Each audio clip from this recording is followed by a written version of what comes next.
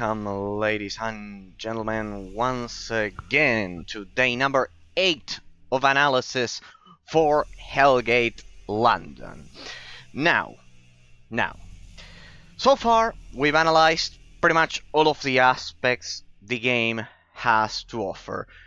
How the level design influences the gameplay mechanics, the leveling curve, the physics, the graphics, pretty much everything. The progression system, the combat system, the core gameplay mechanics, pretty much everything. The interface for the menus, the grandeur, how the impact of the story and the ambience and the soundtrack influences the final quality of the product, pretty much everything. We've covered pretty much everything. We have little to uncover, I believe, about Hellgate London. We've pretty much covered everything.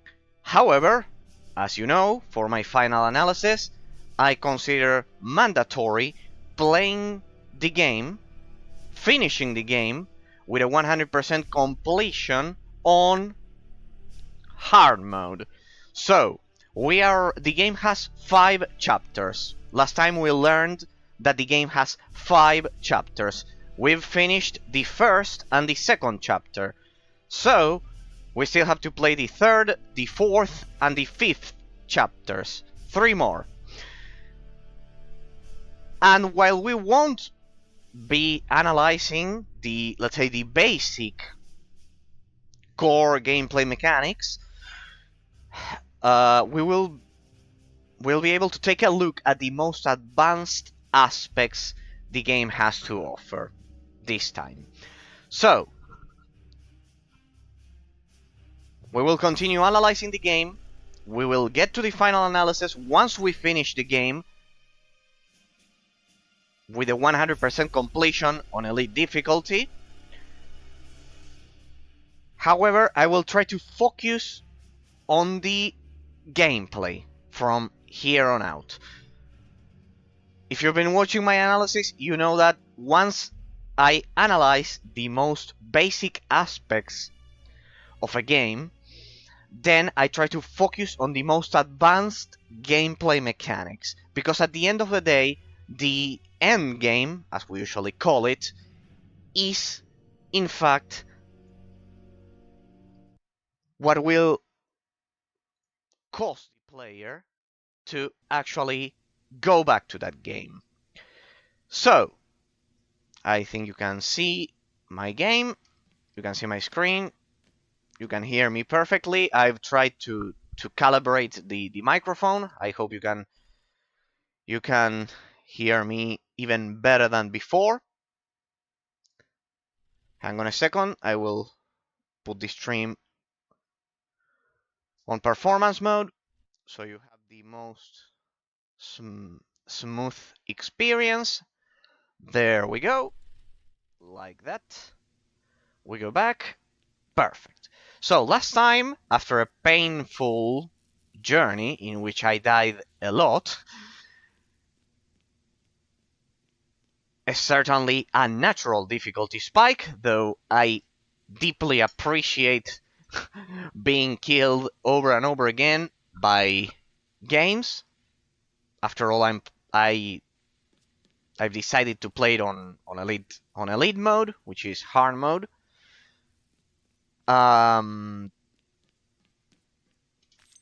Specialization is key. And that's always good. If you decide to play the game on elite mode, after all, you are meant to die. It would be terrible if the game was easy and brain dead. That's terrible. I hate it when games do that. So, for me, it's a positive aspect that the game is actually hard on elite mode. So, we need to turn in 3 quests from last time, I believe. Wait. Yeah, those 3 quests that we finished last time. I was so tired that I didn't even turn those quests in. I didn't even turn in those quests. So probably we're going to level up. I apologize, I mistook you for another. The hunters stationed here have been attempting to reclaim forgotten ducts, but there is a demon lurking roundabouts that has thwarted their every effort. It's been a long, frustrating battle. I expected their return, a victorious homecoming. Homecoming, sorry. I had hoped. They are overdue. Would you care to give it a shot? Complete this mission and I'll see to a promotion. Okay, go to Forgotten Ducts and kill the goblin. Oh, there are goblins in this game. Do this well and the reward will be well worth it. What say you? Oh, alright, so... find Rourke Thurl, speak with Tiberius. No, these are more missions, I guess. Greetings, Erasor.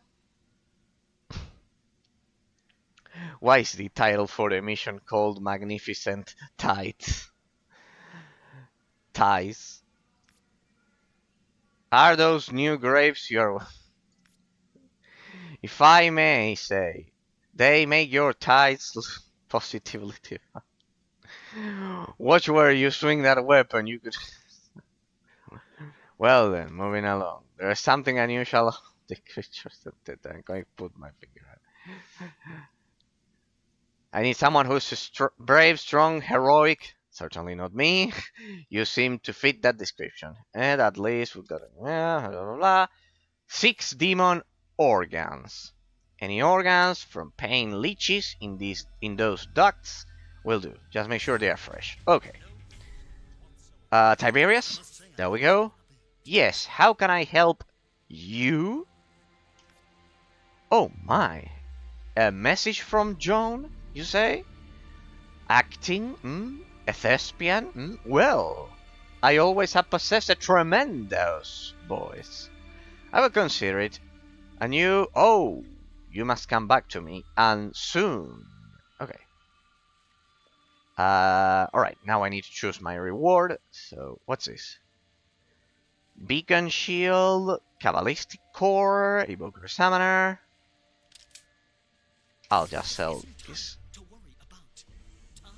Oh, this guy's got another side quest for me. Alright, we'll have a lot of side quests to do. Enlisted man work. Back good. Blah, blah, blah. Well, if you're in the right place. Has been increasingly difficult to transport supplies between stations. That's where you come in. Overrun by noxious beasts. Annihilate them. Kill them zombies. At least you kill 18 zombies. Okay. Yeah, last time the one creature responsible for... There it is. Cersing. What's this? Oh. Oh, you're innocent, aren't you? Yes, puppet. What's... Puppet. What's this item letter for me? Uh-huh.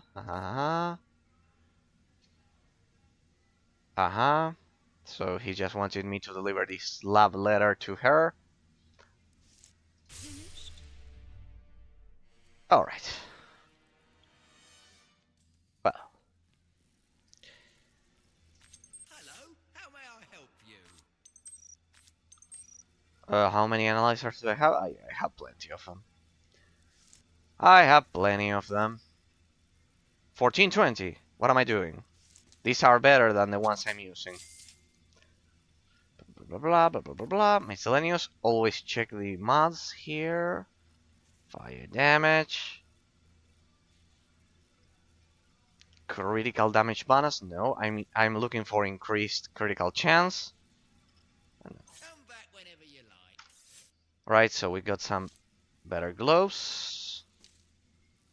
They are pretty much the same, but they are just a tiny bit better. So good. Anything else? Anything else? Anything else here? The bounty? Is there a bounty for me? No, I cannot interact with that. Any other mission? Rourke. There we go. This is the main story. Okay. This is part of the main story. Oh, mercy. Yuck, feels like I've been soiled to the bone. But I suppose alive is still alive, right? Good to be happy about that. Happily covered in demon spillage and boiled stink and goodness knows what else. Anyways, kid, you may be witness here. I swear now, on all good, on all things good and decent, I'll kill those sons of bitches for this. God, I will kill them rotten. Every damn one of them. I just need to find a way first and take a shower. Well, you're clear. This infection has spread to the entire surrounding area. Everything we've thrown at it barely scratches the surface. And boy, we've ever thrown a lot. Don't you worry though, I'm going to work this out, kid. I'm going to come up with something sick for this one. Promise. Just give me some time, lay it on paper. See what you can do for the folks around here in the meantime. Work's been slacking, honestly myself. Preoccupied with other things. Word just came down. Yeah, you actually could wait and do some other things, but not our case. We are doing everything at the same time. I didn't realize Orphan, pretty much the quest giver, the main quest giver of the previous chapter, Orphan, you remember him? Sent you, kid. Lord knows I owe the old man a lot. So I'll look after you. I don't need to be looked after. It's just these boils. I can't ignore them. I just can't. Trust me, I'd love to help with the truth for you. It's just not gonna happen. We have a problem right here, right now. If you don't deal, then we're gonna be offended ever. And help you with your problem. With my typical conversation of an MMORPG. Best we can figure, the street infection is coming from a demon we haven't had the pleasure of meeting yet. This is good because my gear should be able to dispatch demons easily, and looks like we're going up against demons. It's littering the city with toxic boils. The place was kind of crappy already, but this is just ridiculous. I ain't standing for it anymore, kid. I'm gonna kill this sucker. Me and Sir Singh over there think we can track the son of a bitch where it lives. First, we need a fresh sample from one of the boils. Fresh, kid. That's the tough part. We get the sample, she works the dark mojo, out pops a tracker. Oh. And then we nuke the bastard. Okay. Everyone I got is out looking for fresh samples. I'll need you in Old Witch doing your part. I have a container for you. Go on, take it. Good luck. Okay. Take items. Okay. Google's sample container. Oh, it's one of those missions. So. Okay. Okay, I think we are ready to begin. I've gathered all of the side quests. Yes, not a single side quest in sight. I have 34 health injectors. Let's buy some more. Background in genetic biology provided Sarah an easy foothold from which the intrepid PhD launched a successful career. Blah blah blah. Now Sarah specialist. I know, yeah, but this one only heals us. Sorry, sorry. I forgot that you actually had to buy this. Ah, but they are large now.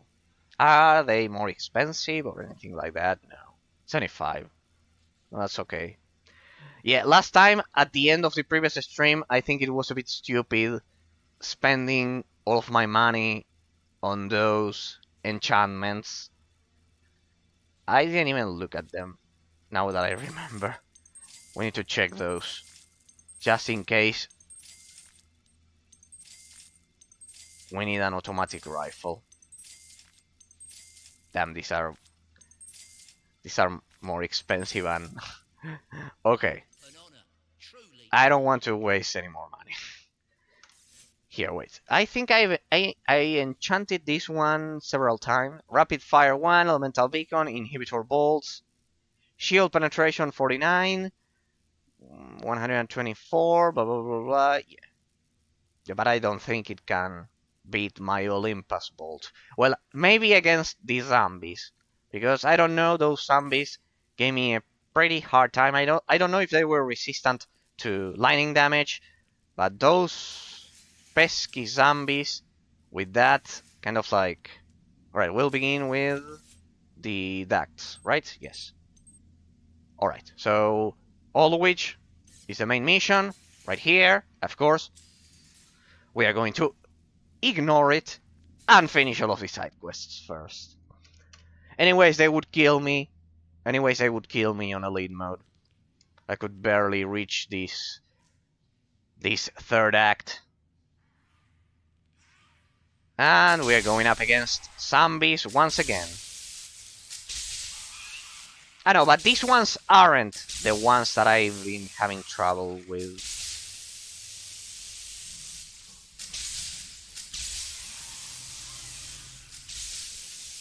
Is this thing dealing damage? Alright, it's a rare zombie.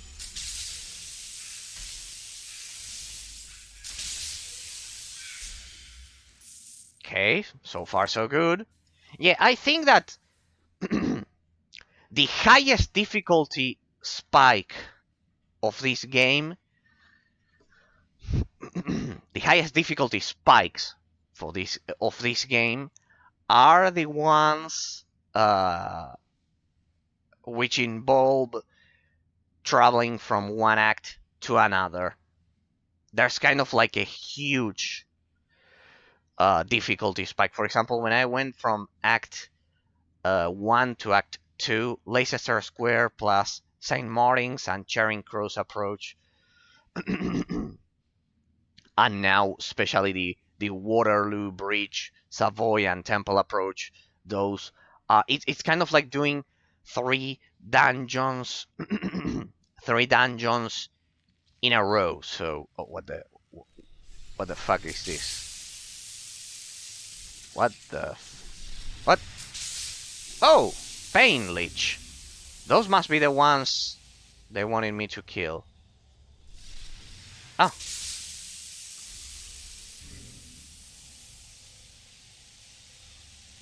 Okay.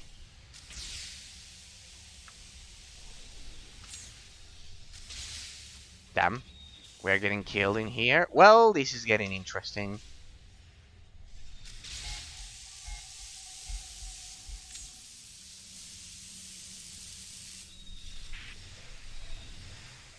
The best counter against these things. Alright, so they... There we go.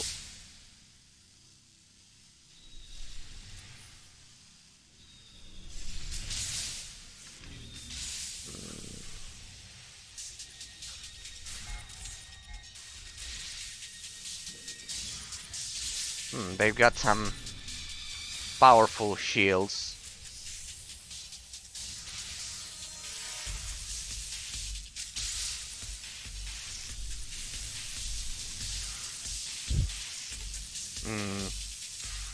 Is it me or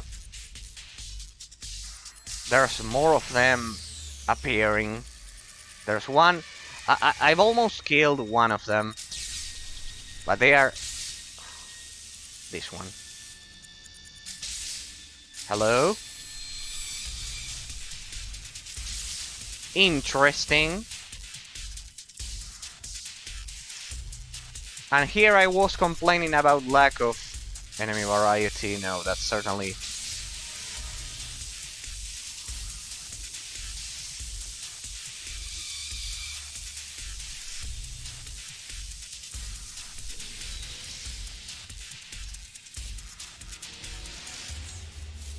Okay. What's... them?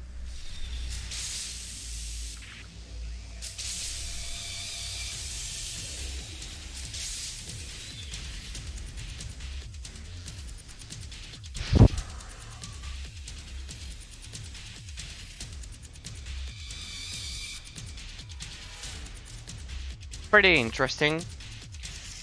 The gameplay mechanics of those enemies were pretty interesting. So they fade away.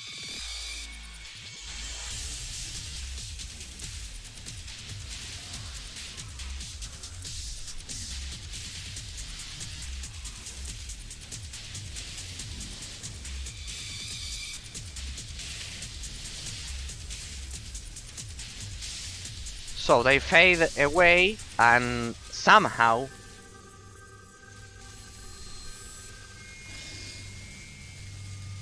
you need to deal an immense amount of damage in a pretty short period of time in order to kill them.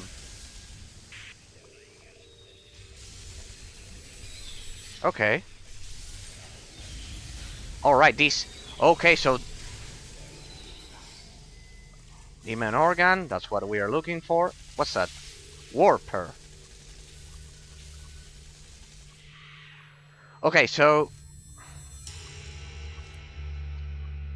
Looks like our new automatic rifle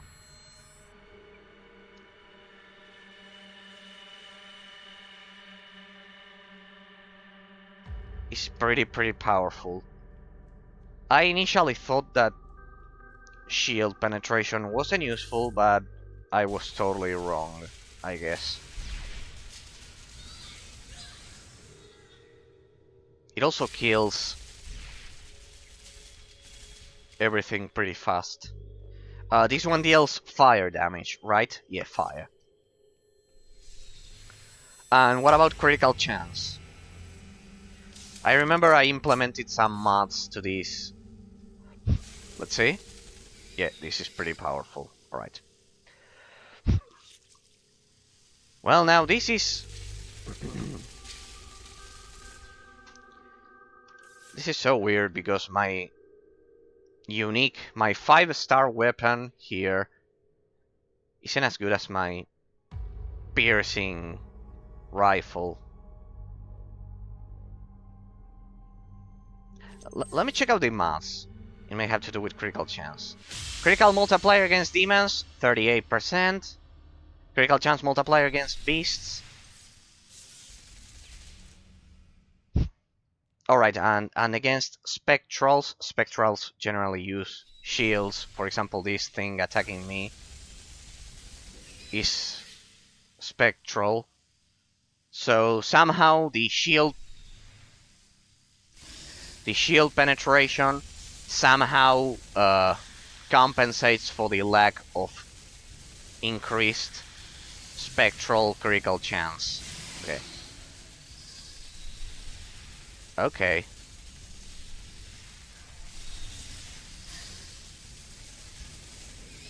Awesome.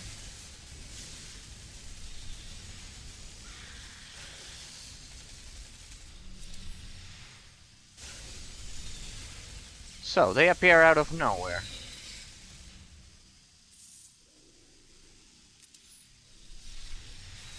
Anyone else? Yes, more of them. I think they endlessly spawn. Ah, because they are part of the quest. There we go.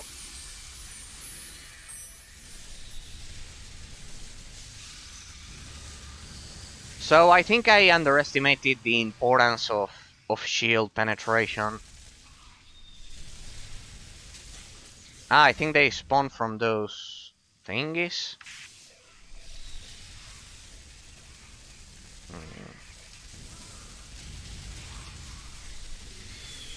There we go, burn.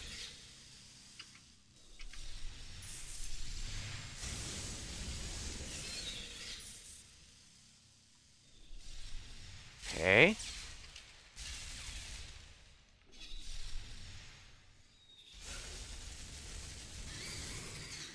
Yep. Pretty good. Alright, so shield penetration is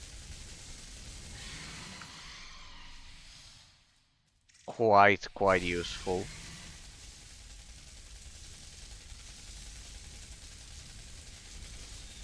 No, I don't think so.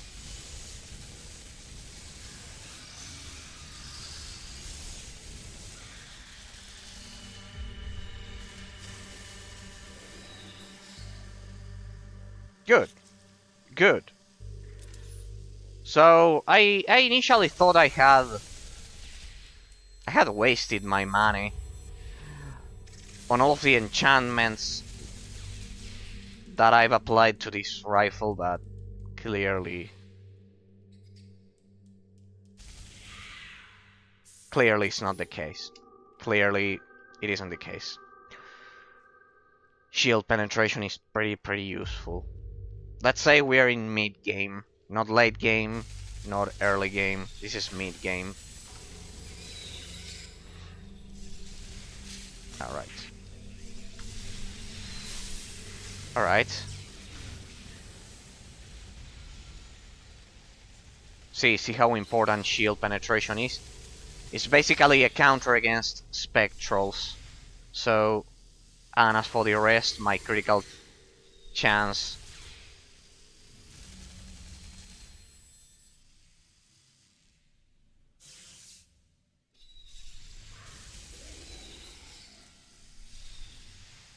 My critical chance will take care of the rest of the enemy types.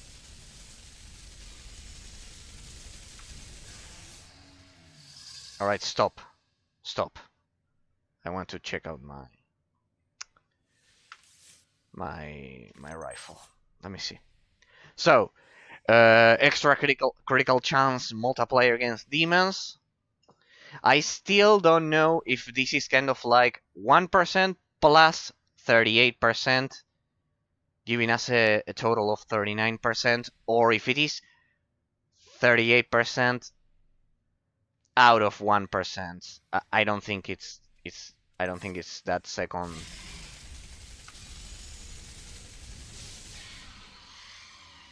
I don't think it's that second case, because otherwise it would be way too bad.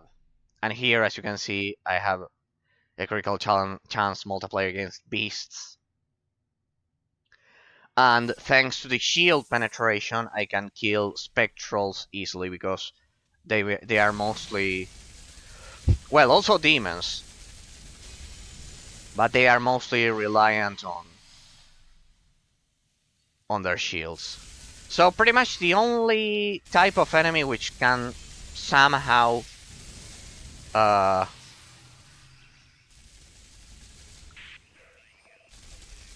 kill me are the zombies. And even though this rifle deals fire damage, so it should be good against those.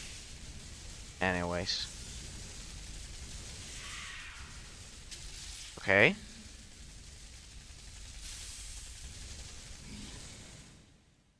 Alright.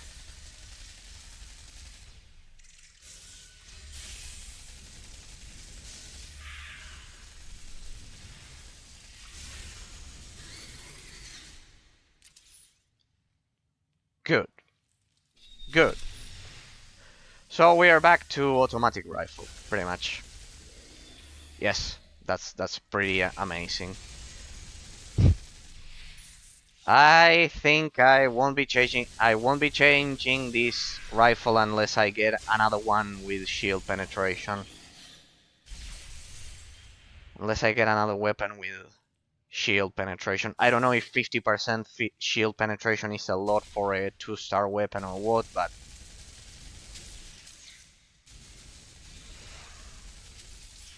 it certainly feels extremely powerful.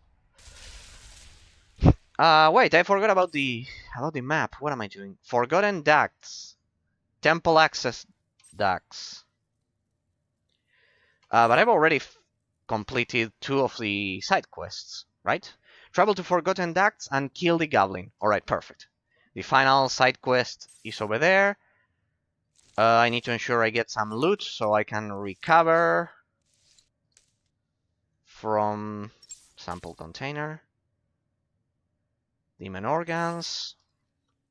Alright, let's proceed. Forgotten Ducts, let's go. As you can see, ladies and gentlemen, now from here on out, I will try to. We've already analyzed most of the early game and mid game aspects for the game, so now I will focus on learning the most advanced aspects that the game has to offer. So I'll try to focus and play. So if you're interested in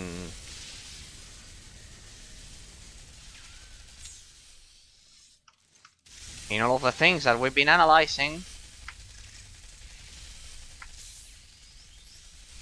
Where are you?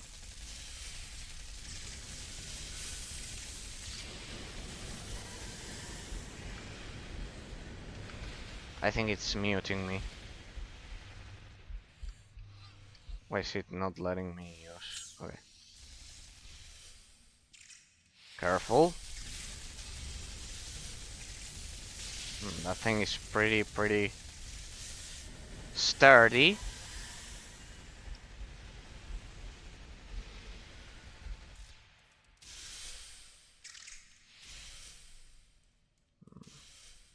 That's why I had a lot of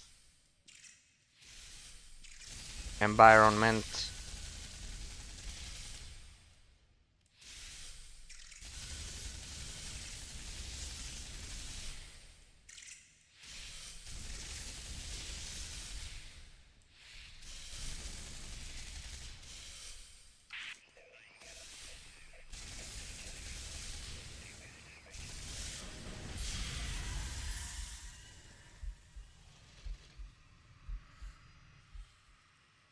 Okay, we're good to go. Yeah, mainly there's. Hey, I'm in range. Damn, the range of this thing is amazing. We've got a legendary headgear. Let's see. Whoa, definitely. Power regeneration 56 per minute adds 32 to ignite attack strength plus 16 armor, so it's actually 46, not 30. And plus 4 willpower. Willpower affects this your mana. So yeah, we've got a legendary. I think this is the first. No, it's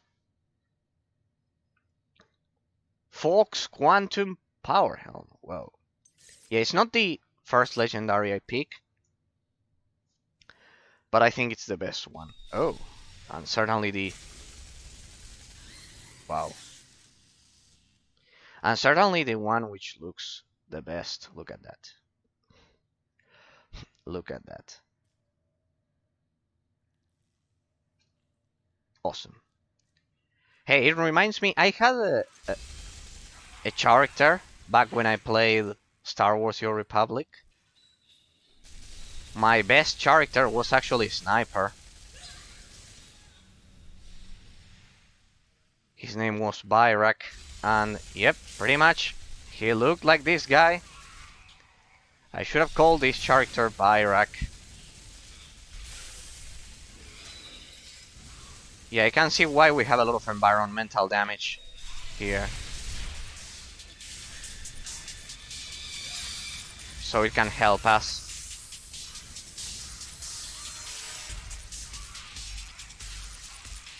Oh, I love it. They burn.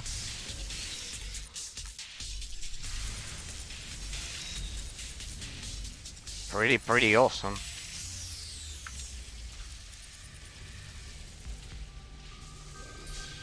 Okay, we are back on track. Oh, more legendary gear. I am quite lucky today. What? Oh, well, I think my luck is about to run out. There's a rare enemy.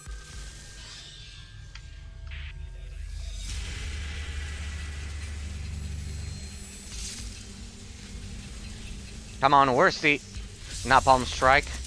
What? Oh, damn it. That's why I don't like relying on that ability. It's not...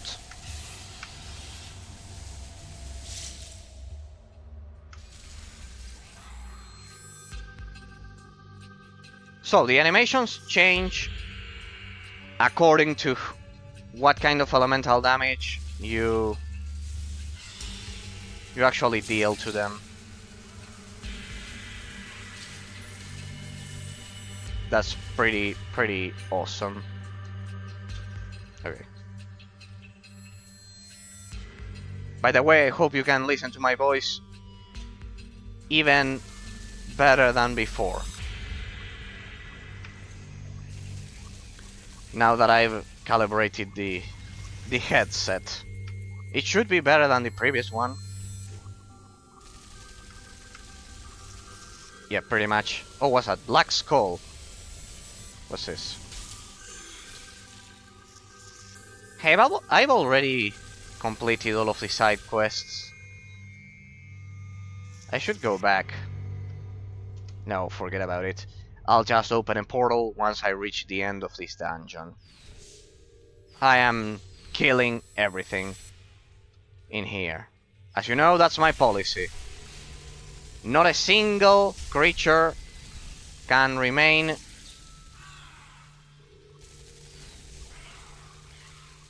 breathing. That goes against the policy. Hey, my range is much better now. That's a legendary... That's a legendary enemy. Yep, certainly shield penetration is insane. What? Move out. Get out of there. We've got a legendary. Sorry, my bad. Sorry, it's just that I was playing World of Warcraft yesterday and I had to destroy a lot of items in my inventory, so I just did the same action here, kind of like moving it outside of the inventory just to destroy it. Rad holster. 1-9. Increases use rate of my kills, power points, 50 luck. I don't like relying on that. What else do we have? What else do we have? Oh well, we can do this. We can do this. And we can do... Ah yeah, right. The shape. The shape, it's probably a 6 slot. It's probably like a 6 slot shape.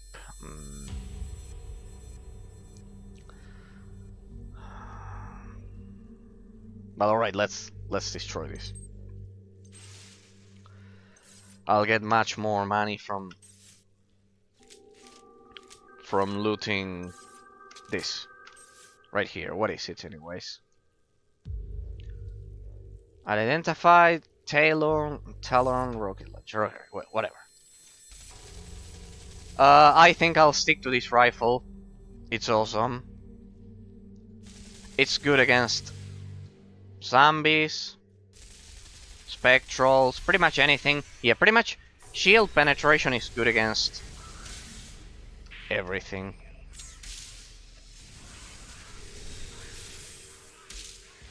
And there it goes. Perfectly failed. No.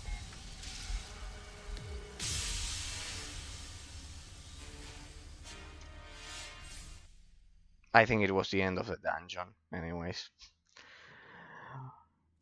Ah, those stupid zombies, they always get me. You know what? This rifle is awesome. So I'm spending my money on it.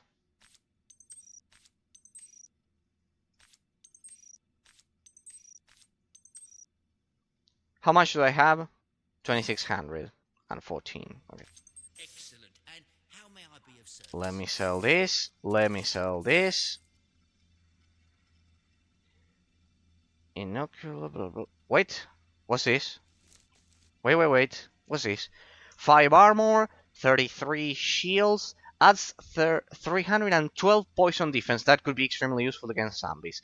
5% chance to release charged bolts when you get hit. Total armor value increased by 6%, but I don't have enough strength to equip it. What's this? That poison defense could be extremely useful, but I don't have enough strength to equip it. I think it's the first time I encounter these. Right, let's sell this. 52. 85. Okay.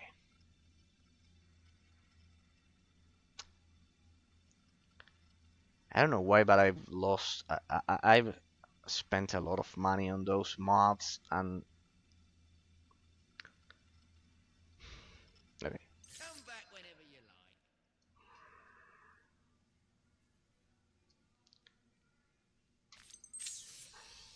Okay then.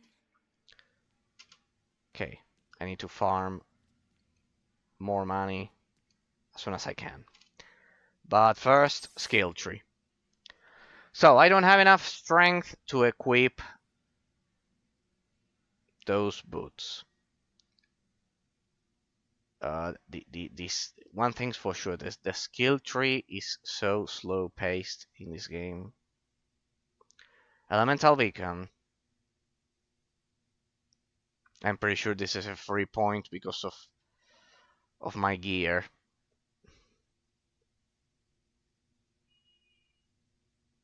What? Elemental defense is decreased by blah, blah, blah,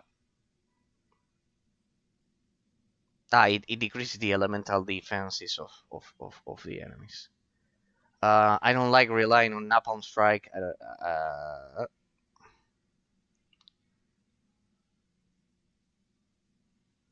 Enhanced by items. Okay. I use Beacon a lot.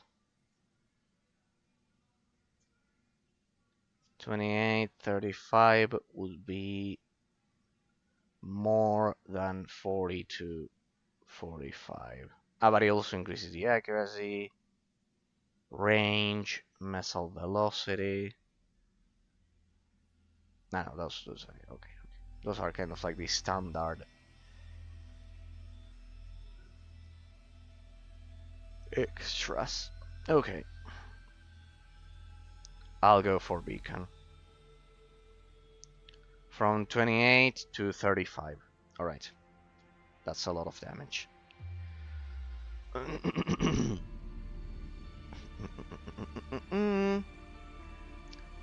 Decreases damage.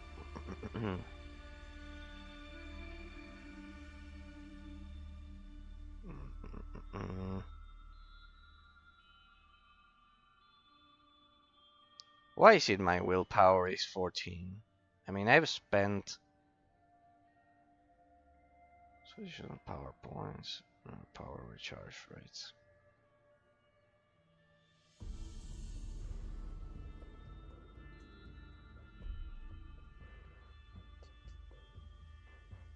I'll never be able to understand why strength actually increases melee damage, yet accuracy does not increase ranged damage. It has to be because of the fact that ranged classes were probably way too OP for them to give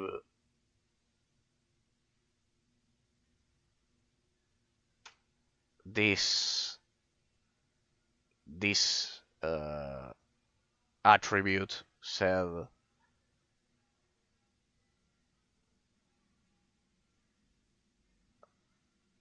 to give this attribute extra range damage, to include extra ranged damage in this attribute. Okay, so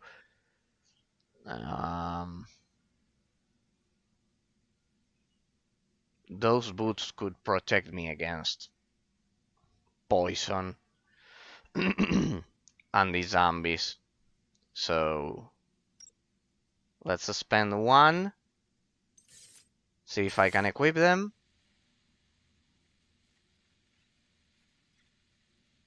Not yet. Another one. Let's see if I can equip them. Excellent. I can equip them. Awesome. It wasn't that bad. Okay, it was worth it.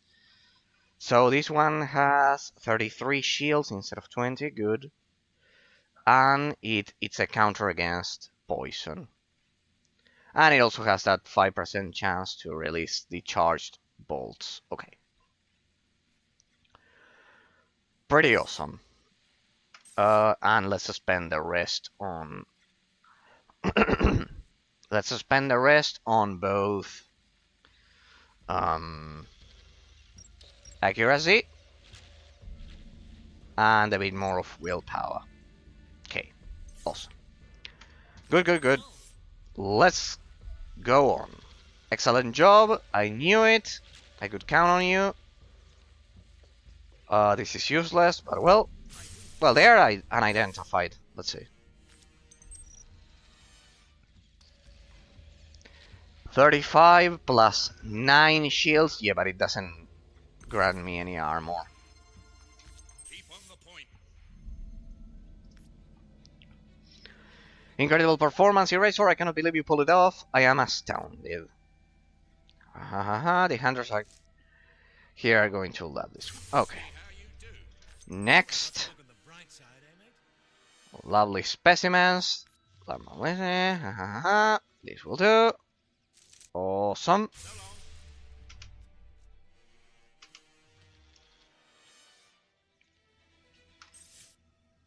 Right. So what do we have here? 48. All attributes plus 2. 4 and 32. No.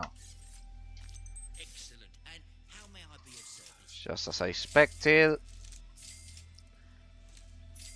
Okay. Awesome. Truly an honor. Awesome. What else? What else? What else? What else? Do I need to sell something else? No. Where's the stash? Here.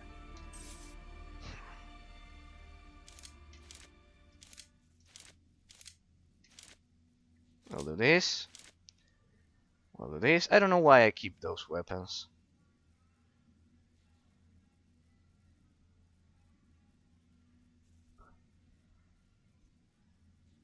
No, wait, I'm not using this at all. What? Wait. I'm not using that at all. So I'm selling this. Excellent. And how may I be of service? It doesn't have any mods on it, right? No. Okay. There we go. Oh, wait. Hello. How may I help? What's that? Plus 25 damage to beasts. Damn. Critical damage bonus. Spectral damage. Well, no. When I find one of those, which is it's actually a counter against demons. Well, any other side quest? I don't see any more. Waiting is the hardest part. All right. Okay. Hi there. Sarsing's a Cabalist, yes. But I'm no Templar, I'm gonna promote her kind, alright. So long. What's the big deal with this girl? One day you will swear loyalty to me. What's a Cabalist? You may go. Well, whatever. Part of the lore that we still need to uncover. Okay. We've got some decent gear now. Blah blah blah blah. Looks like all of these side quests are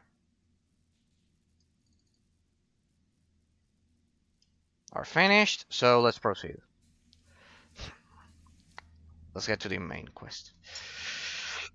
Just in case you're interested, I've analyzed. Find the first sample. I've analyzed what the incoming transmission. Presenter to be. Hey, it's that girl. So you're Orphan's little puppet. Puppet. I know why you simply don't say puppet. Well, puppet, I am Sarsing, first seer of the Cabal. Alright, who are the Cabal?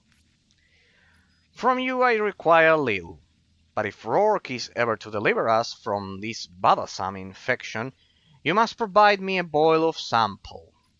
A fresh boil sample, puppet. The fresh ones emit gases. Easy to spot. Once you are able to collect the sample, return it to me. And I shall harness the nameless fire and twist the boil to my will. Ico Joe She WB. Have a good broadcast. Catch promo code 10 viewers for 24. Trovo, YouTube, TikTok. Tired of that, right? Turn it off. School us. Well, Ayuko, I don't know if you are a bot or not, but if you are a bot, please stop being in my chat. Thank you. Please don't spam my chat anymore. I'm not interested in promos or anything like that. Just streaming. Let me check if you are a bot. Because I've...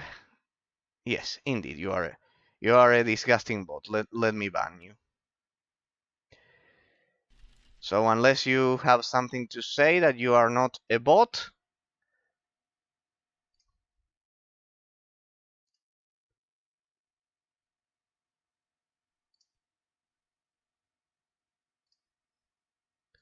let me ban you because bots are not welcome here.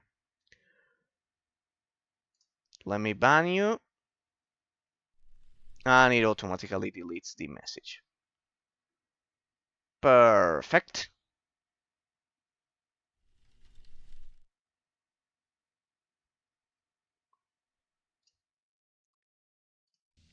Yeah, if there's one thing I hate is when bots interrupt my stream. It gets me on my nerves. I shall harness the nameless fire and twist the boil to my will. Then we shall see where its master hides. Okay. Find a fresh sample. Damn, I cannot see a thing. The settings of my monitor are certainly affecting this... What? What? Damn.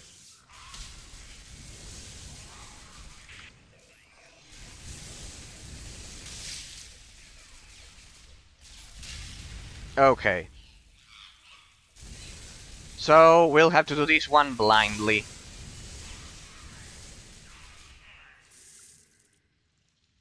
Since the contrast of my monitor will make this extremely realistic, as you know. So it will be true darkness. We won't be able to see a thing. We can only use the map. See? I love adding extra difficulty to games.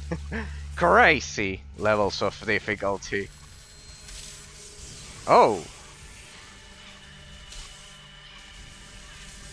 Yes, I cannot see a thing. I don't know about you, ladies and gentlemen, but I cannot see a thing. The high contrast of my monitor is certainly doing its job. See, this is just like how I play dungeons in Skyrim to make them even more difficult. Not being able to tell where you're being attacked from. But well, here we have a minimap, so we should be able to survive. And if not, well, it means my monitor is doing its job. After all, it's meant to be pretty dark. I can use Napalm Strike from time to time to... Hey, I didn't know about this. Napalm Strike has that. Okay, I can also mark enemies. See how having these harsh circumstances forces the player to improve.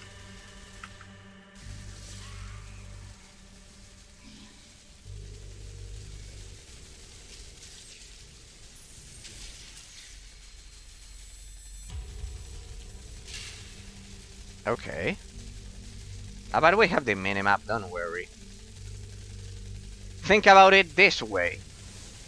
Probably this is the only stream in which you will be able to explore dungeons kind of like in a realistic way, because no one's as crazy as me as to do this. Or at least not many people. Awesome! A zombie! My counter. My mortal enemies.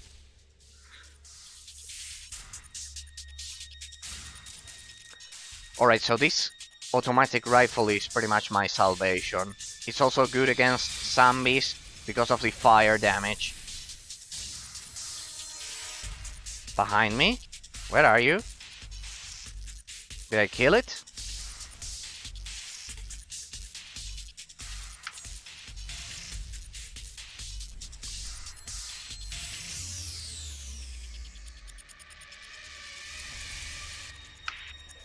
Don't worry, we'll see a bit in a moment. Okay.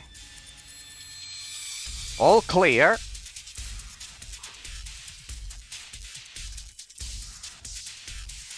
See? Nothing to worry about. Alright, but that's Temple Station. I went the other way. I went the other way around. My bad. My bad. And here I was wondering, why is it that there are no enemies? Oh.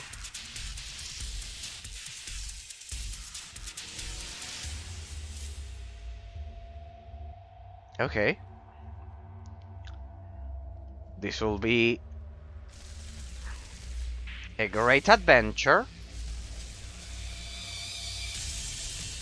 Okay, I see 1, 2.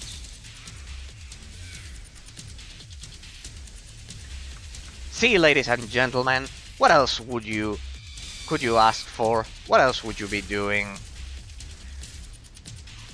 What could be more fun than exploring a dungeon with me in absolute darkness, getting attacked from pretty much everywhere? This is what makes games and monitors with high contrast so incredible. Not being able to see a thing. What else could you ask for? This is paradise right here. Oh. Almost killed. Okay. Nice try. Those zombie legs. Fresh boil. I think that's what we are looking for, ladies and gentlemen. Recover a fresh sample. How do I do that? First, let's secure the area. I know it's pretty much the end of the dungeon.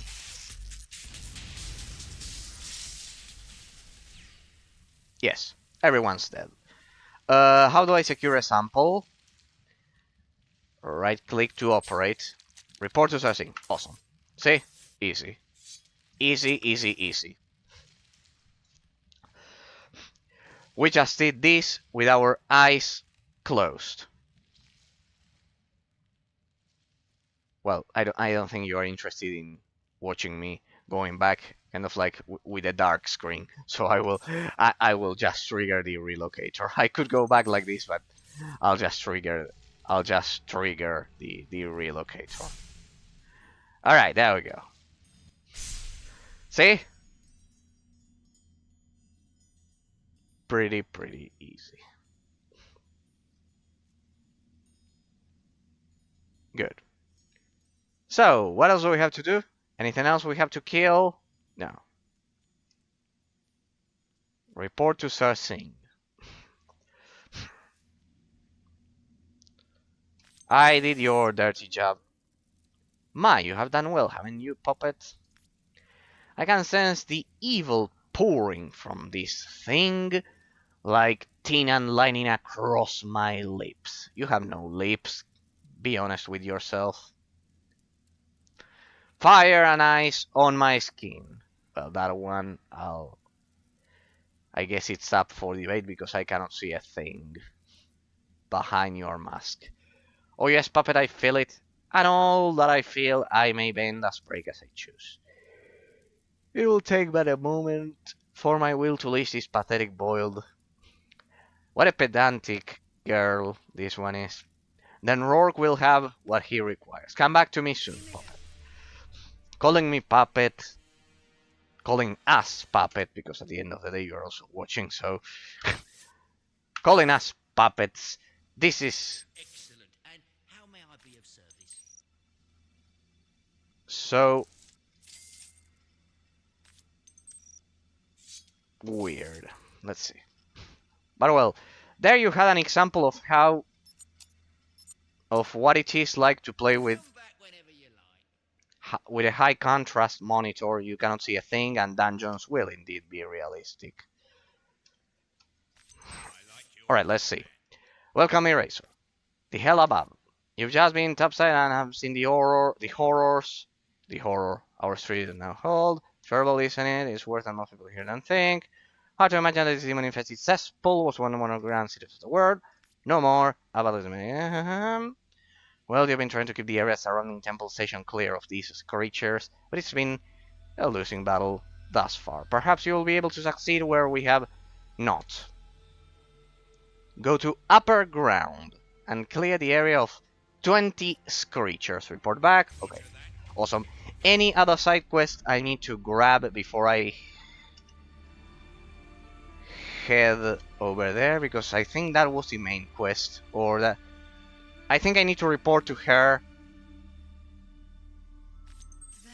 for the main quest. Yes, this is pretty much the main quest now. It's no longer the other guy.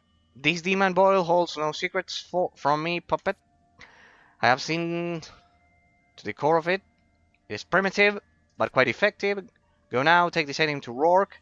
It will allow him to complete his tracking device. Then you shall find what you seek. And puppet, do kill the boil's progenitor for me. I have no desire to embrace that particular threat with you again. I wish it burned and broke. Okay. What is happening? Okay. Ah, we need to Wurm tracking chip. Okay. Alright, and now she turns into kind of like a side quest giver. I'm surprised you came back after delivering your little letter from Jill. I can only hope it was a prank. Anyway, you're brave or very stupid. Alright, it would be grateful not to make use of you. You may even turn out to be more durable than the previous assistant. Blah, blah, blah. You must attend to our city. Alright, but she seems to be... She wants to kill the demons, so she has to be good. I need you to travel to upper ground and kill 4 seraphim. Cat sample? I've never seen that type of enemy. No love lost. Gonna samples. 6 fresh samples. Alright.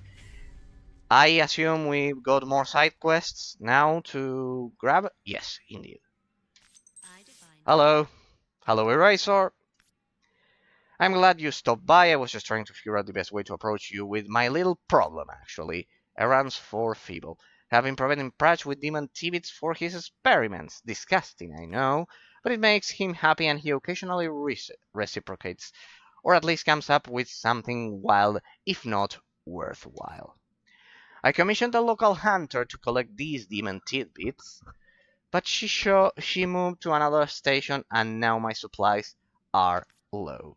I was hoping you could help. Go to Waterloo and collect 6 demon tidbits from plague zombies. Bring them back to me and I'll make it worth your while. Oh, okay. Okay.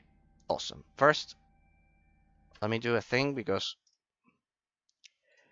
I believe I need to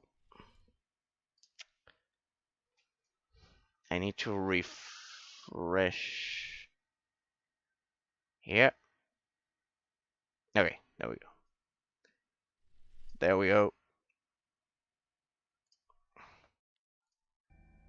Awesome. Sorry, I had to refresh my chat. After that stupid bot contaminated it. Sweet. I knew the witch would do us right. Alright, so she's some kind of witch. What? She's a witch. That's what she is. Don't look at me that way, Razor. Yes. Yes, please clarify her existence. It's not wrong to call Dax true. Pretty true. See, this guy is the very example of philosophical realism, which I love so much. Anyways, things magic did nicely. I just have to attach this here, plug that there, power up this little bit. Tracker online. This is what I've been talking about. Oh damn, I've been waiting for this a long time, kid. You wanna help us blow the hell out of some toxic egg-lying demon? Always. Yeah, I thought so. Take this tracking device, I'll send troops to Barge House. You meet them, and they'll follow your lead. Awesome. If they give you flak, I'll shoot them. Perfect. Pretty straightforward. Like I said, kid, I owe Orphon a lot. If he believes in you, so do I. Have a great time. Give that thing a kiss for me. You kill before you kill. Okay. I'm already missing you too. Wurm tracking device. Awesome.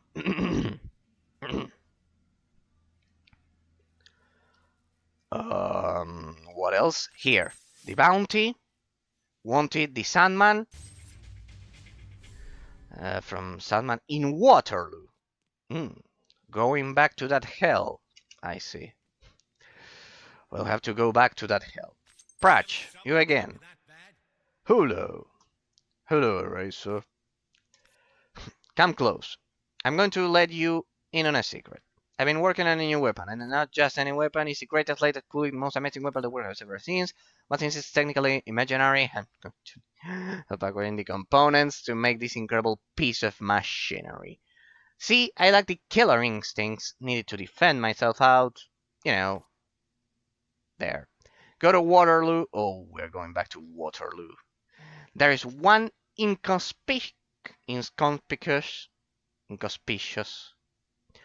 workstation. I've always had problems with that one. Inconspicuous workstation that contain the data I need. You may have to search for them. There could be even some DOS involved. But I'm certain you'll find it all. I don't think that's disk operating settings, which is actually the real acronym. But well. So, we're going back to Waterloo. Awesome. Or is it a different... I know it's a different place. Look at that. So, we need to go here. Waterloo. Which is totally different from Waterloo Bridge. Alright, they have nothing to do. They just ran out of names for the game. And they said, whatever. Waterloo, everything Waterloo. That's where the British and I think it was the Fourth Coalition defeated Napoleon. So, to hell with it. It's important for British history. So, everything Waterloo. Alright. Here you can see another poster about Mythos. I've been commenting that... Hey, look at this. Look at the prices. 75 pounds, 45 pounds, 25 pounds, 15, 7 pounds and a half, 4 pounds and a half. Okay. You can play this game perfectly offline. They released a 100% offline version of Mythos. It has a lot of bugs, a lot of issues, the port, but it's pretty much the only way you can play that MMORPG from the early 2000s nowadays. So, ironically, they recently released an offline version of this game that you can get on Steam. Just in case you're interested in offline MMORPGs. As much as I am. So, give me a second. No, wait. Give me a second. I'll drink a bit of water and I'll come back.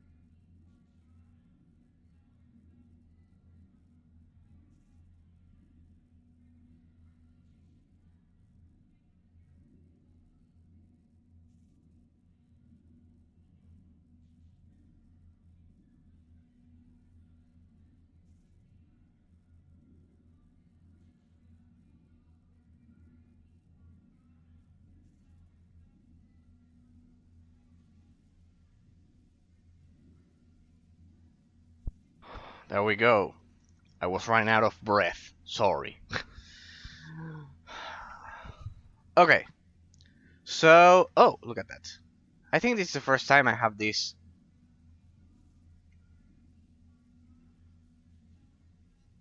Awesome. Well, let's not waste time. Well, this environment is recycled. Rare fall Seraph. Now we're playing Sacred 2. Oh. Well, the Seraphs in the Seraphim in Sacred 2, they are a bit more beautiful, but doesn't matter. Alright, so I cannot target this thing unless I do this. What? Two of them? Three of them?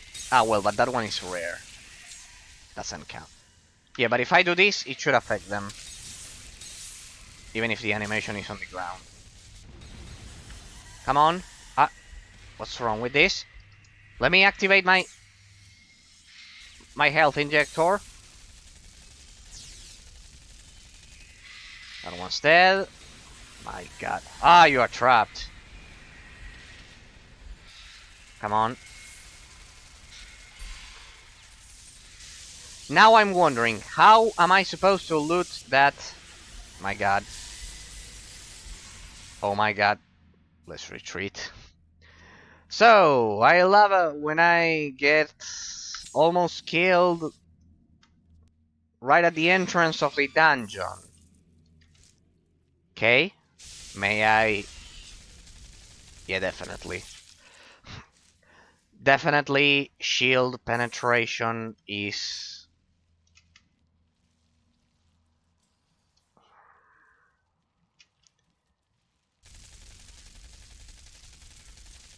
Let's get the high ground.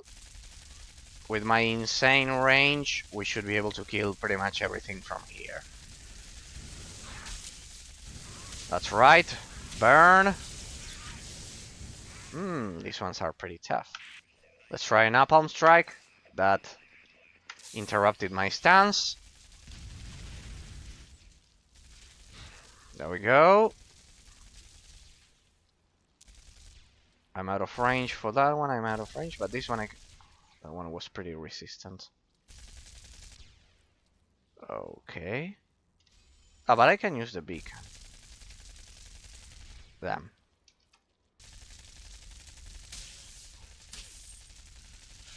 Okay. Ragged Stalker. Okay. I need to be careful with this.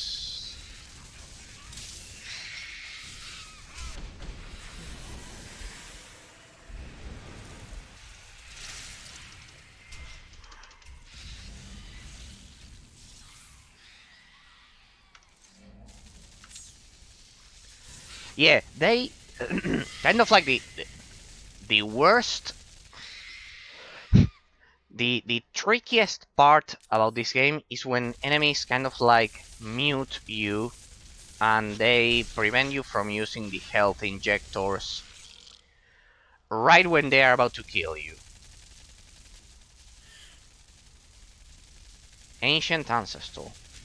Oh, that thing is pretty resistant. Ah, it's a Necro. I don't think I have extra damage against Necros. Well, no. I think they are also dealing damage over time to me.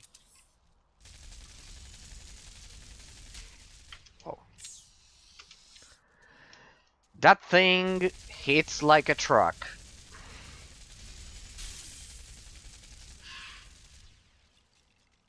Awesome.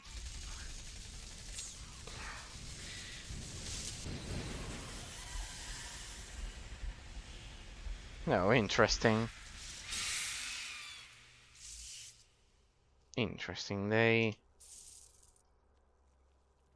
Those orbs Ah, this is for melee classes, I assume. Interesting, those orbs kind of like spread right from your position, so if you move, you actually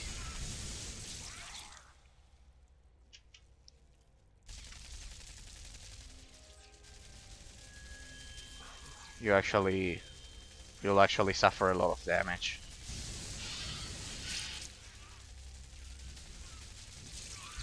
Nice pathfinding. They were about to... That zombie could reach me,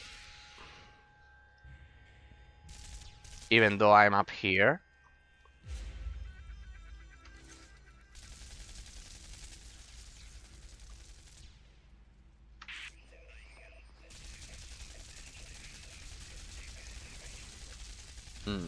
Rot maggot.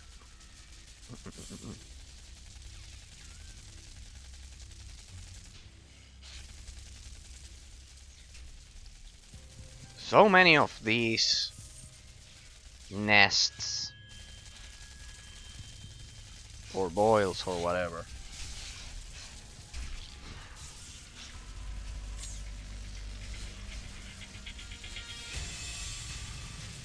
I love how zombies catch on fire, see, like that, so easily.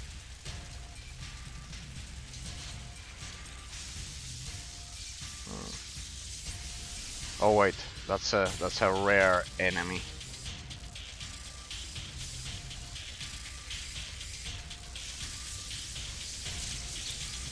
Oops. Damn. Overloaded. I'm out of range. That thing must be recovering its shield. It'll do it no good. Come on, keep recharging your shields. It'll be as useful as shooting a hurricane. There we go. Oh, this place is crawling with those nests. Right, Stalker.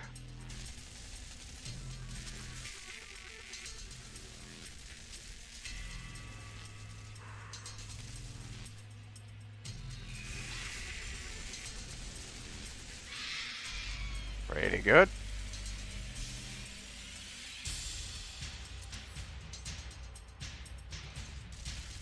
Let's continue securing the area.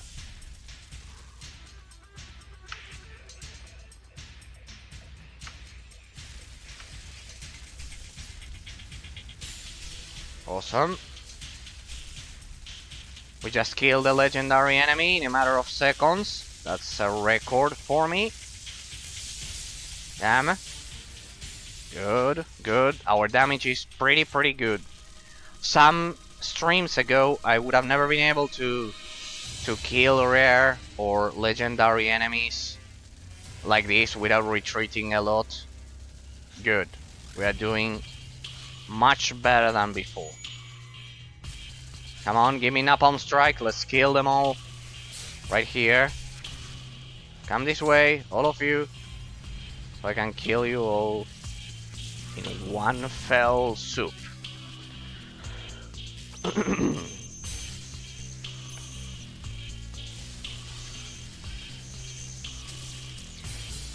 Awesome.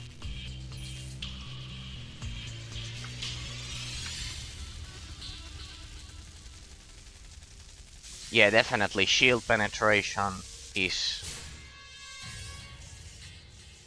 something you want to have with you.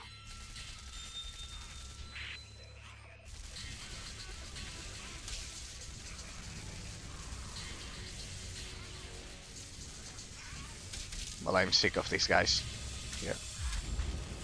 Damn, no.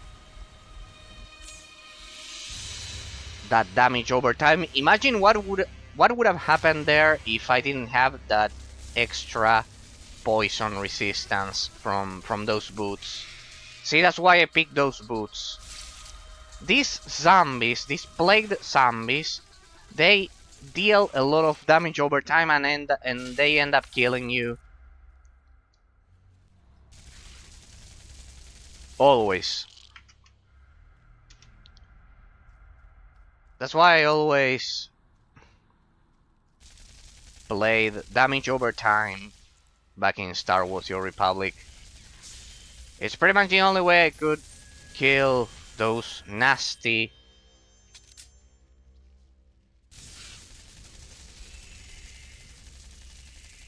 stealth players, those gankers as we used to call them.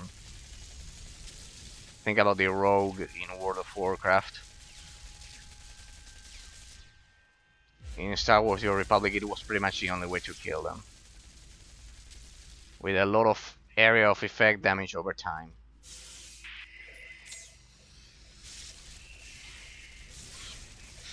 Hey, is it me or the Napalm Strike didn't have that animation previously, or is it just that I didn't pay attention to it, or what?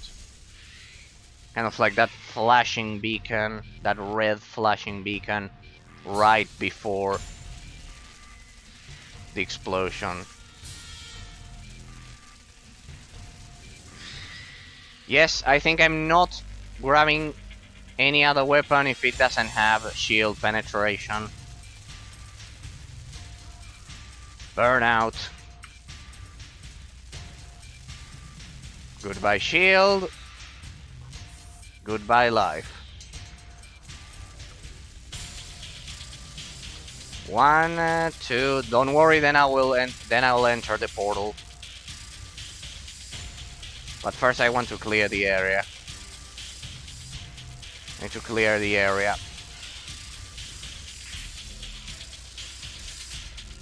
No, no, these stupid zombies will mute me and deal damage over time. No, no, no.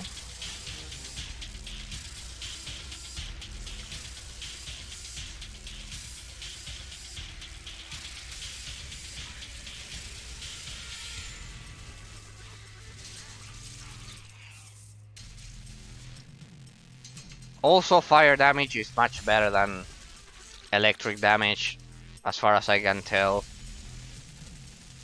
So far, it has at least been useful. Foul Sarah. My god. What's this?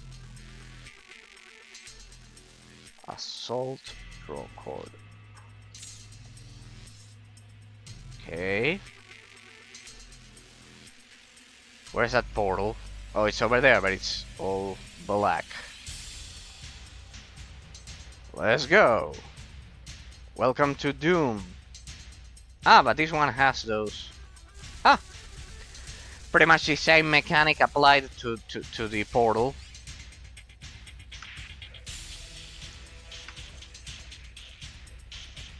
Well.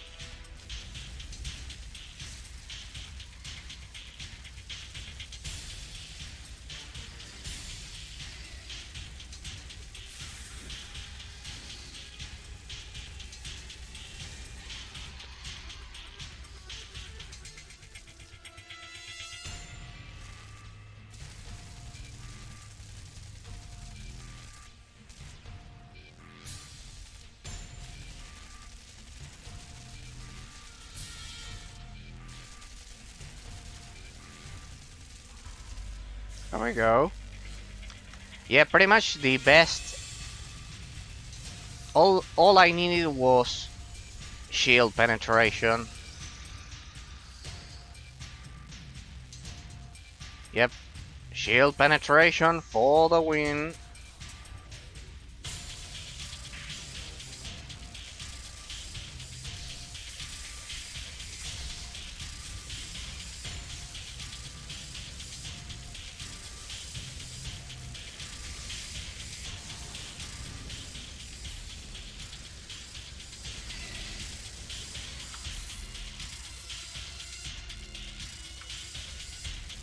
Damn, I didn't mean to do that. But well, doesn't matter now. They are snipers. It's not like they are going to try to overwhelm me. Let's Destroy that. See, if you move here, you'll suffer a lot of damage. It's better not to move, but if you don't move, you get attacked by those. It's a vicious circle.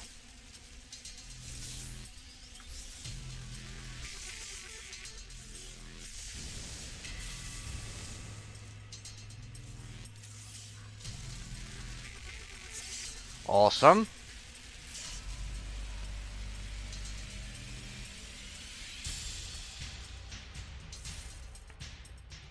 Yeah, at this point, when I get to kind of like half of the game or so, I more or less focus on the most advanced gameplay mechanics instead of analyzing everything at this point. There we go. Is it a health injector? This one's a health injector. I knew I had seen one.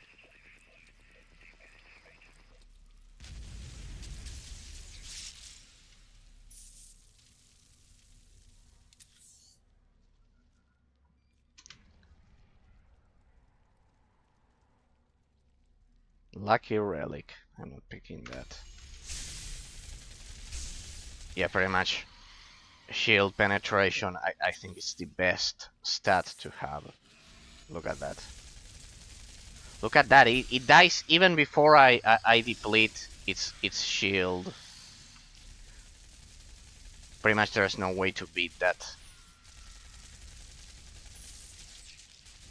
There's pretty much no way to beat that, if you ask me.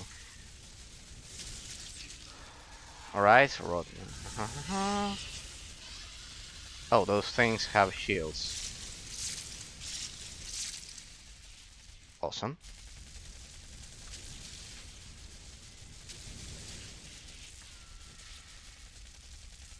Close one.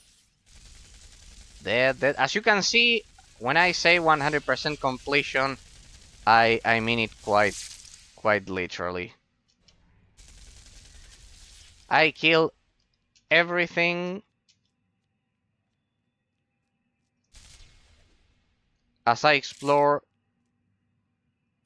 all the way up to the last corner of the map.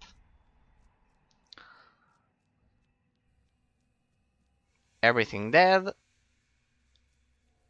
The way that the weapons kind of like float, rotating in the air, reminds me of Grand Theft Auto 3, Grand Theft Auto, Vice City, and San Andreas. That's for sure. Every time I see a weapon kind of like rotating, kind of like that, floating, like this one here, that's so typical of Grand Theft Auto 3 and the first 3D Grand Theft Auto games, Vice City and San Andreas. Antitoxin injector. No thanks, I'm not interested in consumables.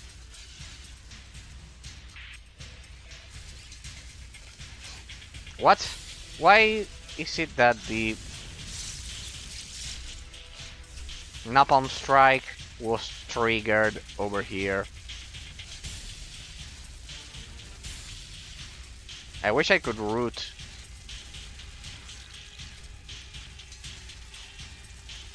But not with these guys targeting me. Ah, it's a rare soul seraph. Foul, sorry, soul. What am I saying? Fouls. When I rotate the camera that fast.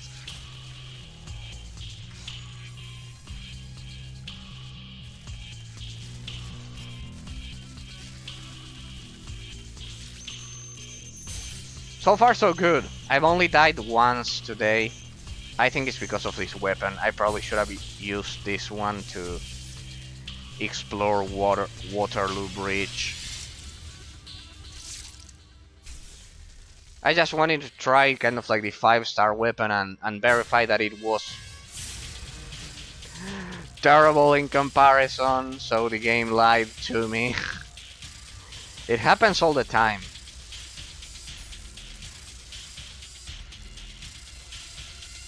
That lack of logical correlation between weapon quality in weapon quality. Happens all the time in RPG. Ah, that's why I was getting killed.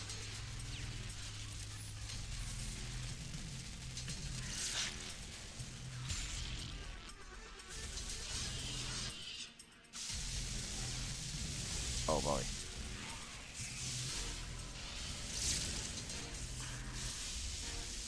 What's this thing doing here? What? Careful. It exploded. Yeah, that's another thing. The animations could be a bit more representative of the damage.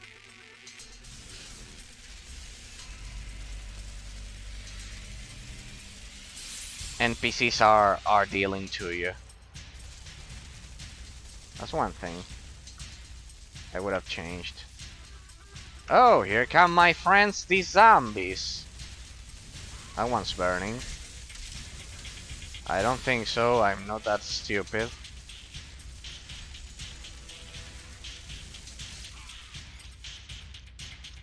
Three out of 6. 4 out of 6. And I think I see one more objective over there, ladies and gentlemen. Inconspicuous workstation. There we go. Hey, that's the Sandman. That's the bounty. Right there. However, we have an Orville and a zombie.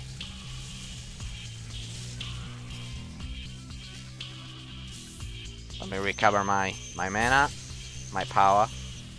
Nice. Shield penetration is doing the job. Awesome.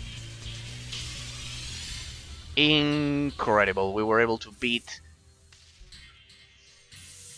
a legendary enemy. There's the ear. We've got... Alright, we need to secure the area.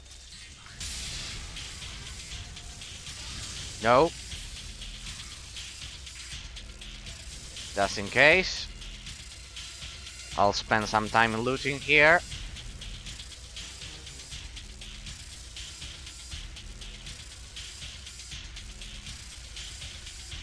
Awesome. Let's see. We need to loot that. Blazingly fast. What's that? Physical direct, close range weapon. What? I knew it. Who attacked us? Well, there's a rare Orville coming this way, but I don't see anyone attacking us yet.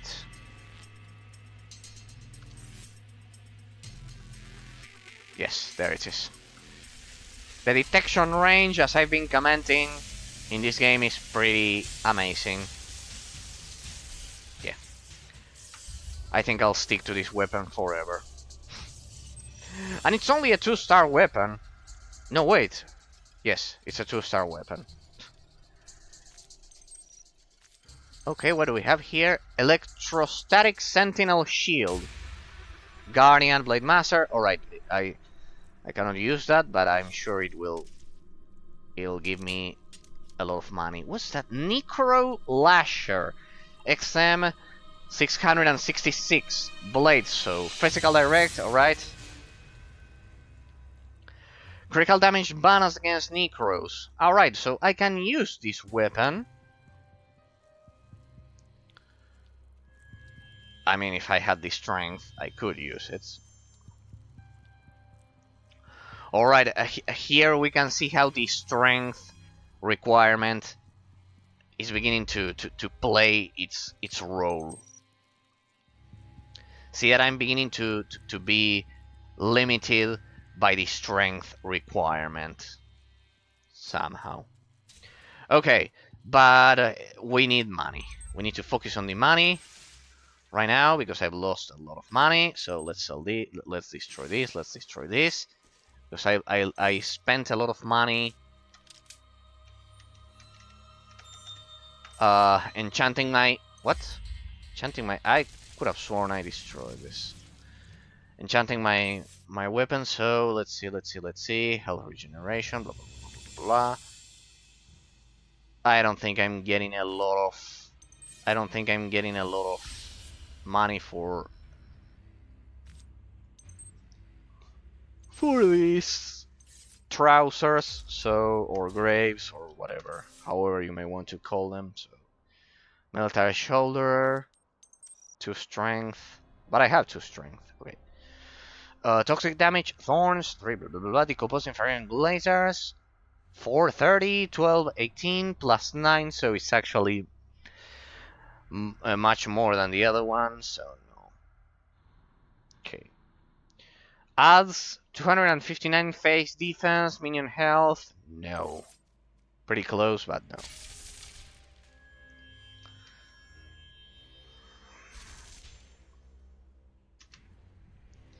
Yes, if there's one thing they could have polished much more is how some of the artifacts, some of the items, when you destroy them, kind of like simply disappear like this. For example, I remember a lot of the bigger crates kind of like exploding with all of the individual wooden pieces spreading all over the place. I think they are respawning, I don't know why. Yes, they are respawning. Well, better for me. We're going to level up even faster. Ah, but these ones are level 16. What? Damn. And I'm level 17, almost 18. Why? I should be killing them much faster. If only I could find a legendary or a unique automatic rifle with shield penetration. Yeah, I've noticed that the animation for the napalm strikes, sometimes it works, sometimes it doesn't work. It's probably one of the bugs the vanilla version of the game has. Even with the updates, see, sometimes objects simply disappear, skipping some of the animations. That's weird. Okay. Yeah, sometimes the animations simply don't trigger at all. For example, here I don't see any blood kind of like splashing the ground, on the ground. But for some moments I could see the napalm strike. There you can see it. Faintly. But I think we are meant to actually drop it. And see how your character drops it. It makes sense. I don't know what you think, guys, but it makes sense.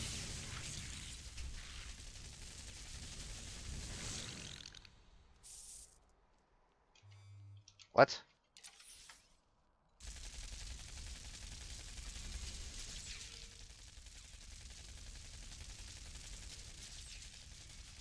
I know I have an obsession killing every single creature on on the map. But well, what are you gonna do? It's amazing. I cannot understand how people don't find this entertaining. A lot of people say grinding is boring. No! If the gameplay mechanics are okay, then grinding only exponentially increases the fun. If the gameplay mechanics are properly implemented. I don't like repetitiveness. Well then, don't play video games. Watch a movie. Yes, they are respawning. I could spend probably my whole day doing this. I actually need to restrain myself and actually remember that I need to do other things. But if it were for me, I would be grinding 24 hours a day. There's nothing better than this. I mean, I've spent whole weekends just grinding alone in an offline server in World of Warcraft, in my private server. without any purpose, just doing quests and killing. It's the joy of just farming and farming. I'll never be able to understand people who don't like grinding in games.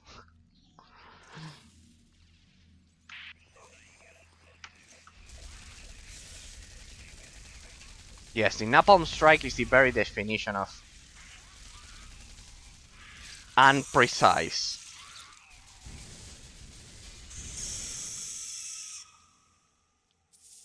Hey, this is a new environment. Pretty good. Ah, see how narrow it is. My theory about how the developers this thought about the level design so it would influence the gameplay mechanics seems to be pretty accurate in the end. Oh. No.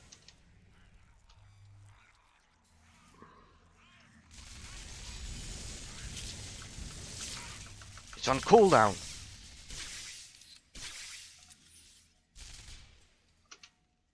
Let's wait for the shield to recharge. I'll never be able to understand those people, ladies and gentlemen. Grinding and grinding for hours. Live by the grind. What else could you ask for? Killing endless hordes of demons. You want a storyline? You want that? No. Go play Gears of War or Uncharted for that.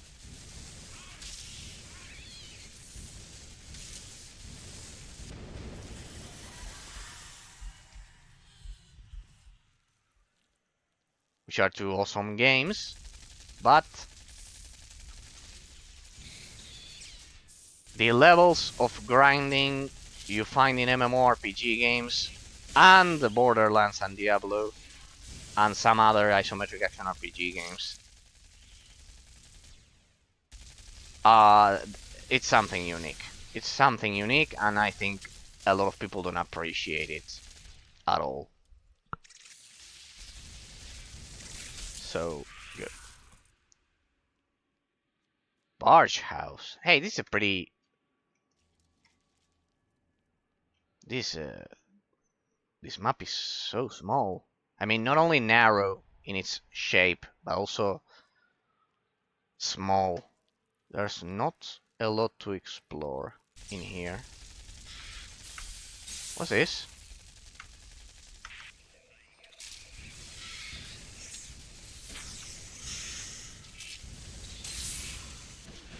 I love how the napalm strike worked that time. No! A lot of banelings. Hey, what's this? The portal worked this time. What's that? That's so weird. Probably another one of the bags. Excellent. I only have 6 health injectors and they are medium when I should be using large. So let's see the positive side of this death. You should always look at life like that. What's the positive side of this which just happened to me? Well, now I can go back and I got the money and I'll be able to do some shopping. What's this? I think no I think not a single I think I got the best graves pretty much in all of the game because look at this. 59 plus 22 shields and 33 hit points. That's crazy. Medpack Pro retrofit. Oh, what? Increase fire damage.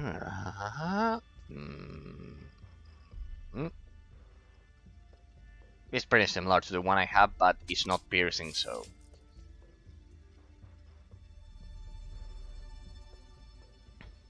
Blah blah blah blah. This is a consumable. I don't like using consumables in games. Don't mind me. Guess I'm a weirdo. But I don't like using consumables in games at all. I don't like depending on them. I actually beat Baldur's Gate Throne of Fall difficulty without using more than 1 or 2 consumables at the beginning of the game because it was pretty much needed because that difficulty doesn't let you survive. If you don't do that, what's this? 3 medium, 3 large, 17 medium, and then why is it that I cannot stack them? Yes, I can do it. There we go.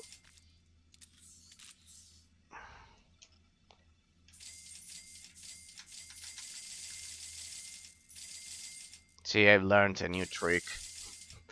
I don't know why I haven't been doing that. What?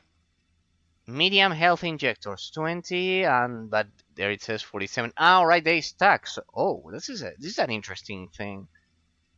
This is an interesting idea. They combine them automatically. Okay, awesome.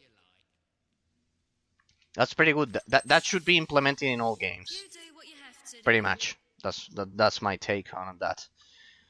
That should be implemented in pretty much every game. I think I'm addicted. I am addicted to to augmenting that weapon. But no, we're doing this actually. Give me those. Give me those. This weapon, it on paper, it should be awesome, but it's not. Sadly. So sad. Can I expand my stash or something? God knows how. So, what's that? Death penalty. Ah, yeah, because I got killed.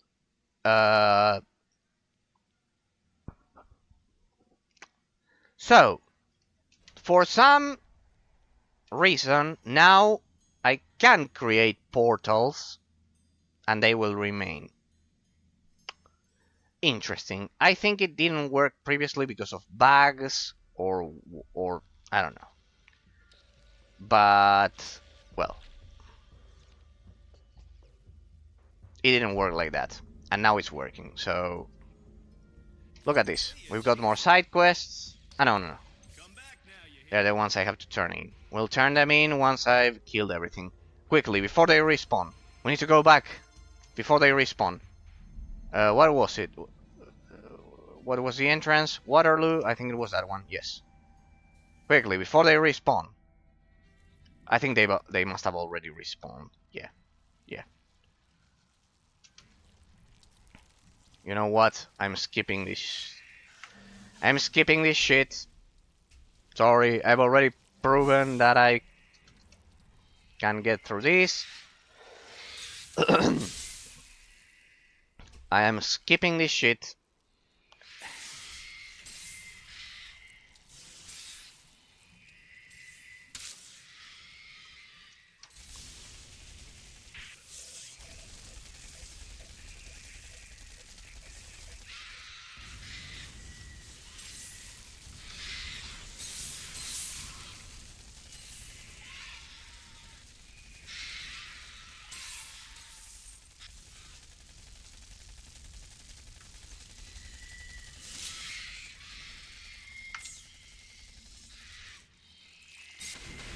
I could skip this by just using escape, but well, sorry.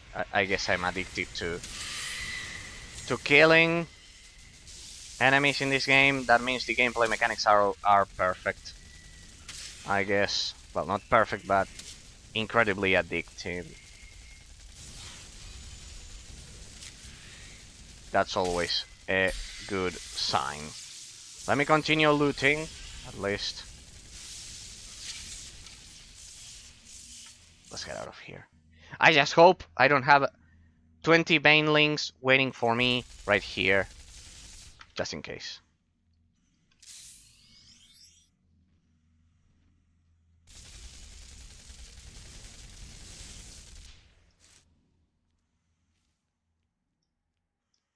Well, at least now I can loot the rest of the place. Yeah, I think I think hell itself exploded right on top of me, right there. But it's good that the game, that even if you have incredible gear, the game always finds a way to somehow surprise you and kill you. Even if you have amazing gear,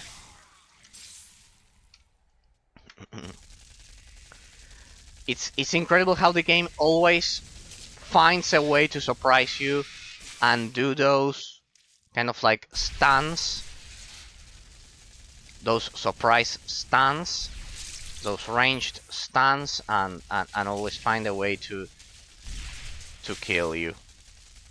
Oh yeah, there's no. All right, this is pretty much it.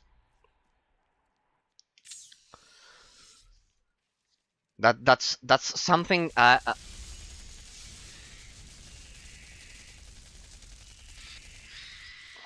That's pretty difficult to find that delicate balance in which the player will have insane gear. It will be able to tear through pretty much everything because his build is properly organized and everything.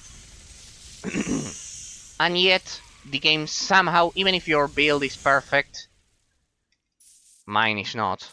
But at least, as you can see, I understand at least what gear I should be using more or less with this. For example, I can see that the shield penetration is a pretty good stat. And I have a pretty good weapon. And still the game somehow finds a way to either stun you for a second or mute you and preventing you from using your health injectors. I think that's something pretty undervalued in today's games. In today's games, you simply quaff a potion, you simply use potions. For example, in Diablo 3, you pretty much spam potions and you can get through the main story at least, not the end game maybe, not the elite end game, but you can get through the main story easily by just spamming potions. One of the most blatant examples in which you can simply run rampant and spam potions, it's Kingdoms of Amalur Reckoning. I don't know if the remaster, if they fixed that in the remaster, in the re-reckoning version, but in the original version, yes, you could simply spam potions and it was impossible for you to die. So the fact that in this game, even if you have the best gear available, you can indeed get killed because of the gameplay mechanics and the fact that the potions have that cooldown and the fact that enemies can actually mute you and you cannot use potions for that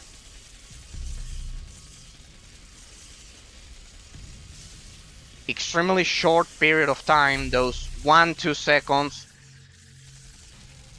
That's the very gameplay mechanic responsible for balancing the use of potions, which is it's something that a lot of games don't get right. Because they either eliminate the possibility of you dying by simply spamming potions. Think about the main story in Diablo 3, you can pretty much, or Kingdoms of Amalur Reckoning. You can finish the game regardless of how bad your gear or your skill tree is, just because of the fact that you can spam potions. And I think that's a balancing issue. However, in this game, that cooldown and the fact that enemies constantly mute you and it affects your ability to use potions, it's a pretty amazing feature. And not a lot of games, I haven't seen it in a lot of games, this kind of mechanic. That perfect balance between letting the player use a lot of potions, and at the same time forcing the player to be on his toes, to be constantly alert, and the fact that you can get killed in a matter of seconds, either by being surrounded, stunned, and that balance, trust me, it's extremely difficult to achieve.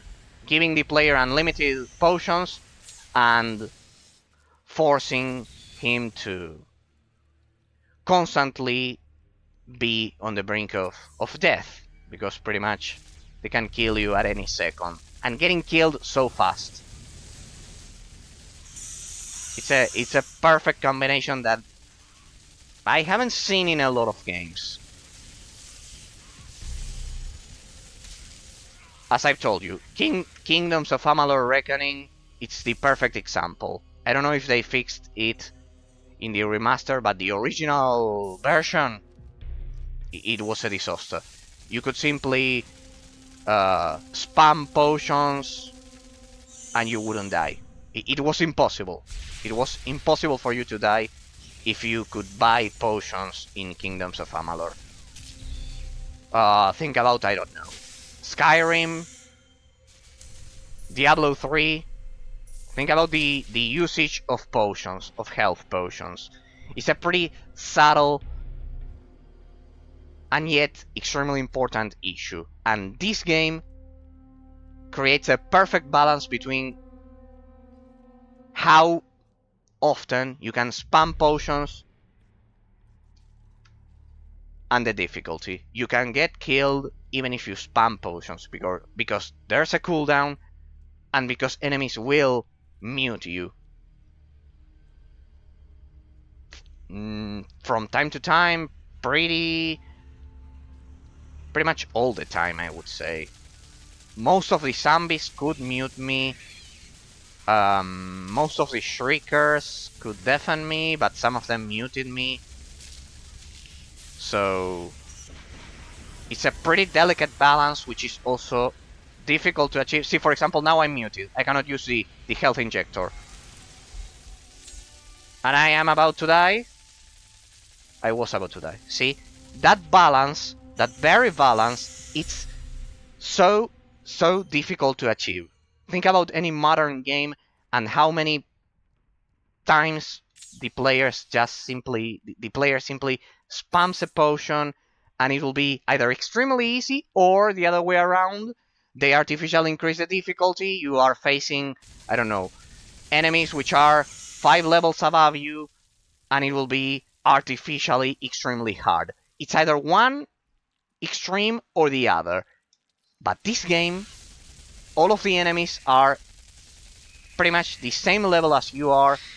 You are allowed to spam potions, not constantly because there's a cooldown, and it achieves that delicate balance. I know it sounds extremely stupid.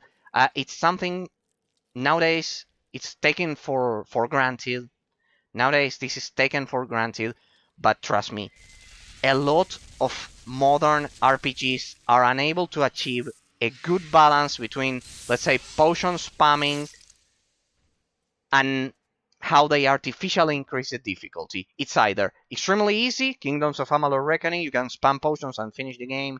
Diablo 3, except for the elite mode, let's say, except for the end game. Think about Skyrim, and then think about something like, I don't know, artificial increasing the difficulty. In World of Warcraft, doing a dungeon which is 5 levels above you, I don't know, think about any MMORPG. It's either artificially increased to be difficult, or it's broken. You can spam potions, and we still have to do the final. We've completed all of the missions. All right, we've cleared the 2 previous dungeons. We'll proceed to the main story. Find Rourke's troops. Hey, looks like I found them. What? Oh, looks like there's a big battle ahead of us. So as I've said, it's a pretty delicate balance. Did Rourke send you Eraser? Nice weapon. That acid spray. Whoa!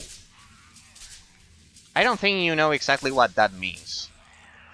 Feral may seem like a friendly Yank, but he's as stone hard as they come and twice as sharp.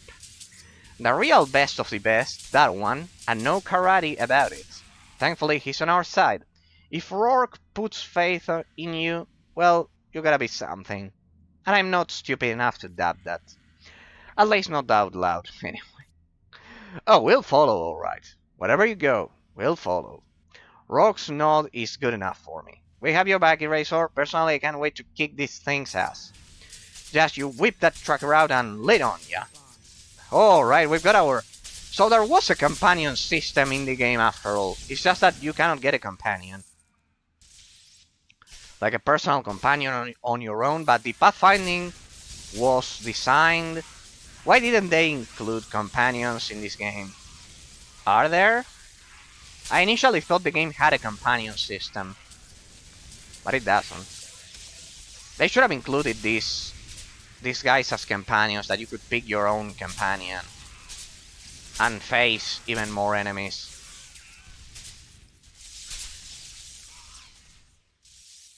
Do they have any health bars? Do they die or what? Ha! Empty loot. Classic. It's like playing The Last of Us all over again.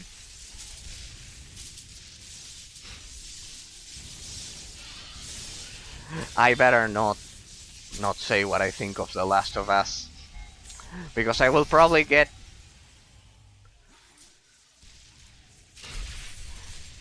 I'll probably get killed by the community.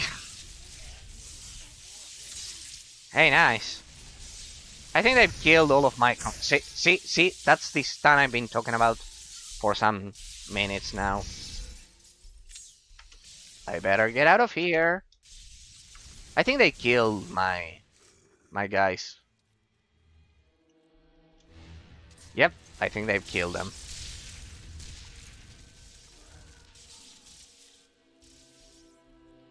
Only the I think only the lieutenant is meant to survive. I think it's scripted more or less.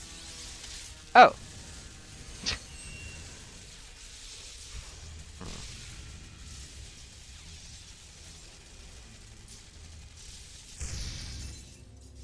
Okay, that's a ranged stun, pretty much.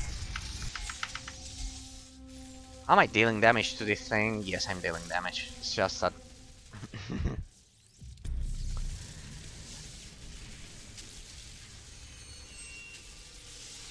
that it is dealing more damage to me. Level 16, damn, I'm level 17 and I'm having some issues. I better step up my game.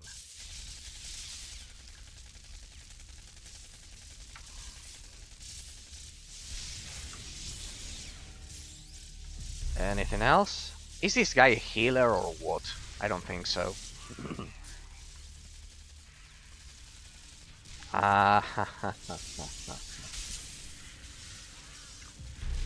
There's a summoner. Well, there was a summoner. Where are those bruisers? They are pretty dangerous. With that ranged stun. Let's drop the napalm strike. See, the animation worked this time, but sometimes it doesn't work. Okay. How about we let our shields recharge for a second?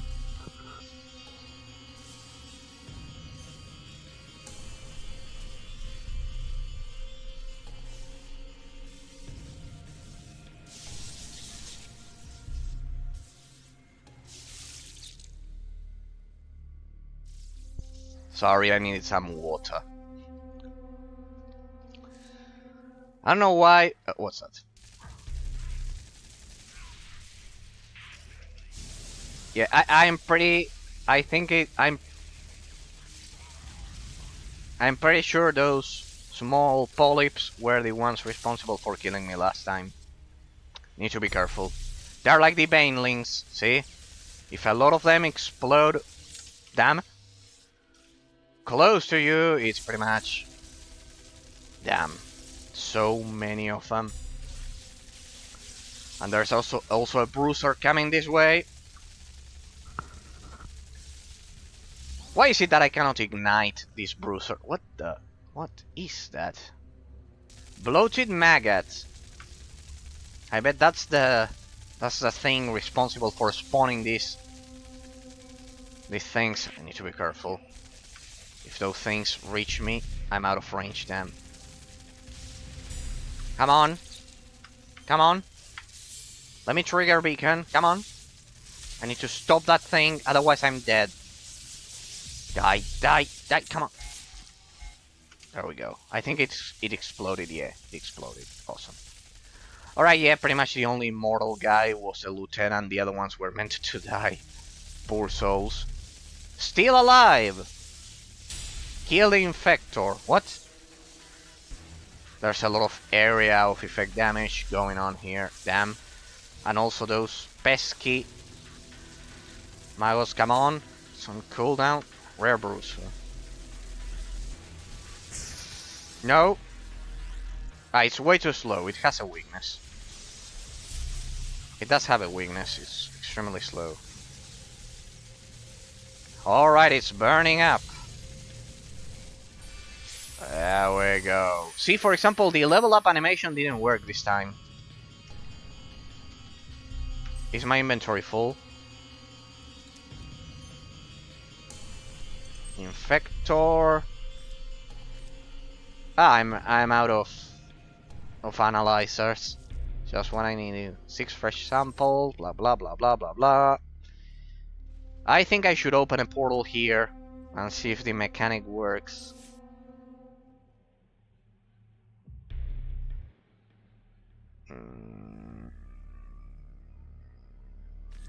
Well, let's see if it works.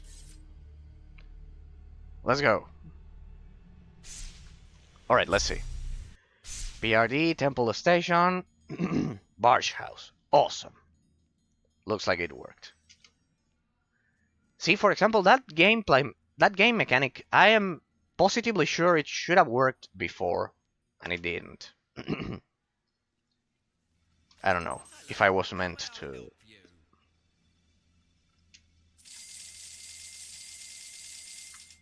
See, now I'm a pro, ladies and gentlemen. See, I'm such a pro now. No, not actually. I'm just no longer, I no longer suck. That's the difference. There's a huge difference between not sucking and being a pro. Oh well. Unknown. Let's see. What? You are remembered for the rules you break, General Douglas MacArthur. Alright, from World War II. If I'm not mistaken. Great man. Sell. Sell. Sell. Sell and sell. Oh, 60. But it doesn't have any kind of added bonuses. And also no armor, so... Well. Jackpot. Oh, but it doesn't have shield penetration. I think I enchanted that property on my rifle. Item level 18. Yeah, but the base damage is way too higher in comparison. Way much higher in comparison, sorry. Okay.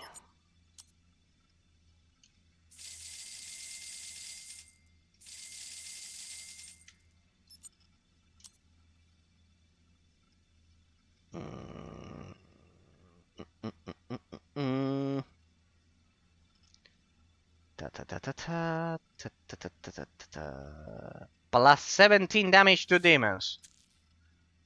Plus 12 damage to beasts. Oh, and they fit it perfectly. And I can also insert a curved battery. Plus 27 damage to spectrals and increased critical chance against necros. Awesome. So, if critical... Well, this is not critical chance, this is extra damage, so... Let's see. Blah, blah, blah, blah, blah.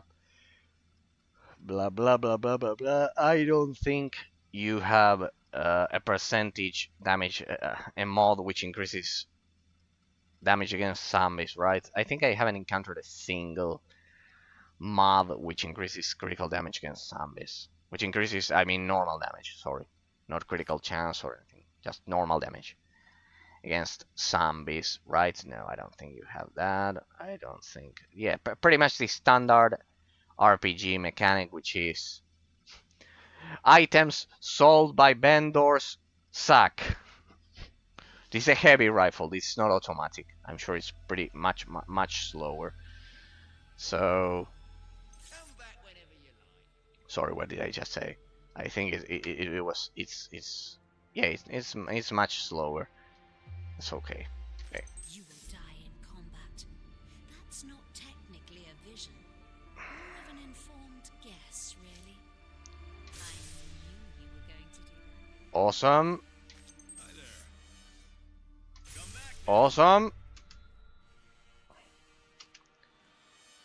Let's pick it up, shall we? Amazing. See how you do. Good to know you lot are about catching all the nasties. Outstanding. Turn out right. Just you wait. See, despite English not being my native tongue, my native language, I know a lot of adjectives. You have the samples. Well done, puppet. I'm as pleased. Blah, blah, blah, blah, blah, blah. What do I get?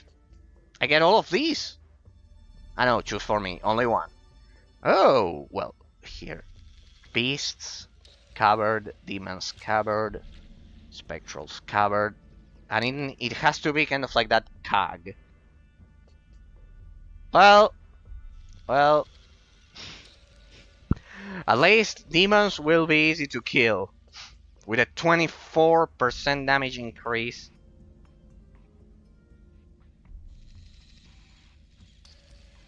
Yeah, pretty much. So, this weapon could pretty much become the terror of demons. But it deals physical. It won't ignite them. And it doesn't have the shield penetration. So, well, and it's just a 1-star. You know, it's just a 1-star weapon. But well, I think it has been widely proven so far Hello, how may I help that you? stars in this game aren't everything. In fact, I would say Come back when they don't mean shit. Because with this shield penetration property, I think it's pretty much it's more powerful than anything I've had before. So, let's keep that over there. Let's keep this over here. Wait. I'm not ready. Wait. Time out. Wait until you start attacking me. There we go. Hey! How you doing? So... It respawned? Don't tell me I didn't kill that. Oh my god, look at that, ladies and gentlemen. It's still alive. Okay. Am I supposed to attack that?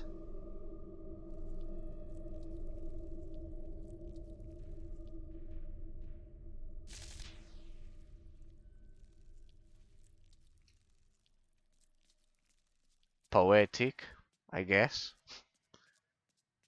I wonder if it will disappear. Now, it kind of like merges with the environment. So poetic. My god. So poetic. Ah, it was a boss. See?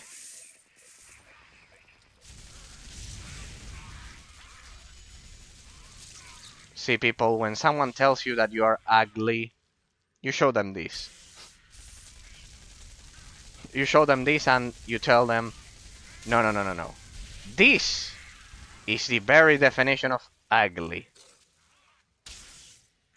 Napalm Strike would be so useful right now.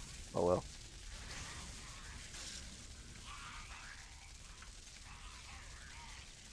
But they're pretty weak.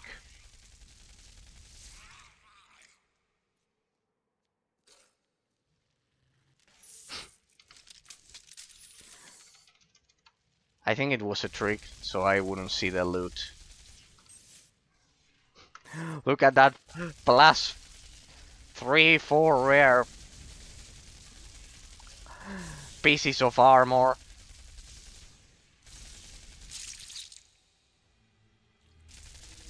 That was done on purpose. So I don't loot. So I wouldn't loot that thing.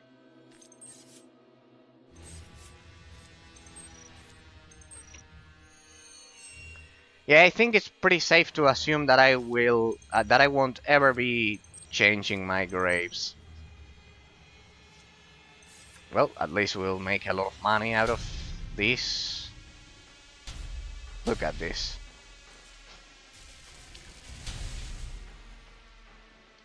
Is it still on the sky or did it finally disappear?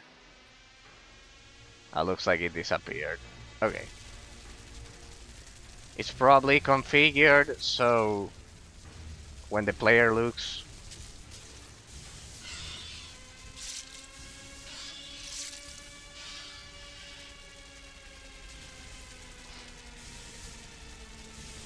away, it disappears. Or not. No, it's still up there. It's still going up. See, this is the animation I was talking about. This one is pretty detailed, pretty polished. Like that, with some awesome physics. These ones at least have physics, but for example, this box here, it has no physics. Why? They should have polished that a bit more. Where's my companion? And also, I would have included the companion system. I don't know why. If they even programmed it, I mean, the guy's right there.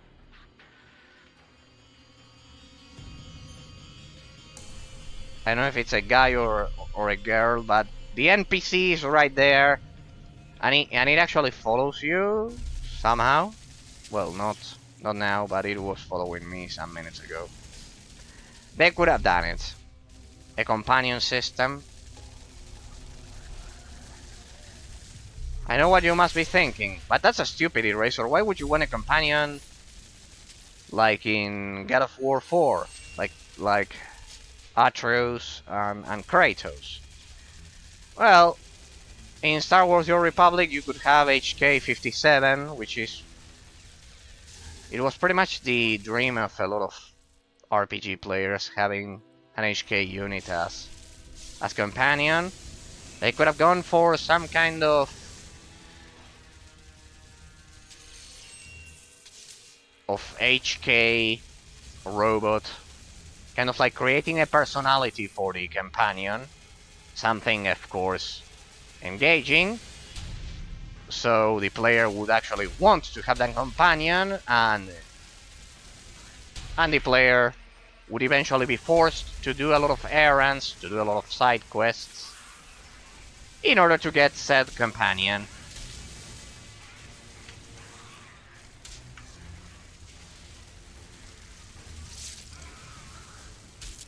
Come on. Burn.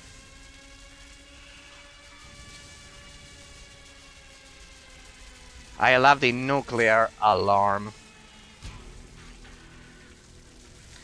in the background.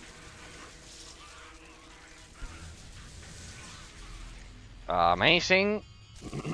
Let's see what else we have here.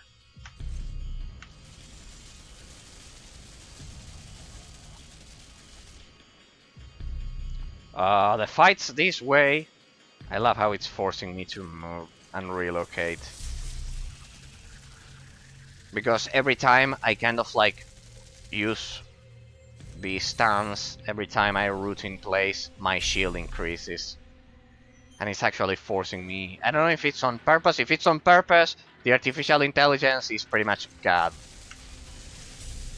If it's by coincidence, well, it was a pretty happy coincidence.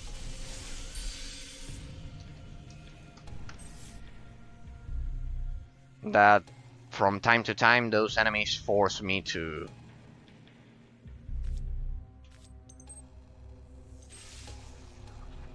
relocate, and as a consequence lose my banners. No, what's this? Destroy. I meant destroy. My bad. This here, and we do this, and we do this, and voila. And we can loot.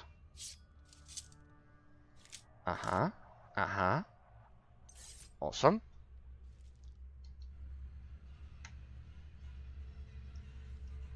Well, the pathfinding worked. Barely, but it worked. Loot. Sweet loot. 5,000 palladium. Awesome. Ah. Hello? Well. See, the targeting there was a bit weird. It behaved a bit weird. Oh well.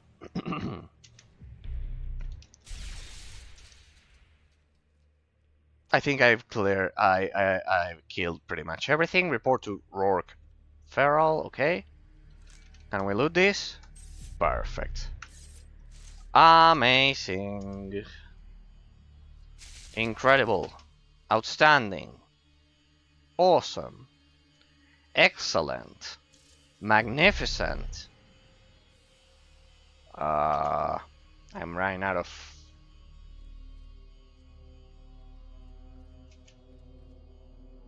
adjectives, I guess.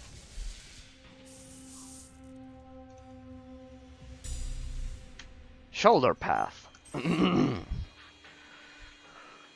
Well, I can sell this sword. No, well, anyways, I don't have enough room. Let's go back. Well, hope you enjoy your time here. Now that I've killed everyone.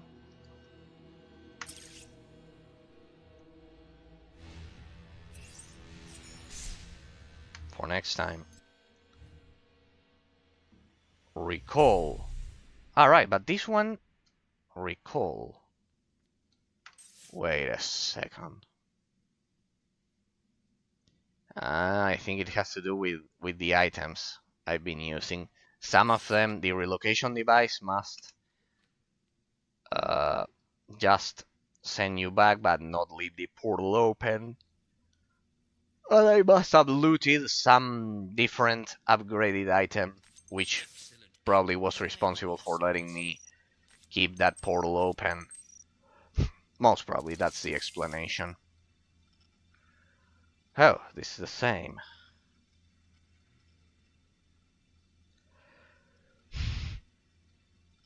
Well, that's some good loot. Okay. What's that? Laser pistol, not automatic. Goodbye, goodbye, goodbye.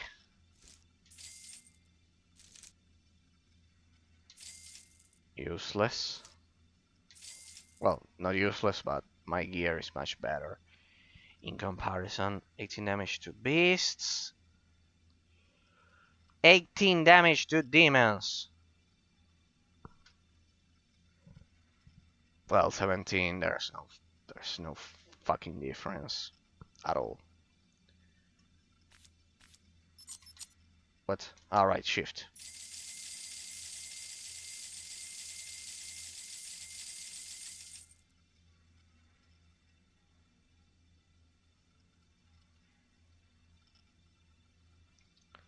None of them increase critical chance by 60%. It would be way too OP, clearly.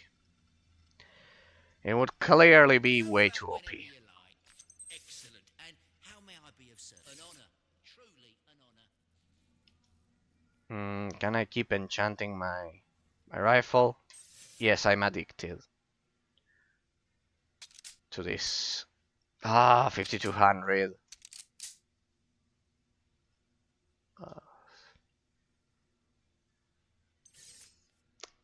So it's simply way too good. Okay then. I am spending more health injectors than ever, though. Don't know why. Maybe it's because of the fact that the damage of the enemies has certainly increased. Well, I don't know. Ha! Killed it, didn't you? I knew you would, kid. Never doubted. Yeah. So.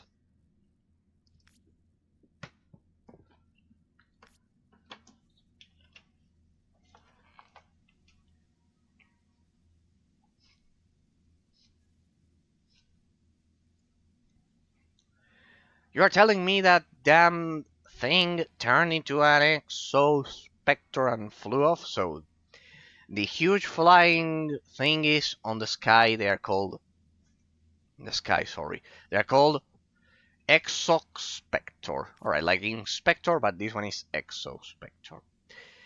You've got to be joking, kid. Damn it! What happened? Some sort of genetic failsafe? Maybe a defensive trigger? Something like that? Something like that. Yeah, must have been something like that. Must have been. Damn, we've had it. Hopefully the tracking device will still work. Hopefully, kid, pray with me here for a second. If that plastic Exospector gens switched up radically, the device won't be able to maintain a lock long enough to pinpoint its location. Then we are well and truly screwed. I was about to say that. But if we can track the Exospector, we have another chance to end this plague. Alright, so we'll get to kill one of these guys. If and when I get this tracker running and homed in on the bastard's position, I'll ring you. Listen to me.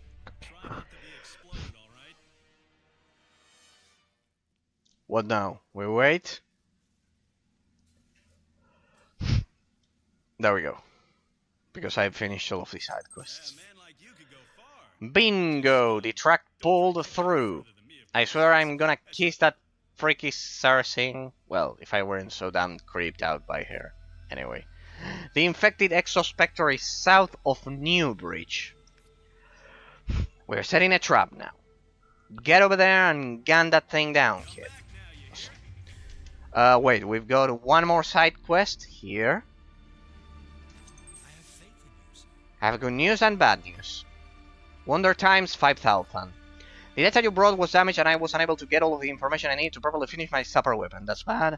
However, I'm a brilliant man. I've managed to decipher codes wells and masking every technological. Mystery held. That's good. Impressed. Of course you are. Now I'm... Where's your property? We'll need 8 demon claws, which are only available from the Burning Dead in Newbridge. Alright, see, that's why you always want to get all of the side quests before proceeding with the main quest, because they are always at the same location. So be careful out there. It's not a place for animal. Well, alive. Okay. Any other side quest? No. Everything leads to Newbridge. Sarsing, any other side quest? Guns. I never saw any. True power comes from within. Okay. This must be some kind of witch. I don't know. Whatever. Okay, more map recycling. I see a summoner zombie. A rare summoner zombie. It's not good. I'm not in range. Maybe I can kill some of them and the rest will get closer and I can kill them. Yeah, it's spawning a lot of zombies. And I don't... No! Sayona, ironic because she gives you a gun as a quest item later on. Sayona, always a pleasure to have you dropping by my stream. Some minutes ago I had to ban a bot which was bugging me with a lot of spam messages. So she does give you a quest item. A quest item, which is a gun. Ironic. Yeah, I've noticed that in the vanilla version, what, you don't want to become famous with followers? Well, you even know the phrase. You even know the phrase, the exact phrase. Yes, it's that one. Don't you want to become famous? Pay $15, instant bots, free of charge. We'll give you an extra bot, which will make you famous. And the worst part is that since my stream is about analysis, they always interrupt me when I'm focused, and then I say, what was I talking about? I was talking about the level design, about the gameplay mechanics, and then I say, fuck, I screwed up the stream because of that stupid bot. That's why I had to ban links some months ago. They would swarm my chat worse than the Bane links in StarCraft. I've noticed this. I think the animations of the game are bugged in the vanilla version.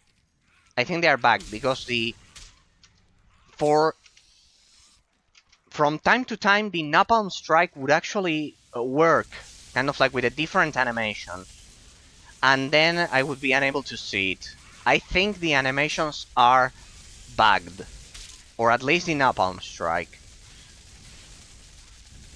Well, I've also encountered, see, for example, the animation for that box worked, but sometimes they don't work. It's kind of like extremely subtle.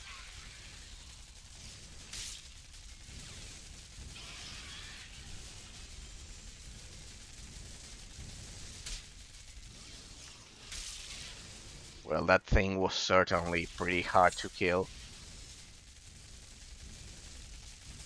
What?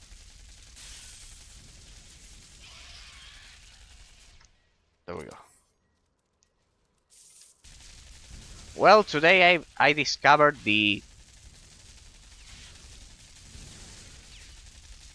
benefits of shield penetration. Today I discovered the benefits of shield penetration. I got this pretty average rifle. However, I enchanted it, and it has 49, almost 50% shield penetration, and it's pretty much the reason why I still haven't been killed in this dungeon. I was killed twice in today's stream, but so far so good. It was all because of me not positioning properly. So yes, I think shield penetration is pretty much awesome to have with you. I could pretty much destroy any spectral, necro, even demons. So amazing. Amazing. I think I'll go for a weapon with shield penetration from here on out. It's way too good. See, for example, this time the beacon for the napalm strike didn't work. But some minutes ago it did work. It's kind of like a flashing red animation. I'm investigating this because it's pretty weird that the animation sometimes works, sometimes it doesn't. Pretty strange. That's right, burn for me, baby. Burn.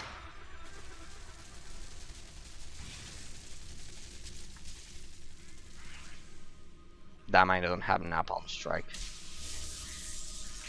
There we go. Yeah, I think it has to do with the surface.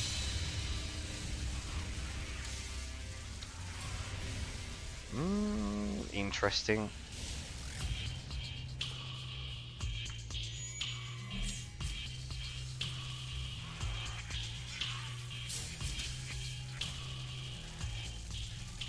Just a bit more. Just a bit more. There we go. There.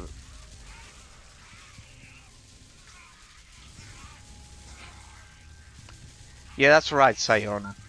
If I wanted to... Next time, when I ban the next bot, instead of insulting it, I'll just say, if I wanted to become famous, I would be streaming Fortnite, not games from the early 2000s, and then I will ban it. After I tell him that, I'll ban it because I think that even if I insult the bot, it doesn't work. It simply doesn't work. They keep coming. Next time, I'll tell them, if I wanted to become famous, I would be streaming Fortnite, FIFA, I don't know, or any other of those disgusting games. My god. Or at least I would have social media. At all. Yeah, next time I'll tell them that. Before banning them. I know, yeah, there was...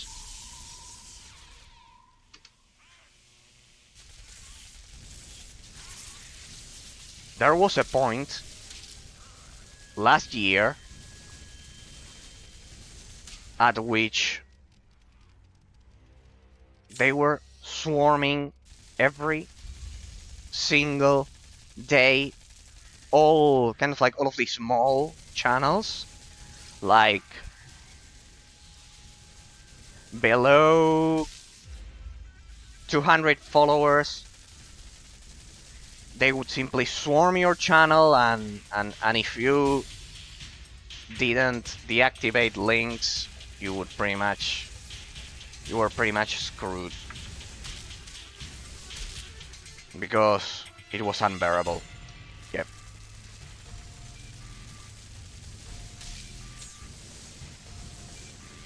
Damn.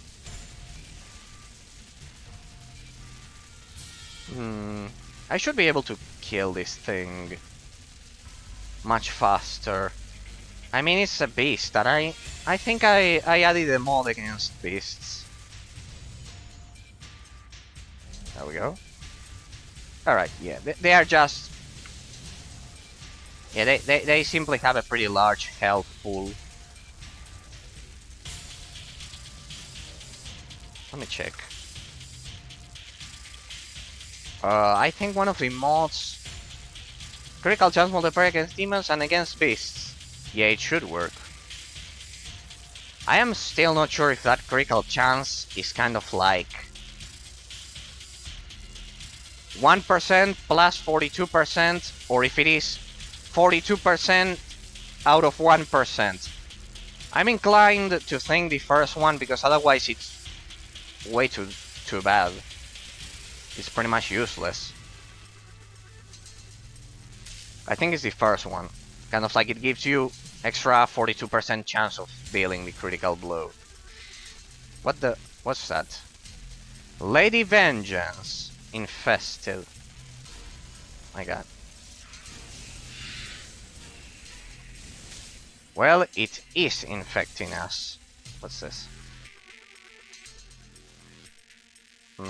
I think I'll just root and increase the shields.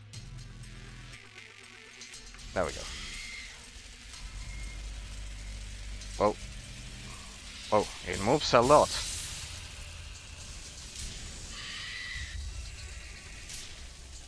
Careful with those orbs, because I love how the game waits for me to actually move so the orbs can kill me.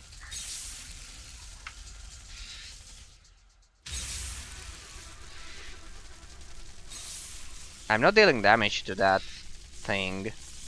What's wrong with this? Okay. No, careful.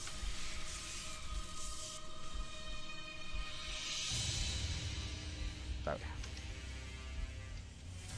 Oh, legendary shoulder pads.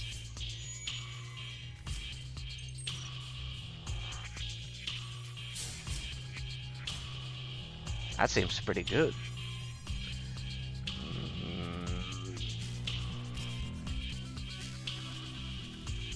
Though it it doesn't have any armor, so it has 20 more points for the shield. Ah, but it also adds 10 stamina, so it will increase my hit points. And also the willpower. It's pretty close, but I think I'll take them. Yep. I think I'll take them. Okay. Alright, I see a summoner zombie over there.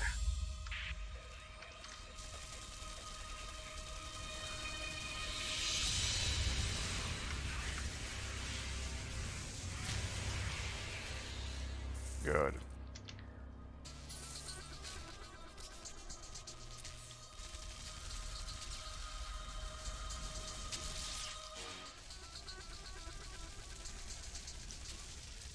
Damn, this chapter certainly is all about these nests.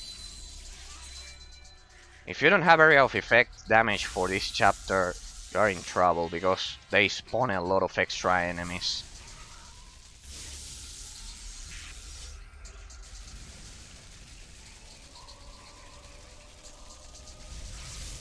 There we go. Yeah, those Morphids simply have a pretty large health pool. Come on.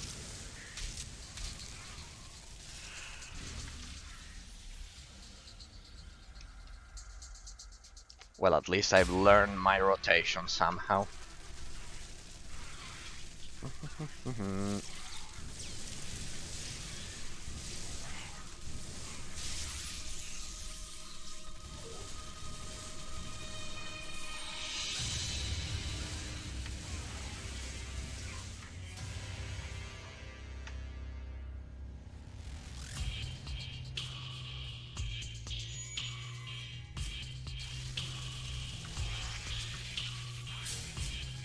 Let's...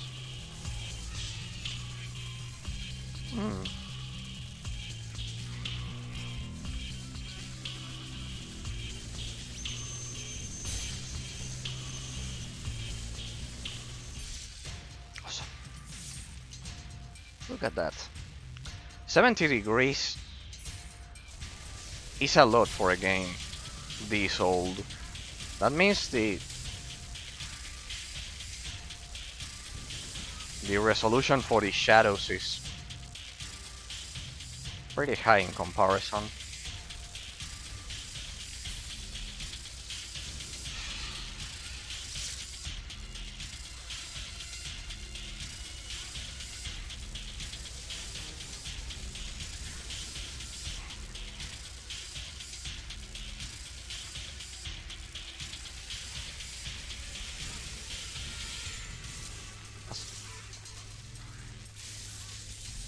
Damn, I cannot believe it. I had such a hard time getting from Act 2 to Act 3 because of... Damn. Because of those zombies over at Waterloo Bridge, but then... kind of like the difficulty spike was right there. Now it's not that bad, at least for now.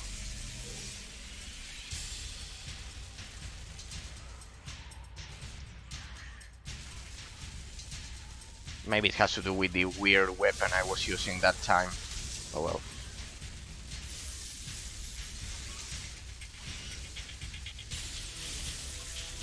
Damn. So these Burning Dead are kind of like the improved version of the ones I faced over at the sewers.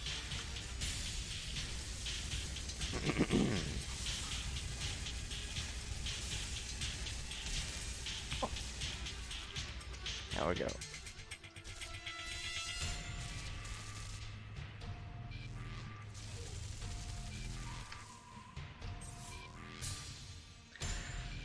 I knew it. I had one unspent. All right. Let me check the enemy. See, for example, here the animation, I think it worked. Because there's kind of like that slight, kind of like dust, that light dust right there when it explodes.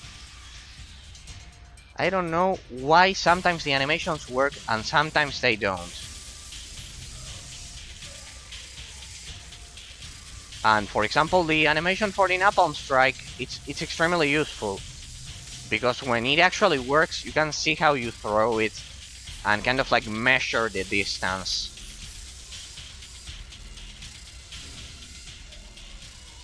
So it actually does have an animation. It's just that it doesn't work every time.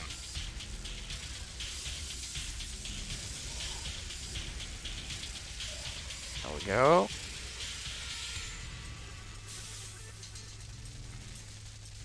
Yeah, I need to root in order to kill this one.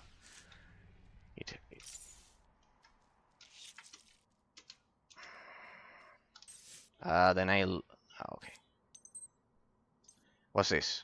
Demon claws. No, those are for the quest. Critical damage bonus could be useful, but not now. Okay. Let's see what else do we have.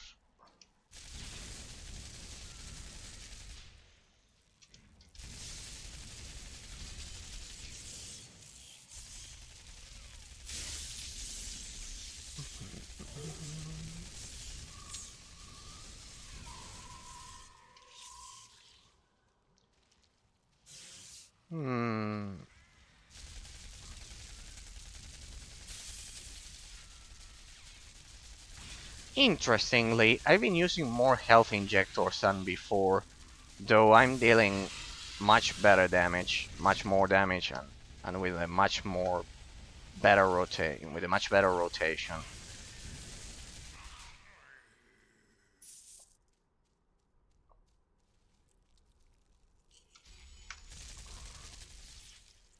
Where's the summoner? There has to be a summoner. There it is. There it is. There we go.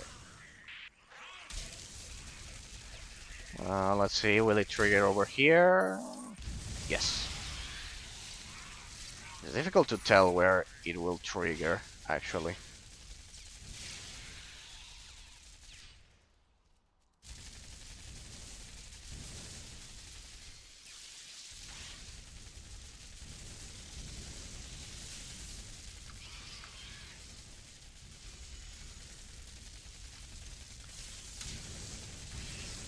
I'll never be able to understand how some people think farming is boring. I'll never be able to understand that. This is pretty much heaven. Well, in this case it's hell because it's filled with zombies. But this gameplay system like this is heaven. It's just like farming in World of Warcraft for hours or in Borderlands. It's so amazing.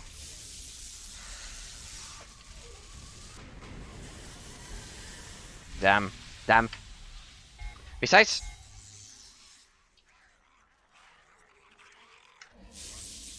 now you see me, now you don't.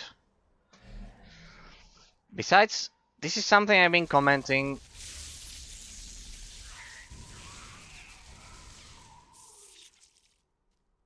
some minutes ago that I've noticed. The perfect balance, because this is an issue that a lot of RPG games have. In a lot of modern RPG games, as I've been commenting, the balance between the usage of potions by the player and the overall... see, it's working right there. The animation there, it's working, but sometimes it doesn't. As I was saying, the balance between the usage of potions by the player, how much the developer allows the player to use potions, and the difficulty, that's pretty hard to balance. I remember the case, as I've said, of Kingdoms of Amalur Reckoning. I don't know if in the remaster they balanced this, but you could easily beat the game on pretty much the hardest difficulty with any build, with any class, just by using potions, because they had kind of like a pretty short cooldown.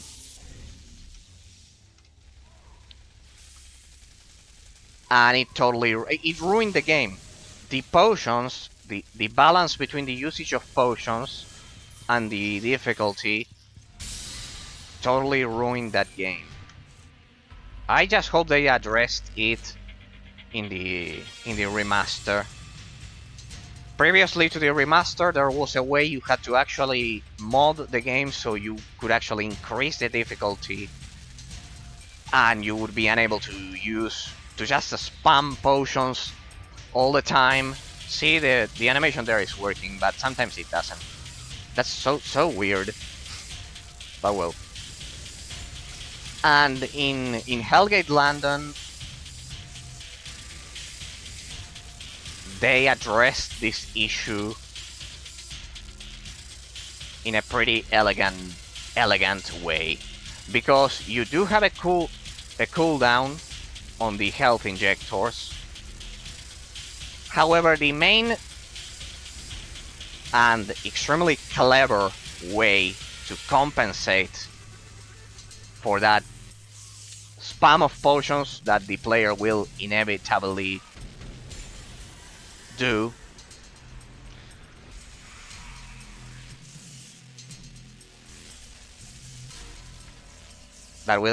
inevitably go for is not only the cooldown, the natural cooldown, but also the fact that a lot of monsters actually mute you.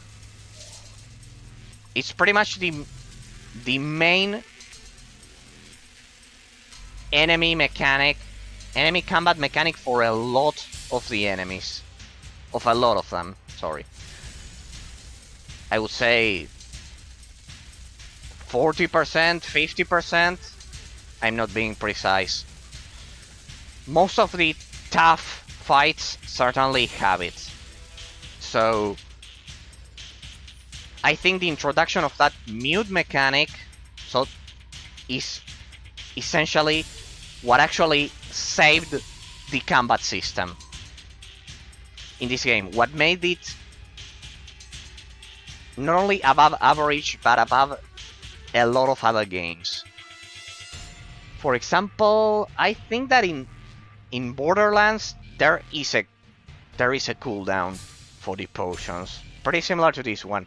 But as I've said, in for example, Kingdoms of Amalur, or even Diablo 3. Diablo 3, it has a pretty short cooldown, but you can easily finish the whole game just by spamming potions. At least the main story. Let's not talk about the elite content, let's say, in which you are meant to have incredible gear and a perfect build. But think about the main story. Here we are playing the main story and the side quests, and the balance between the usage of potions and the difficulty, the overall gameplay difficulty, is extremely well balanced. Because if you die, it's because you were muted, and if you were muted, it's because your positioning was terrible, pretty much. So I think if there's one thing this game addressed magnificently, is the balance between the usage of potions by the player and the difficulty. I know that nowadays a lot of reviewers take this for granted, and I think it's a mistake, because it can evade the usage of potions, not balancing how often the player will use potions and will inevitably become way too OP, can completely ruin the whole combat system. As I've said, the best example of this is Kingdoms of Amalur. At least the vanilla game.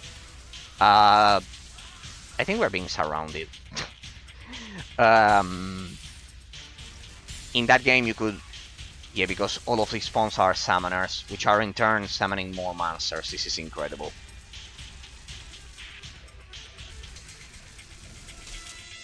We need some... Whoa. Time out. Let's see if I can kill the zombie. Ah, it's a rare. It can pretty much destroy the combat system. The best example is Kingdoms of Amalur. Potions literally ruin that game. And the combat system in Kingdoms of Amalur is amazing. It's one of my favorite games. Don't think I don't like the gameplay system. But the balance between the usage of potions by the player and, as I've said, the overall difficulty that they went for, it's simply extremely so unbalanced that you can finish the game just by spamming potions, regardless of your build, regardless of your gear, regardless of your positioning and your ability, which is also extremely important. And I think that I've been thinking about these points because I've criticized this game on a lot of aspects, but if there's one aspect one issue they addressed, as I've said, magnificently, is the balance between the usage of potions and the combat system. You have the cooldown, and for most of the, if not all of the important fights, you will be muted from time to time, and like this, extremely fast. It's not just that they mute you so fast that regardless of your gear you will probably die if you get muted and you are surrounded. Also, another thing, just so you can see how subtle this is. In 99% of RPG games, when you are muted, the only thing you cannot use is your abilities. However, I think this is the only game I've seen in which, when you are muted, you also cannot use your potions. And it's not a coincidence. It's not a coincidence. Something so unique is done 100% on purpose. And it's amazing. I find it amazing.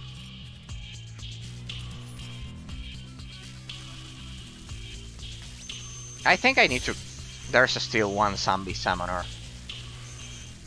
causing this mayhem. Well, if they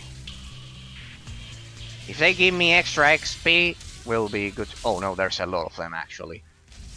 There's at least 2 or 3 zombie summoners. Did they respawn or what?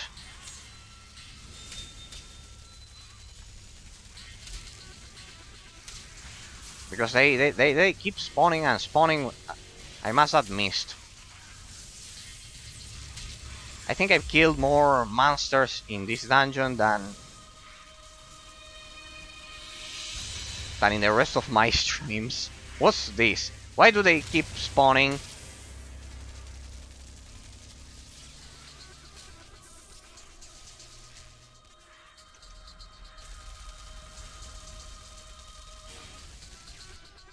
Is that a zombie summoner? No, it's just a rare zombie, but it's not a summoner.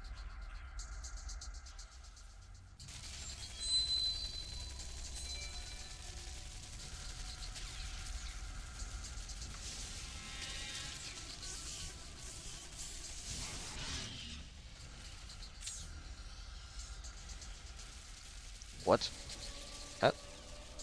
Here? Damn, those morphids are certainly tough. But yeah, basically today I wanted to analyze that. because it's a game-breaking mechanic. It's a game-breaking mechanic that I've seen in a lot of games. How the excessive usage of potions simply ruins the excellent combat system. I've seen it in a lot of cases. But yes, the most blatant one, I would say, it's Kingdoms of Amalur. But well, that's one thing this game got right. Careful. See, for example, that was kind of like a short mute. I love how those morphids. I think how much time it. I think I spent 15 minutes being chased by these guys, kind of like continuously. That was amazing. Yeah, because the morphids kind of like acted as a shield while I was trying to kill the zombie summoners, which acted kind of like the summoners, the DPS. A pretty interesting synergy of this particular enemy spawn of this batch.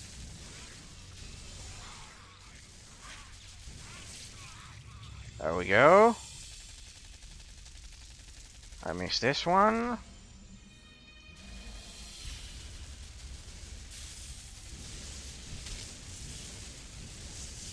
Alright.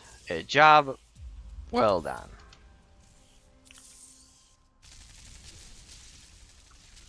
There we go. Let's proceed. Okay. What else? What else? Power pack. Palladium. Awesome.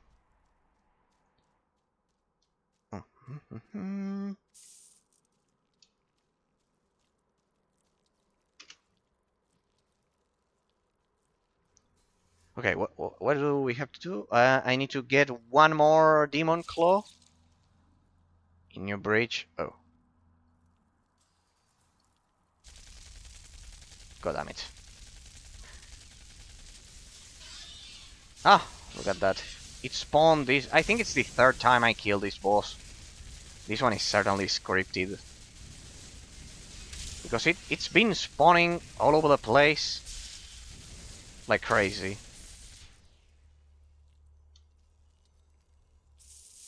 Well, at least I'm getting a lot of loot.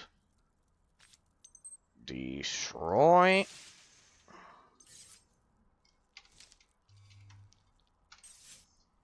Done and done. Oh no, wait, I think that one's common rarity. There we go.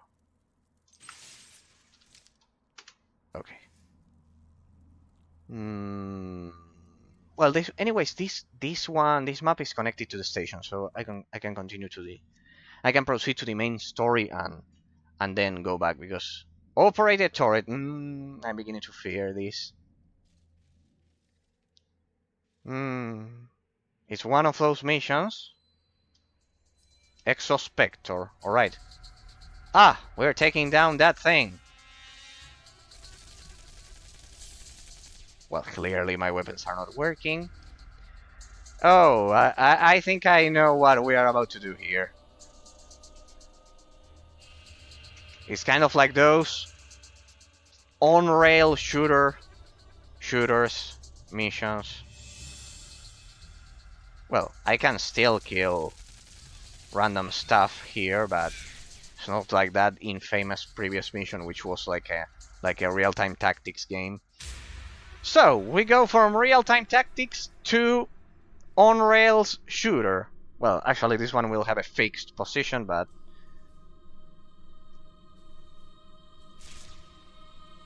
operate a turret. Kill the Exospector.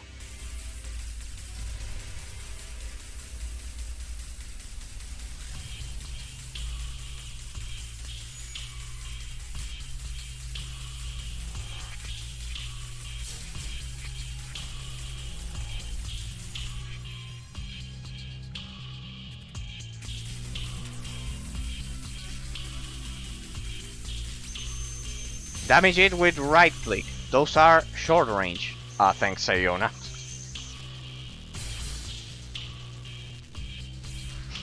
Left click is for mobs that come for you.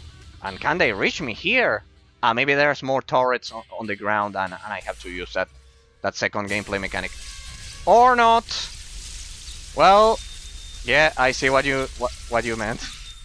They will come from the exo. There they are. Right. I see. Ah, but this one is not like the RTT mission from earlier, from some streams before. Ah, here you can die. Ah, and it recovers health. Alright, I get it. Ah, and it has a pretty long cooldown. 2, 1, 3, 2, 1, yeah, 3 seconds. Okay, I get it.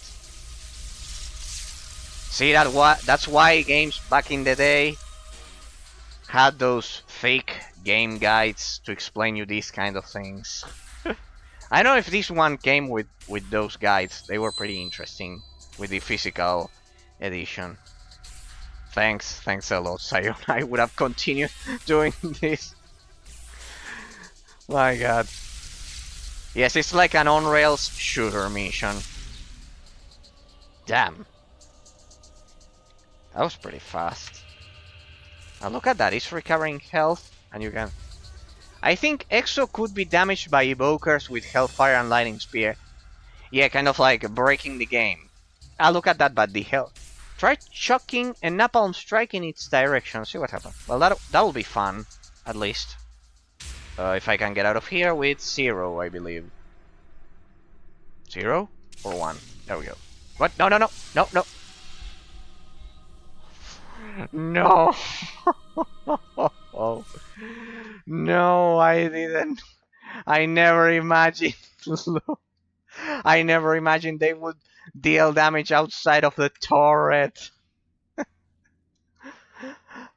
Alright. Alright, let's try that again. Well, at least I'll have a chance to sell my stuff. How may I be of service? That's so typical of this game. You look kind of like in another direction, and then you're fucked, my boy. You're fucked. You looked in other direction. You weren't paying attention. That's it. Screwed.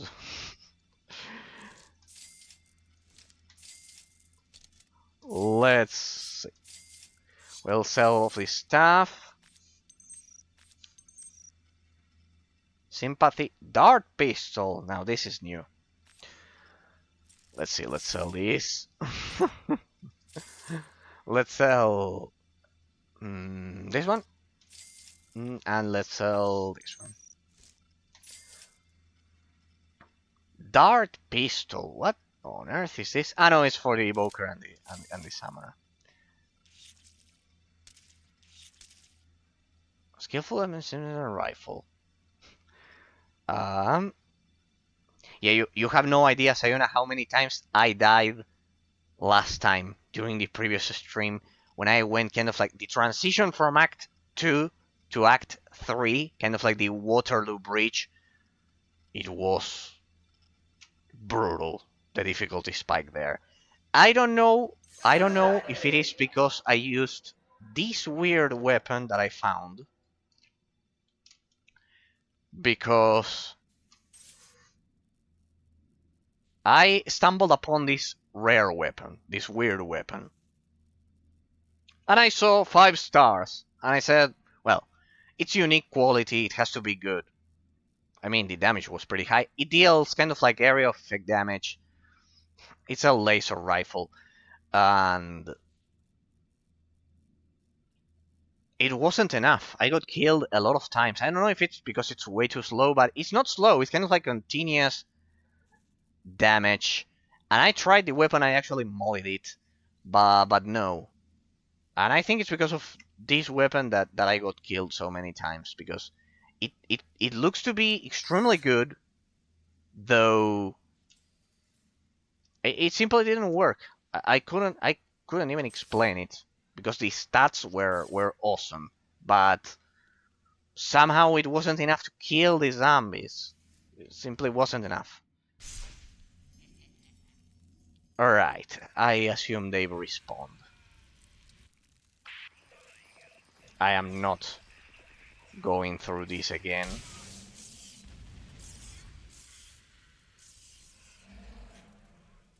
So I'll try to skip it.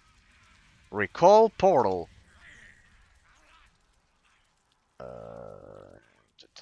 Well, I still need one more demon clue, but well, no. So, what is your plan in general? The quests you have now are the start of Act 3. Right now, you are at about 60% of the game. No, my plan is to... No, I will finish the game 100% with the main story and continue into Nightmare or hop over to our server. No, for sure I will... I'll shift to your server, for sure. If my connection is able to stream while connecting to the server. We'll see. I've never tried it. That's why I mostly play offline games, because my upload speed for the stream is kind of like enough for 1080p and offline game, but online I'm not sure. Though, no, yes, I will definitely try your mods, Iona. I'll definitely try it, because this game, first of all, is intriguing. It's intriguing. But yes, I need to finish my final analysis first. I kind of like need to finish the game on elite difficulty with all of the side quests and proceed to the final analysis. I don't know if you've ever watched one of my weird analysis, but they take kind of like 2 hours, 3 hours. And once I finish the final analysis, I'll immediately I'll begin to test if I can install your mod,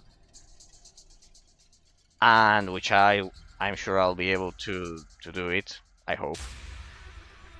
And then I will try your mod, and then I will be able to kind of like highlight the differences, right? I doubt it would be an issue. The server are located in Canada. Yes, but the thing is, my connection where I live, it kind of like, we don't have fiber. And just so you have an idea, I am kind of like I live in Buenos Aires City, which is kind of like fair winds, easy translation, is the capital of Argentina. And it's supposedly it is the kind of like the best part of the region, and even though the internet connection, we don't have fiber, it depends on your neighborhood, some of them have, some don't. Anyways, I will try it. I will do kind of like everything I can to see if I can stream your mod. I already found a copy, just like I joined your Discord server, and I followed the guide.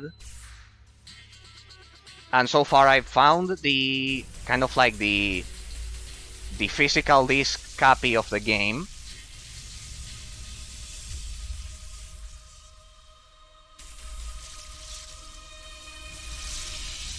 I've already found the physical copy, let's say, of the game.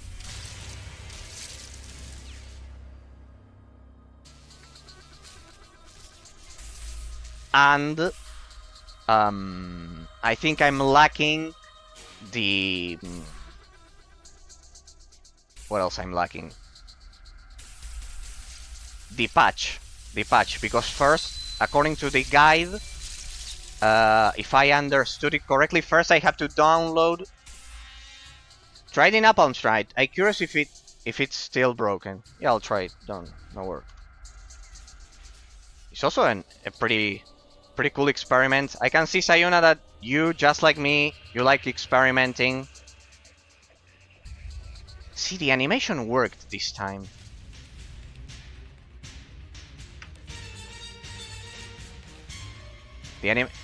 Interesting. See, the animation worked, but the damage didn't work.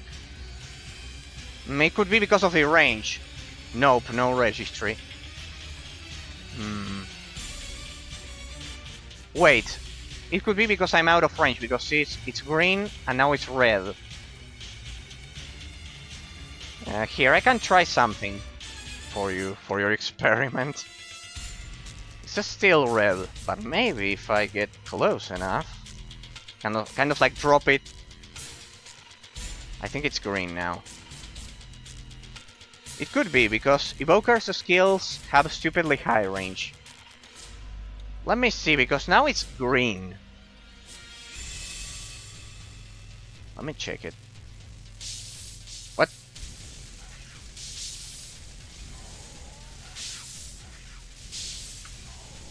Electric Felbors. Well, fallen. I'm right below it, so let's try it like this. Animation didn't work.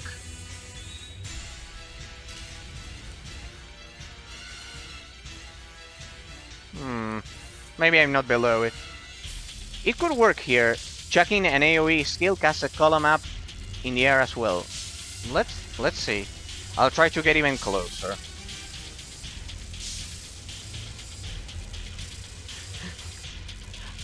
I love it, Sayuna. I must be the only person playing the game, kind of like in vanilla mode.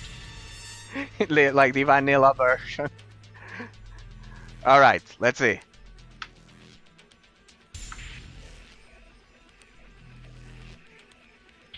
There it is. Yes, it's working. It's working. There it is, it's working. If you drop it right below it, it works. Yes, it's working. And now they attack me. Damn. The range of those classes, sweet. The range of those classes must be insane in order to reach that.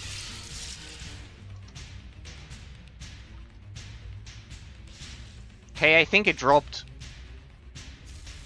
What? Bile Brain?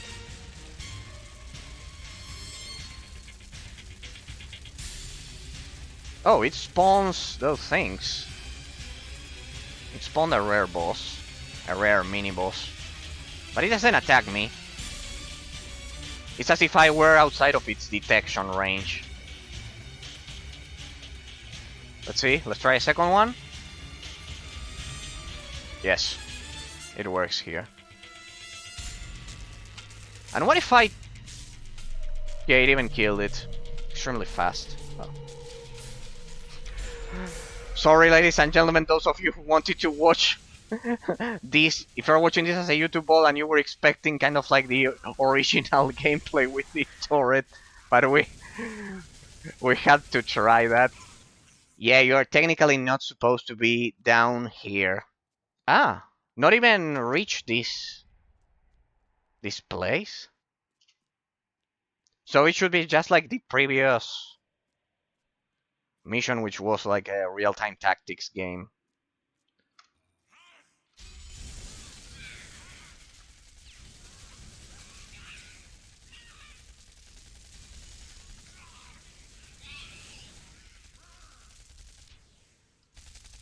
Well, you can, but the quest itself implies you should kill the Exo with the turret. Yeah, obviously. Yeah.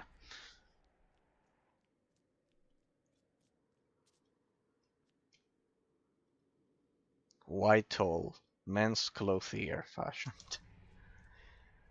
Ah, one thing I almost forgot. The same development team, Hanabit Soft, I think it is actually,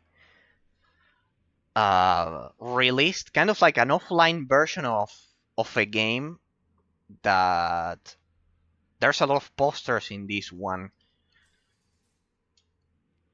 about that game, Mythos. It was another MMORPG. I read kind of like the convoluted story of all of the developers that worked on this game. Kind of like the developer from the creators of Diablo. Well, that one I knew it. But then developers which then founded Runic Games, kind of like Torchlight 1 and 2. Let's grab the last Demon Claw in the meantime, before I go back. So I can turn in the both quests. and it's incredible. It's incredible.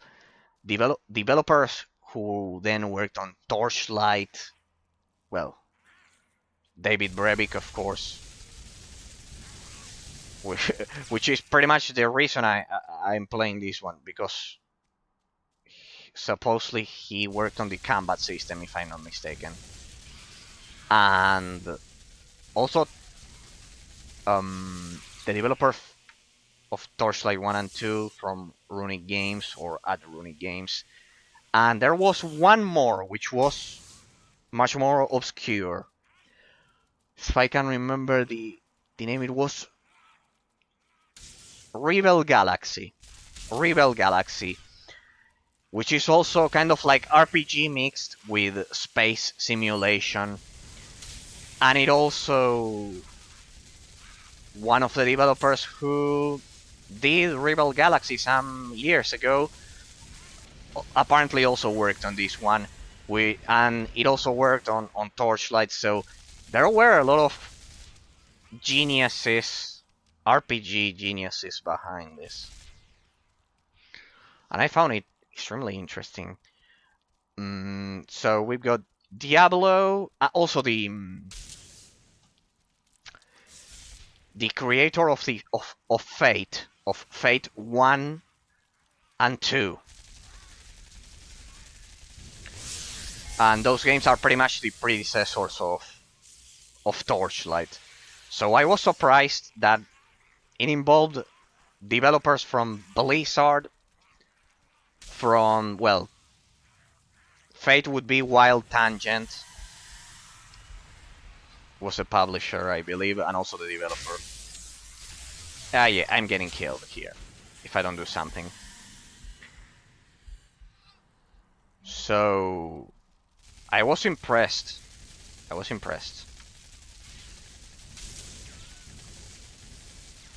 By all of those developers. By how many famous guys actually worked on this one and the other one I've been commenting, Mythos. And some days ago, Hanabitsoft, it's called, I believe, released the offline version of Mythos, because previously I think it was pretty much impossible to replay that game. So for anyone who may be interested, I don't know, Sayona, if you tried that game, for example, some days ago they released a port of Mythos, and it should be pretty similar to Hellgate London, except for the first person shooter part. It's kind of like much more classic. They released it, and while the port is rough, I just hope they fix it. It's pretty much the only way to play the original game. So I also feel tempted to try it. Never got around to trying it, to be honest. Well, you have your chance now. It's just some days ago they released an offline port. They probably won't fix it, knowing them. Oh, they have a reputation for being lazy. Yes, I saw a lot of Steam reviews in which they said, "Fix my game, fix it," and other people said the very same thing. These guys don't fix anything. This is just for the money. This port will be broken until the end of times. Well, it's not broken. It's that a part of it's in Korean. It's still in Korean, so that's the thing. I mean,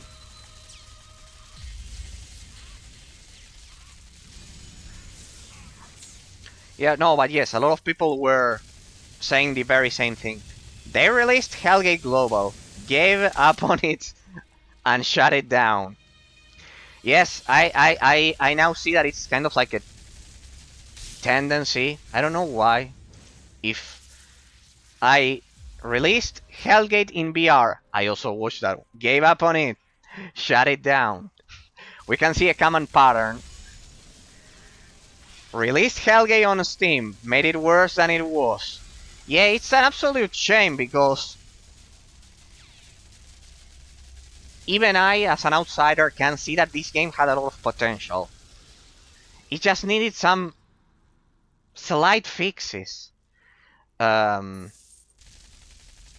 Takes a skill to fuck up an already bad game. Yes, yes. Essentially, that's what they did. But well, I am brave enough to try that port. I think I'll try it eventually. Because I don't know if I'm a weirdo or what, but I just enjoy these MMO-esque gameplay mechanics. The thing is, I don't know if I'll be able to understand the Korean. I'll have to use Google Translator.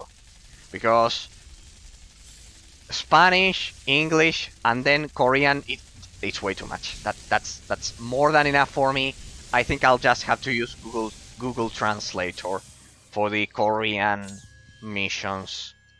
I just hope it's not as bad as the description of the Steam reviews say it is, but it probably is.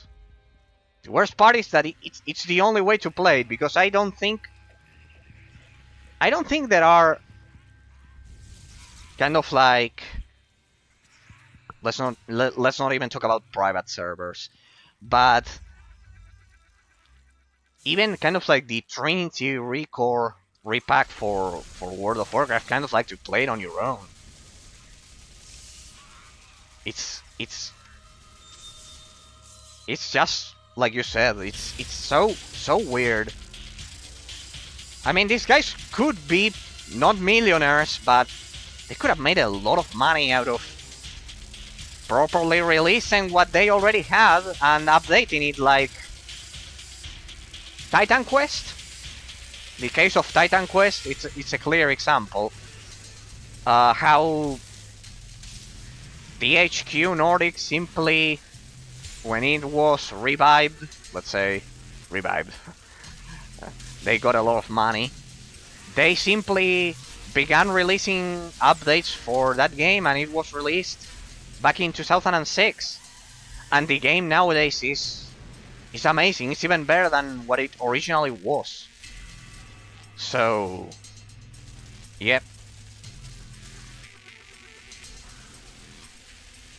It's pretty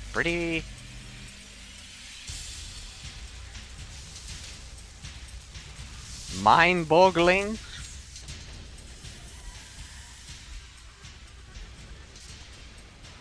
God damn it. Oh, there we go. So you said some minutes ago that I am at about 60% completion of the game. Yes, I cannot see it, but well, it was 60%. So, as far as I can tell, it has 5 acts, and I'm kind of like in the middle of Act 3.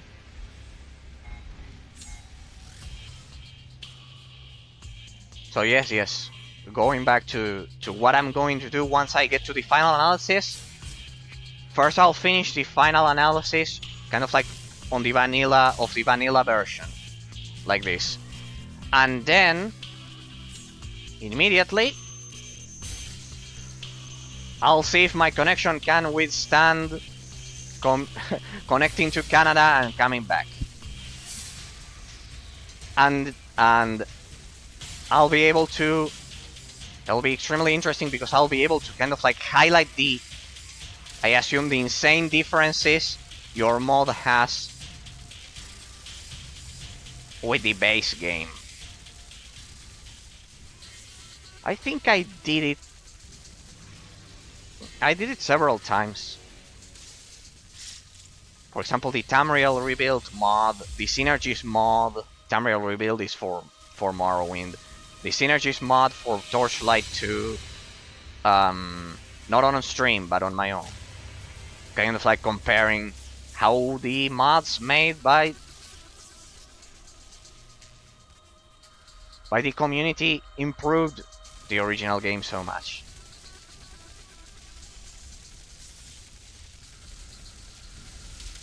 I already have, as I've said, the physical version.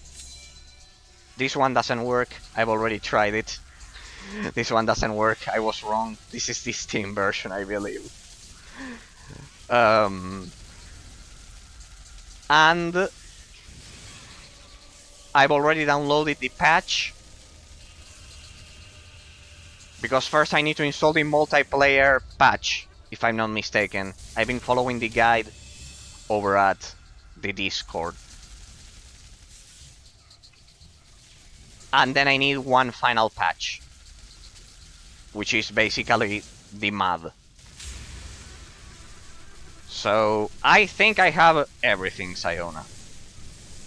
I just, well, in worst case scenario, I will simply reduce the stream quality to 720p, and that's pretty much the worst case scenario.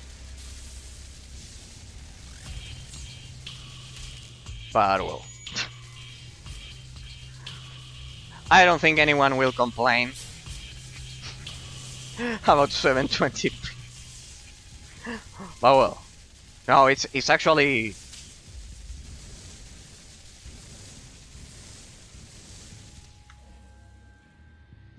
something.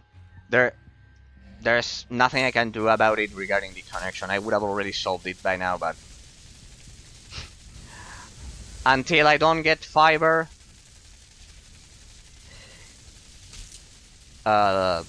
streaming online games, it's kind of like tough. But I think yours will, the case of your mod will work, because it's not like something heavy on resources. The game is from 2007.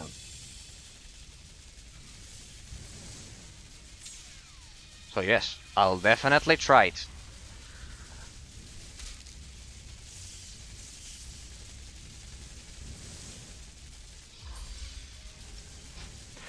Sorry, my deepest sorry for the wait. If you want me to try and to showcase the mod, Sayona, the deepest apologies.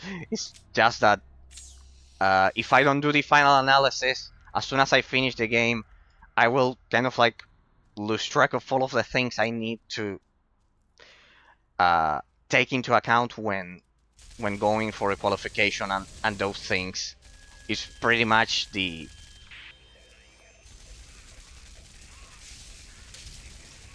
essence of what I do here.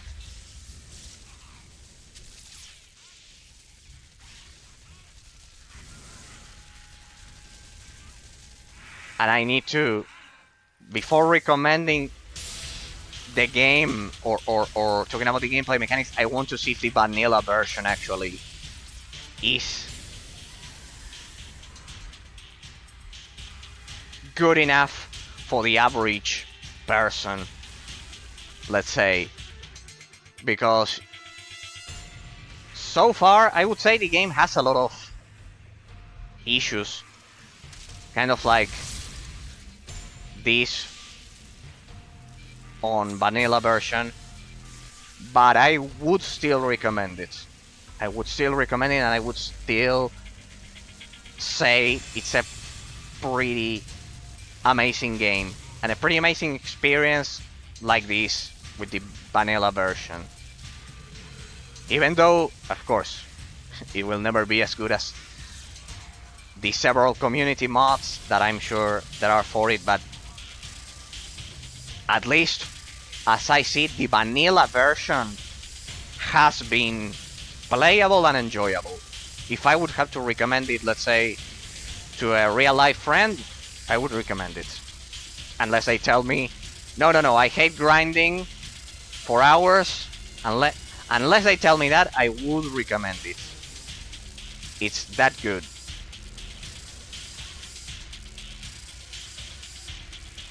So I want to see if this one has something else to offer.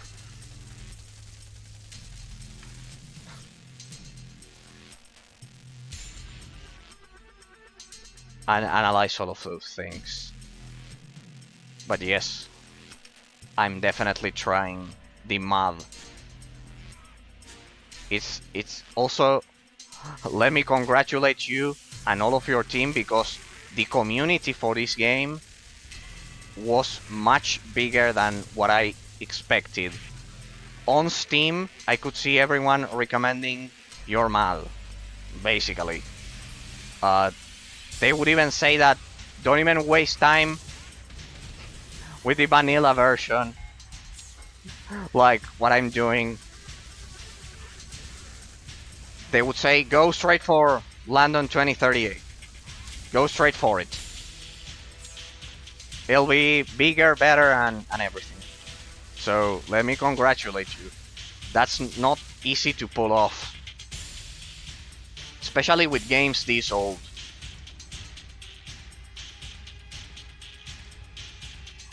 But well, I can see why. The gameplay mechanics are solid. That's for sure. And I've always said it. If the gameplay mechanics are solid, the rest of the game can have flaws, but at the end of the day, it will have its own market, its own niche target audience. The problem is when the gameplay mechanics don't work. But it... Yes, definitely.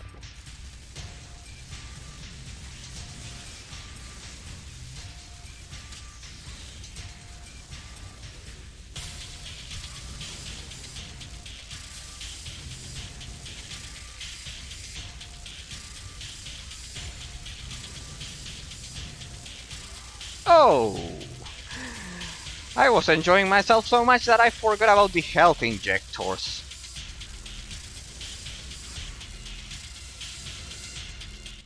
Goodbye. I'm out of health injectors.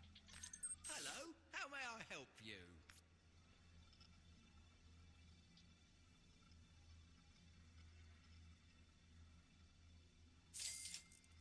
I cannot believe it. I've depleted more than 60 health injectors. My god. Plus the ones they've been dropping.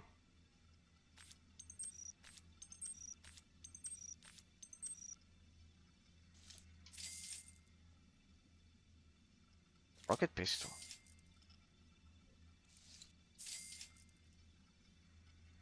Strength damage. Awesome. Come back whenever you like. I don't know. At least if someone would tell me, is the vanilla version bad? No, I wouldn't say it's bad. Uh, of course, with mods, it must be amazing. But as it is, the game is enjoyable. The game is totally enjoyable. It's, if someone would ask me for a recommendation, I would still recommend it. Even if the person, let's say, for a weird reason, the person, let's say, is unable to install any mods or whatever, I would still recommend playing the game because of the gameplay mechanics.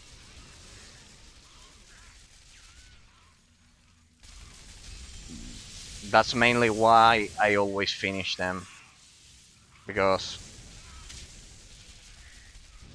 sometimes a lot of games which generally won't look as good as one would think, they end up having a lot of surprises. This game surprised me a lot. I can only imagine how good it must be with your mod, Sayona. But the gameplay mechanics, kind of like the vanilla version, it has also surprised me. Kind of like the base gameplay mechanics, it has some... It takes a lot of talent to pull off some subtle things. For example, the balance of the potions that I've been commenting previously, that they take skill. It is clear that the developer of Fate, of Diablo's combat system, and the developers who then worked on Torchlight were here.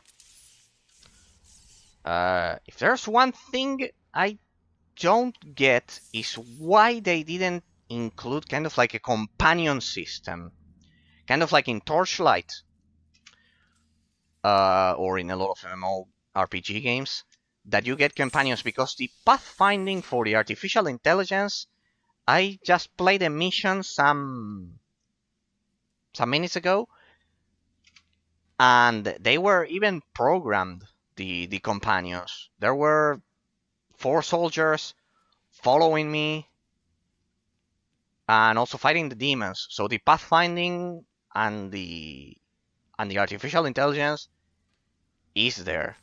So yes, a companion system would have made it even better. If I had to highlight one thing. Nicely done, kid. Nicely done. Now that the infector is twice dead, we're going to work on cleaning this pit up. Soon as we get the ball rolling on a way to remove the boils that haven't locked down, Cersei and I will let you know. Then you and me are going to find some truth. Oh, find us some truth. I don't. I think the poster is somewhere over here. Well, I've showcased it previously, but I think there was a poster here at this station. Here, this one. Here it is. See? They had these posters here promoting the other game they developed. And I thought it was indeed ironic that I decided to analyze this game, and some days after I began analyzing the game, they released, after a lot of years, kind of like an offline version of this one. Oh well. Oh, I found it funny. So let's see, what do we have? We need to kill the rest of... to clear the rest of the dungeons. Wanted, Nikar. Whatever Nikar may be, it's dead. We know how to exterminate the remaining boils. It ain't gonna be pretty, kid, but then true heroism rarely is. Don't forget that. So, you ready for a dirty job, Mike Rose style? Cersei believes she can conjure up a gun to clean out this spore infestation once and for all. If, and there's usually an if in this business, she gets one more sample. Just one more, kid. This one has to come straight from the source. It's the Exospector's heart. Yes, we are going to kill another one of those. Don't ask me, champ. I don't want to know what for. If the lady asks for hearts, the lady gets hearts. The spectre smashed into Puddle Dog. Or Poodle Dog. After you riddle it with a turret, with turret fire. Yes, if only turret fire. Travel there, make your way inside, collect the heart, and then give her sing her demon valentine. So lovely and poetic. Okay. What else do we have? What else do we have? Do we have any more side quests? Come on, I want to see all of the hidden potential. I envy you. As I ventured, it's better now for the cause. If I'm here, secure my command, blah blah blah blah blah. Demonic nuisances. Arrogance was nearly my death. Would you mind? Personal favor. Justice. Go to the Strand and destroy the hag. I'm sure it's still there. If it's not too much trouble, you can bring me its demon ticker. They make for lovely mementos. Okay. Ta ta ta ta ta ta. So we have the Strand.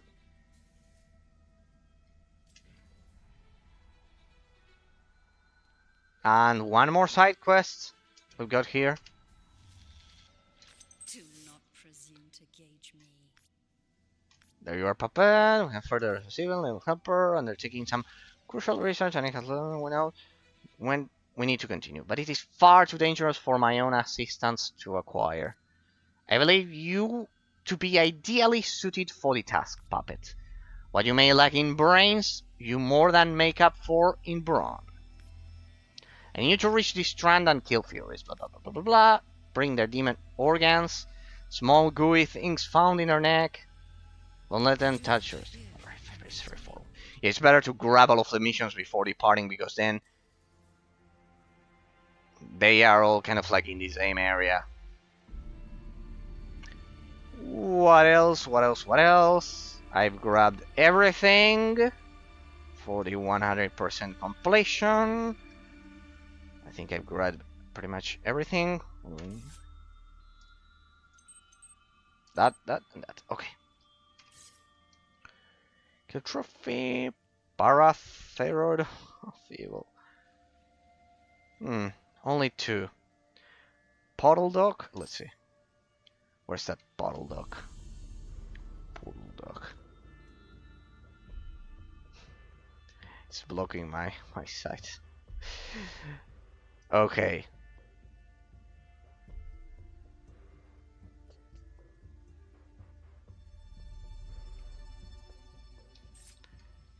Well, let's first go to the strand, because since it's a side quest, that this is the same as before. I know, well, but it has rain. Hey. Rain or snow? No, it looks like rain. Level 18. A pretty high level zone. 17. Oh, they are mixed. The animation worked there.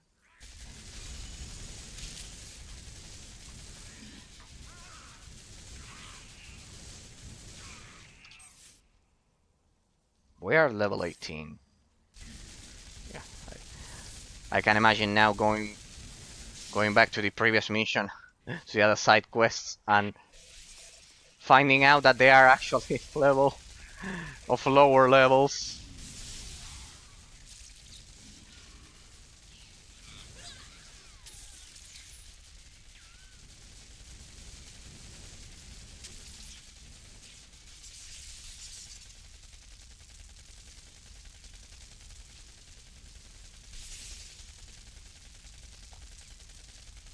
And finding out that there is no XP. Well, the other night I discovered that, for example, in World of Warcraft, for the first time I discovered gray enemies actually grant you a bit of XP. I thought they wouldn't provide you XP, because I never bothered attacking gray level enemies. But yes, they give you a little XP. I didn't mean to do that, but oh.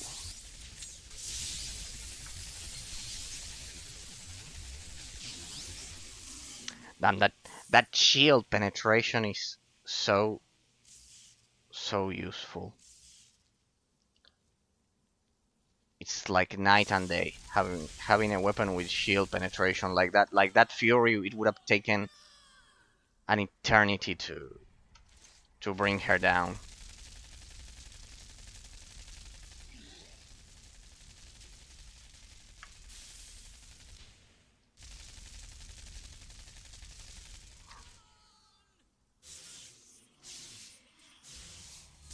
Ah, there's another one.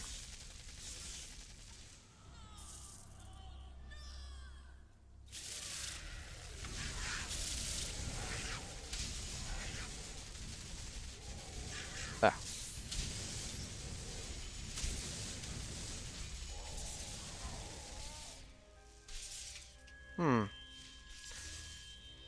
Shock Servant. I don't know why, but I smell ranged stance in a matter of minutes all over the place.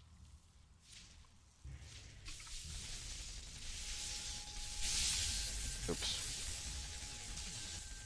Yeah, I think I won't be rooting as long as I'm facing these guys. There we go.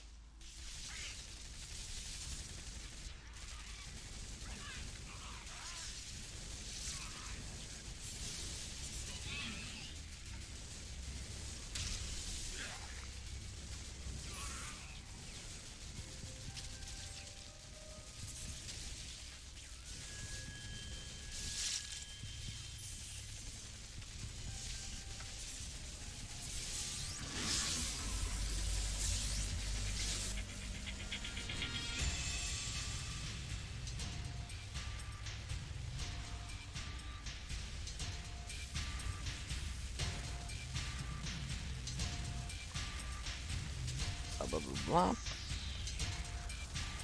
pretty amazing. Yeah.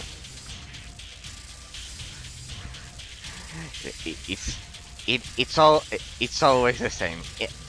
Inevitably, when you hear the soundtrack, that ambient music, a lot of things are about to try to kill you.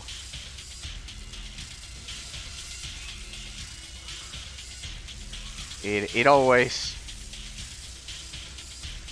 it never fails.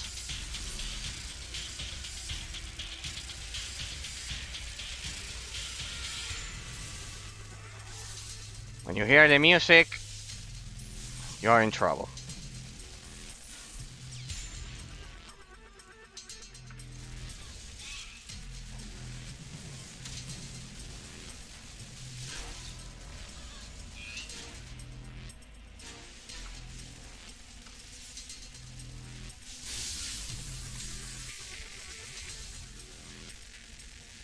Let me check something. 71. Okay.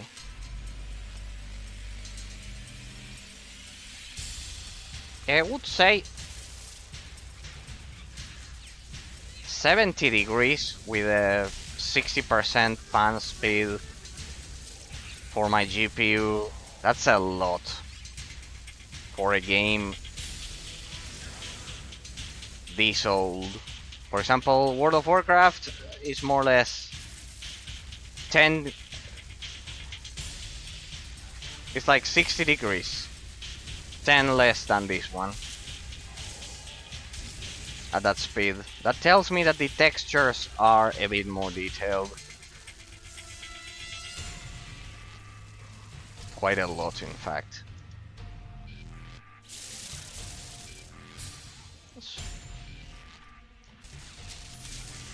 So we'll have Feldors spawning out of nowhere.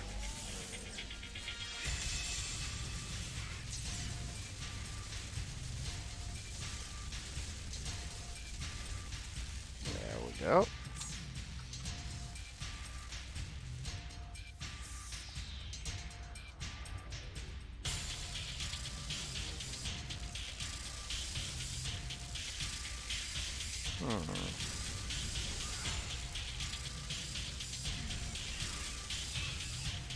So weird.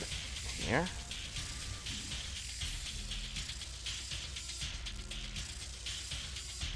One out of two. Well, I guess the drop rate is extremely low. Nice rain animation.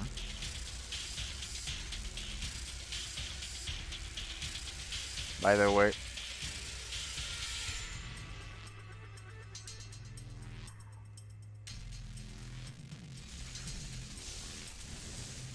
Yeah, I probably would have been killed several times without the. This is the hag. I would have been killed several times, probably without this shield penetration enchantment. Wait, there's another one. Awesome, see? For example, that one, it would have taken a lot of time to kill without the shield penetration because those spectral mobs are pretty resistant.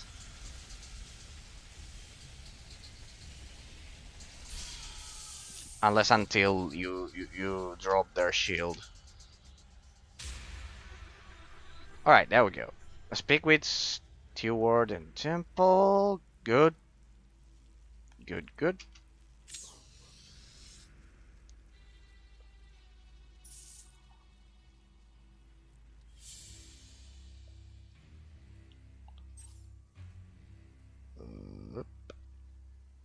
Should certainly be right here. What else do I need to kill? I need one more demon organ. In the strand, yes, it only drops here.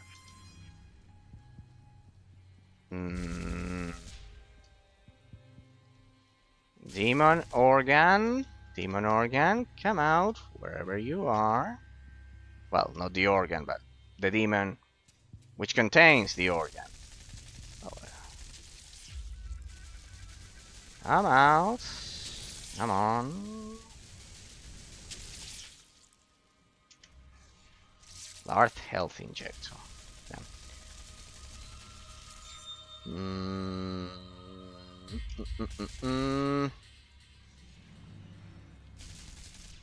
I don't see anything else breathing in here, and I'm beginning to worry.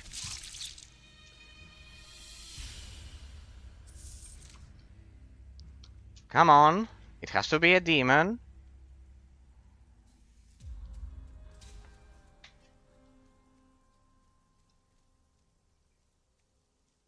Damn, where could that second demon be?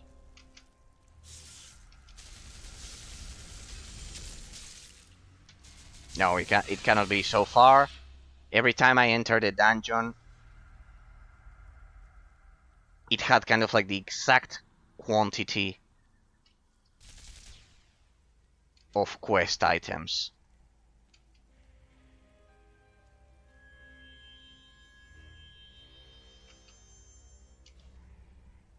It was kind of like precisely scripted.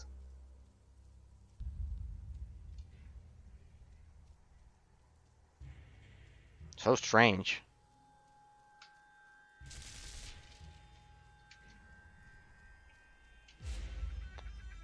Maybe this one is the exception.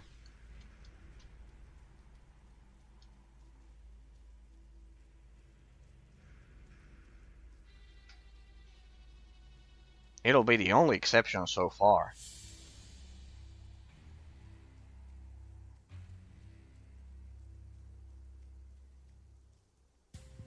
What? There isn't a second demon organ. What? No.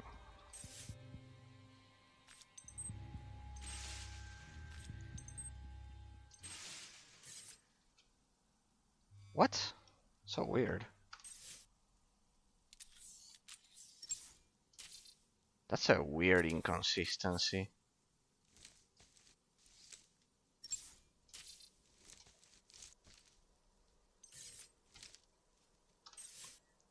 Let me see.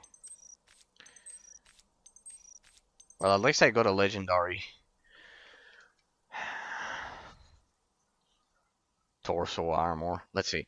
63, health regeneration, ignited, blah, blah, blah, hit point bonus, powers bonus. Yeah, definitely. We're keeping this one. Awesome. Hey, look at that. Now that's what I call a pauldron. Or a shoulder pad. Well, it looks awesome. No, but could it be that this is the only mission in which the exact quantity of quest items is not scripted? Well, I guess so. Maybe there? Yes. Looks like it is. Medium health injector. No. No, because there would need to be yet another demon for me to kill. Well, guess we'll have to come back later. Next time, so I need to finish. Parathyroid of... Are you still looking for the demon claw? No. No, no, no. It's... No, no, no. It's the demon organ. Kind of like... It's not the Wonder times 5000. It's the Parathyroid of Evil. I think this is the only mission, Sayona, in which it isn't exactly... No, the claw, I think I'll need to wait for the game to respawn them next time. And I think the same for this mission. It's weird. These two missions, I've killed everything. There should be one more demon alive so I can get the last organ. The last demon organ. Can you hit P? Yeah, sure. Nothing happens. XP? Nothing. Nothing at all. No, but if it's the inventory. Okay, that's dead then. I believe that these two missions are the only ones so far. I still need to go to Blackfriars. Maybe we'll do the next dungeon right now, and then if I come back, they respawn. It's weird because these are the first two missions out of all of the game that it isn't kind of like perfectly scripted all of the quest items that the mobs drop. It's weird. It's kind of like two unique exceptions. Damn. Oh well, we can... As long as I can keep killing, then I will go back and do those other... They are not bagged quests, because I just need to wait for them to respawn. There are three usual reasons why that happens. A bug, maybe?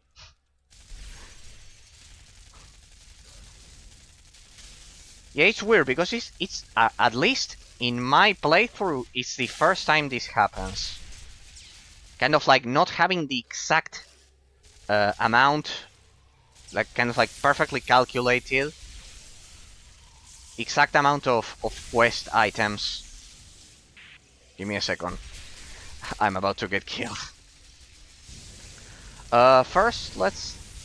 Well, no, I won't open a portal because, anyways...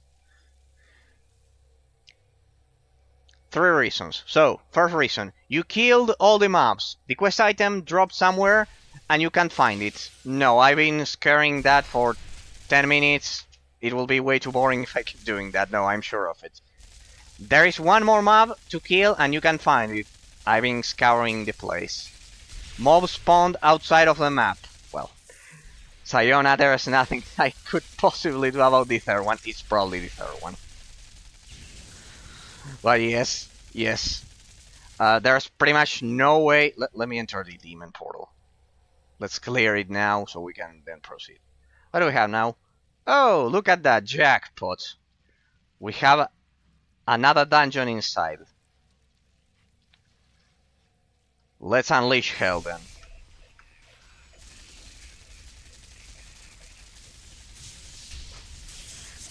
Sayona, there's no way you knew all of those three reasons without looking at the source code again, just like the detection range. Damn. If I didn't know that you looked at the source code, I would feel terribly bad for my kind of like skills at noticing those subtle details.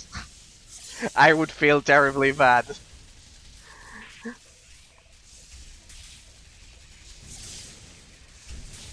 Because I could spawn the kind of like the detection range and the spawn system without doing so, or at least I could somehow suspect how the spawn system worked. But damn, I would have never guessed those three. If without looking at the source code, that's pretty much impossible.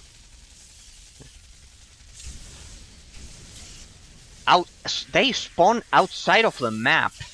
That's kind of like a very specific issue of the source code, I imagine. Kind of like when they created the algorithm for where the mobs will respawn.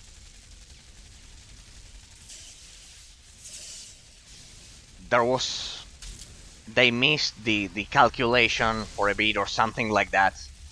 Kind of like the mathematical algorithm for the mobs respawn.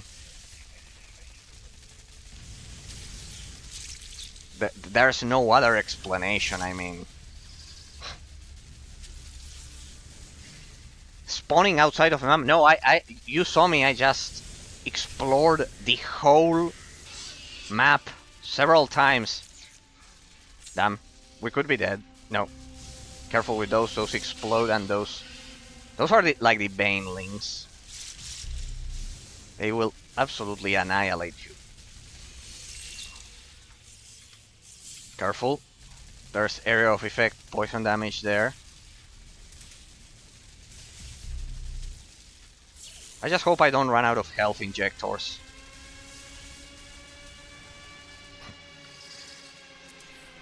Ladies and gentlemen, when you hear the nuclear alarm, it means run. Because there's something nasty around you, like that imp diabolist. The maps are composed out of tiles. Give me a second, I'm about to get killed. I'll read it. Damn, no.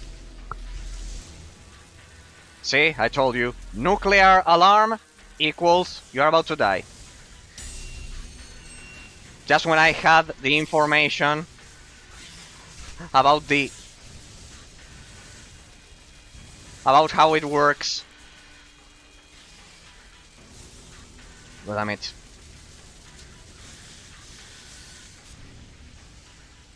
Careful with those lightning orbs. Careful. I'll use multi-beacon, I guess.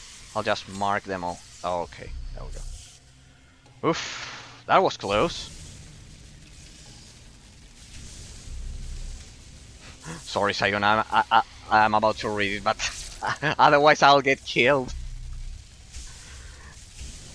In this game you die kind of like in a matter of seconds.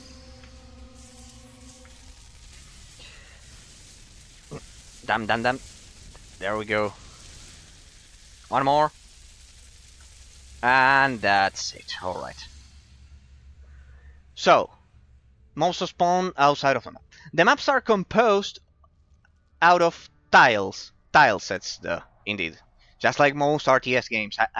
I've discussed the tile sets with yet another developer last year.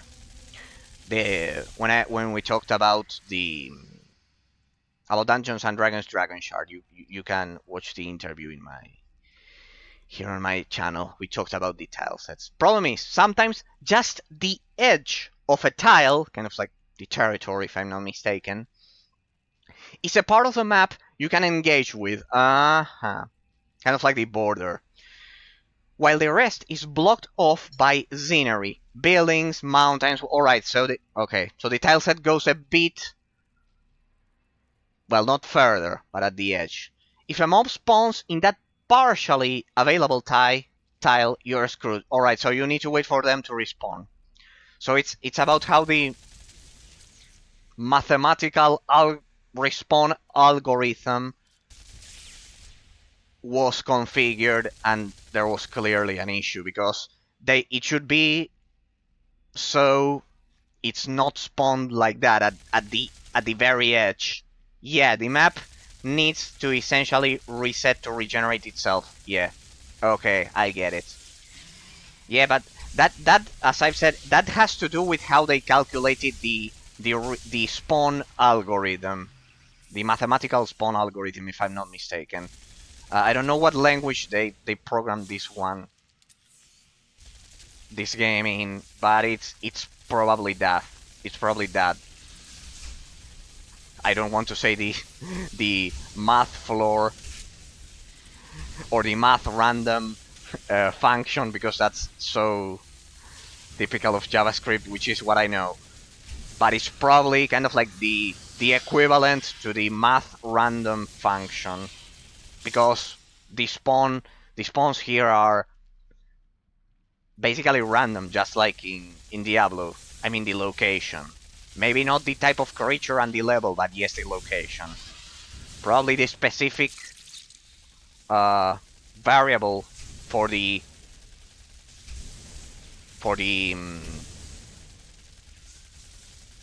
X and Y position on the map has that specific mistake. I mean, that's the only explanation. So yeah, it's just the edge and how they kind of like tried to set the limit of the map with the buildings. The tileset goes a bit further. Yeah, and hey, another ancient blood. I can only imagine how brutal these ones must be with your maths, Iona. But well, let's see if I can survive this one. Yeah. Anyways, without. Oh. See, this is what I mean. Yeah.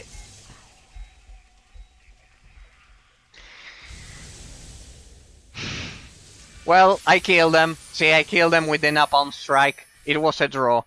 It was a draw. I killed. No, let's see. Let's see if they respond. If they didn't, we'll get straight to the to what we were. Yeah, they respond. What's this one, right? Yeah. You level up while dead. Really? You have to be kidding me. I killed them and I leveled up while dead. No, not a clue about it. That's for sure. Okay. So now we can confirm that you can level up while dead. That's pretty solid. It means the experience. That means they configured the experience system in such a way that it works even if you are dead. Anyways, you get reduced experience while dead. I must have been extremely close. I mean, XP is XP. Yeah. But for example, I think in World of Warcraft, the napalm strike took them out after you died. All right. Yeah, but for example, in World of Warcraft, if that happens, I don't know if you get the XP. I will need to try it. That's pretty solid because it at the end of the day it's fair, I guess. But well, let me increase that. I've been unable to equip some items because of the lack of strength. So I will just add 2 little points there, and I will keep increasing my willpower because I, more often than not, run out of power. Thanks, Sayona. I didn't even realize I leveled up while dead. Let's see. Now we should be able to find them. What was it? The demon organs. See, it has an animation in Napalm Strike, but sometimes it doesn't work. That's the most curious thing about it. Yeah.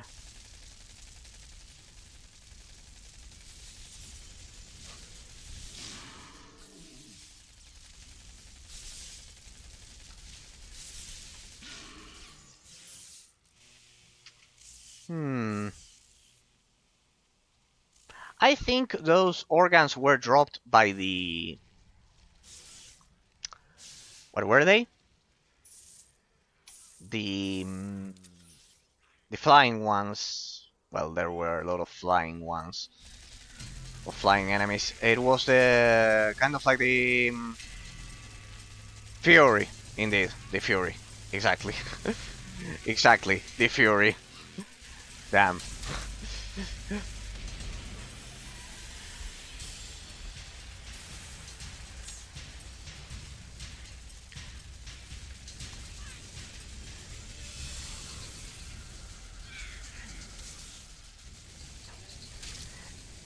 The floating ladies with no legs. Indeed, those ones. The floating ladies.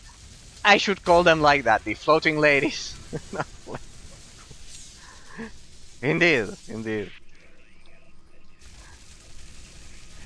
Damn, Sayona, you must really love this game to know it kind of like by heart like this. It's amazing. Because it has happened to me with other games. And it's absolutely amazing. When you kind of like find that game which you totally love and you get to know it by heart because it's amazing. I must ask, because this is something I've been wondering, Sayona. Is this your favorite game ever? Kind of like out of all of the ones you played. Kind of like, for me, it's Star Wars: The Old Republic. I would clearly say it. Star Wars: The Old Republic. Sometimes I could say Knights of the Old Republic because it's basically the same. Is it your favorite game? Kind of like, of all time, the best.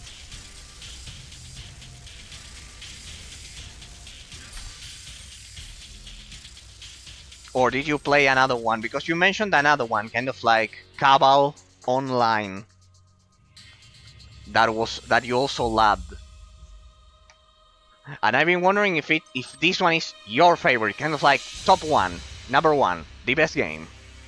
Just like for me, it's Star Wars: The Old Republic.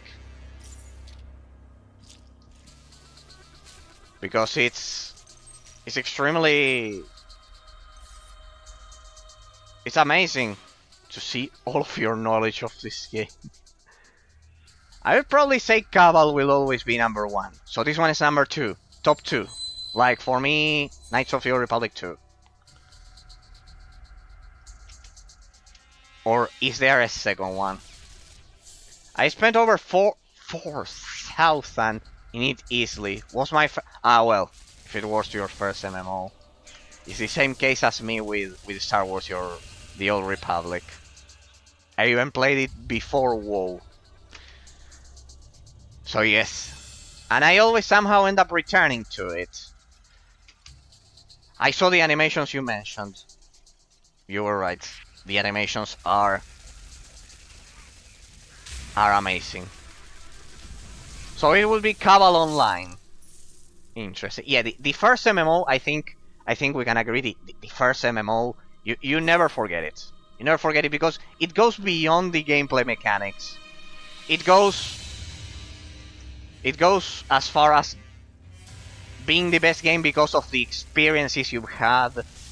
For example, let's say the first world boss, the first raid, the first guild you are in.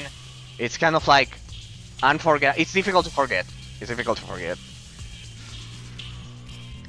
Well, you have to play a pretty bad MMO in order to and be extremely honest with yourself in order to say, well, it was my first MMORPG, but it's not the best one. Because it's usually impossible to forget.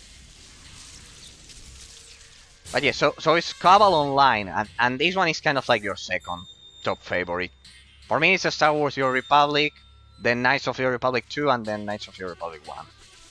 Sometimes I could argue that Knights of the Old Republic 2 is better, but no, most of the time, 99% of the time, I end up saying Star Wars: The Old Republic. So, yes, I was wondering that for some time. Probably second favorite, yeah. I wouldn't be so involved with it otherwise. Yeah, imagine. But well, there are some cases, for example, that it's not that you get involved with a game or the community or those things, but then there's some kind of like sleeper game that you never thought about that it's probably it ends up being your favorite, kind of like. I must confess, actually, a scene, and that is that I never played Ocarina of Time up until the 3DS version was released.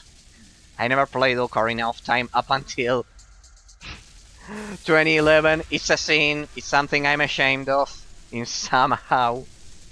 Well, as ashamed as you can be of not playing a legendary game. And well, that one, up until I was kind of like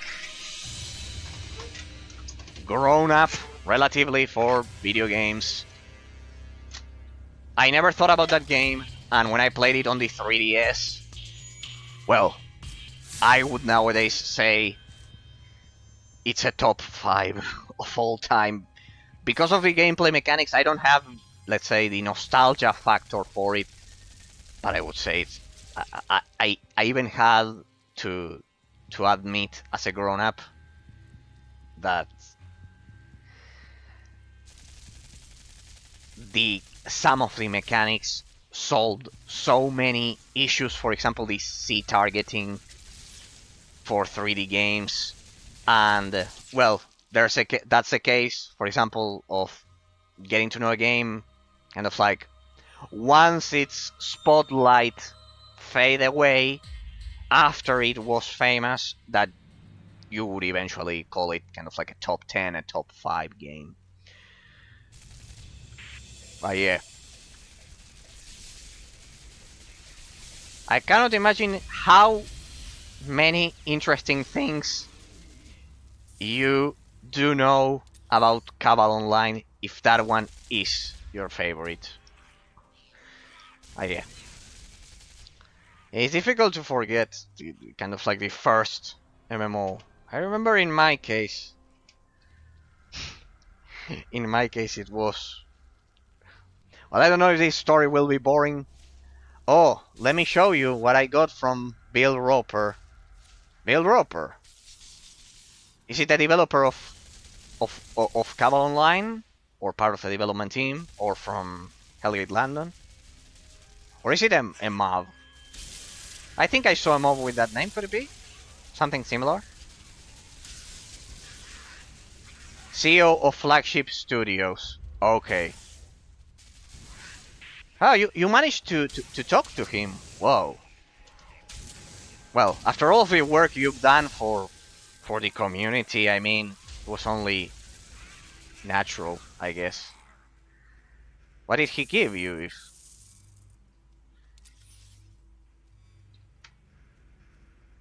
I bet it must be some cool.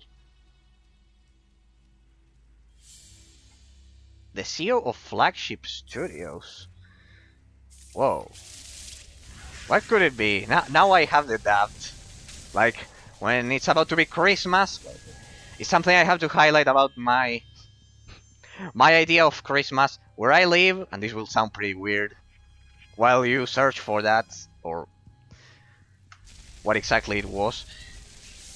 Christmas, where I live, we don't picture Santa Claus kind of like in the middle of the North Pole, and we associate it with a lot of cold. No, we picture him kind of like with a folding chair, sunglasses, because indeed, yes, ladies and gentlemen, where I live, Christmas is celebrated exactly at the beginning of the summer. Yes, indeed. 30 degrees Celsius, sent on Discord. Oh, amazing. Then I'll check it. It'll be... I bet I'll be surprised. Could it be a sword? For example, some days ago... Alright, then once I finish the stream, I'll check it out. I'll check it out. Or maybe I can check it out now, but... yeah, but this... I have Discord. I would have to log in, and I have these two security thingy. Well, I think I'm fucked with this mission. Again, I think the tileset spawn system didn't work. Alright, then I'll check it, Sayona. I bet it must be amazing. I bet it must be amazing. But yeah, it's amazing when you get to talk to the developers, or in this case, well, the CEO. But well, you've done a lot for his game, and it's amazing when we get to talk to them. I remember the first time, let's say, an important developer was on my stream. I still, uh, EO Sapien, sir, if you are watching, I'm still so thankful for that interview. Yeah, it's amazing. It's an absolutely amazing feeling, because you get a lot of details that you would have never imagined. Yeah, the spawn system is. I think it's a matter of RNG. Maybe because I didn't even see a single Fury here. Let's try the next. Let's proceed with the dungeon. It's amazing. It's amazing. I still have the interview here on Twitch, and you can see that I was absolutely surprised by that. Uh, all of the knowledge and the insane opportunity. Oh yeah, you got to show Brevik the tribute NPC we made for him. Oh, you made, and he knows about it, and he knows about it. You showed it to him, so he must know about it. Oh well, that's amazing, Sayona. Well, but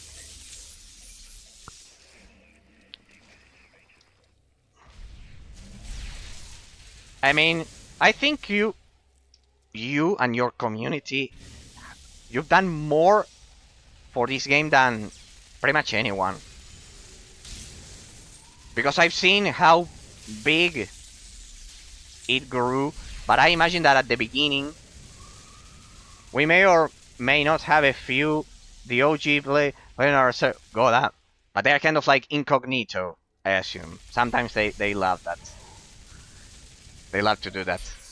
Kind of like incognito, no, without telling that they are the developers. Because then everyone will say, you're the developer, please, let's talk for 4 hours, just like I do when they drop by my stream. Please, please, all of those things. Even managed to get him to hop into voice chat with us to surprise the team. Well, that's amazing, because I imagine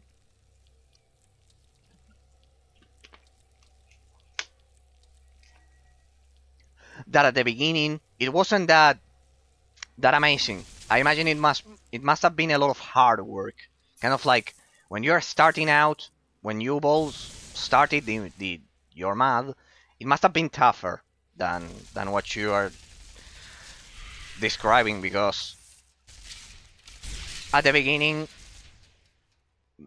they have their things to do and they don't realize. It was hilarious at the beginning. May I ask why? I just dragged him into boys without without telling them, Sayona. No, no, without telling them. Hey guys, this is David. My, no, that's a huge shock. Which David? Oh shit, that David. Panic triggered. Yes, indeed. Yes, yes. My God, I cannot. I can only imagine it. I can only imagine it. Yes. At the beginning of this series, I even read his article about how, because panic, absolute panic. Yes, at the beginning of the series, and I have read it several times. What I mostly admire of him is how he kind of like pushed through and kind of like changed the paradigm for turn-based RPGs with Diablo 1, the combat system. When he turned the... I read the article several times. When he turned the clock to 0, kind of like in the internal game engine, and basically that's where action RPG was born. When he turned that clock down to 0, thanks to the kind of like the inherited knowledge he got from working at Blizzard, with the RTS games, with StarCraft and Warcraft, and that it's amazing. That's pretty much the most amazing moment, and it's sad. You know what, Sayona? It's sad that most people, if you or me, if we tell them, for example, let's say they watch the first part of this series, in which I read the article about David, they won't even know who he is. I know that for us, we say that, or on your Discord and your community, they will immediately identify it just like you described, but most people won't even know who that person is, and they won't even know that there are real-time gameplay mechanics nowadays in RPG games. Thanks to him, that's, I guess you can now see basically the idea behind my channel. Just like that, which you're describing happened to Breivik, it happens to a lot of them. That they create amazing things, and just because the genre isn't popular because it takes... Generally, it's because it takes time and dedication, or because there was a huge kind of like... I call them the black hole kings. I've had this discussion with another follower of the channel regarding the RTS genre.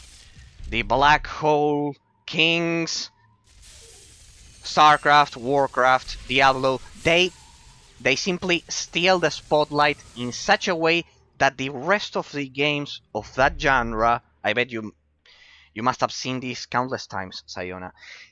They steal the spotlight in such a way that any other game of the same genre released is completely ignored. And then all of the creative ideas that game may have had, they're completely lost in time. They're completely lost in time. I can cite numerous examples, but the most blatant one I've seen, I would say, is Advent Rising. It's a third-person shooter that I've commented to you if you like third-person shooters. That game, I mean, a lot of people love Gears of War, and 99% of them have never played Advent Rising. 99% of the people who played Mass Effect never played Advent Rising, and it's the predecessor. Well, they either completely overshadow everything else. Exactly. Well, or what's the other option? Or set such a huge standard for the whole genre. Exactly. That's the thing. Like every MMO tries to be the WoW killer. Yes, exactly, and it's sad. It's sad, or at least for me personally, it's sad. That's why I showcase these games more than for views or anything. It's mostly because I cannot stand how ignored some of these awesome games are, and it's actually painful to see how 99% of the people who like gameplay mechanics present in those games that you're describing that set the standard don't know a thing about these games because they don't have the advertisement. They don't have the budget for the advertisement campaign, and it's truly sad because the experience could be much better for a lot of people because they like a lot of gameplay mechanics and they simply won't explore other games with those very same gameplay mechanics. For example, let's imagine this. I played Gears of War. Then I played Mass Effect. Imagine a person who played those two games. But then that person doesn't, for example, doesn't get to try Advent Rising, or for example, someone who played Torchlight, which thank God, thanks to the talented development team, they probably never try Fate 1 and 2, and it's literally they are literally the predecessors. Fate 1 and 2. It's exactly like playing Torchlight, but with a different setting and some different gameplay elements. And like those cases I've named, I can grab my encyclopedia, I call it, where I have all of the games, and tell you case upon case upon case, regardless of the genre, and it happens the very same. Lately, last year, I've been analyzing a lot of RTS games because it's one of my favorite genres. And for example, Armies of Exigo is pretty much Warcraft 3. And I would even dare to say it has some gameplay mechanics which are better than Warcraft 3. Overall, it's not better than Warcraft 3 because that's kind of like the opus magnus of RTS alongside StarCraft and Age of Empires. But it has some mechanics, for example, the multi-layered maps, which I have seen in Warcraft 3, but not with the degree of complexity Armies of Exego has. And in turn, Dungeons and Dragons Dragon Shard also, well, I talked I interviewed the developer, the main core developer, who's also a follower of the channel. And he told me that they simultaneously, at the same time, developed the concept of the multi-layered dungeon. It's incredible that they didn't steal the idea from each other. It was kind of like Electronic Arts against Liquid Entertainment. They developed the concept at the same time, creating multi-layered maps. How may I be of service? And it was absolutely amazing. And all of those stories, and he even told me that because they also developed Battle Realms and the Lord of the Rings, War of the Ring.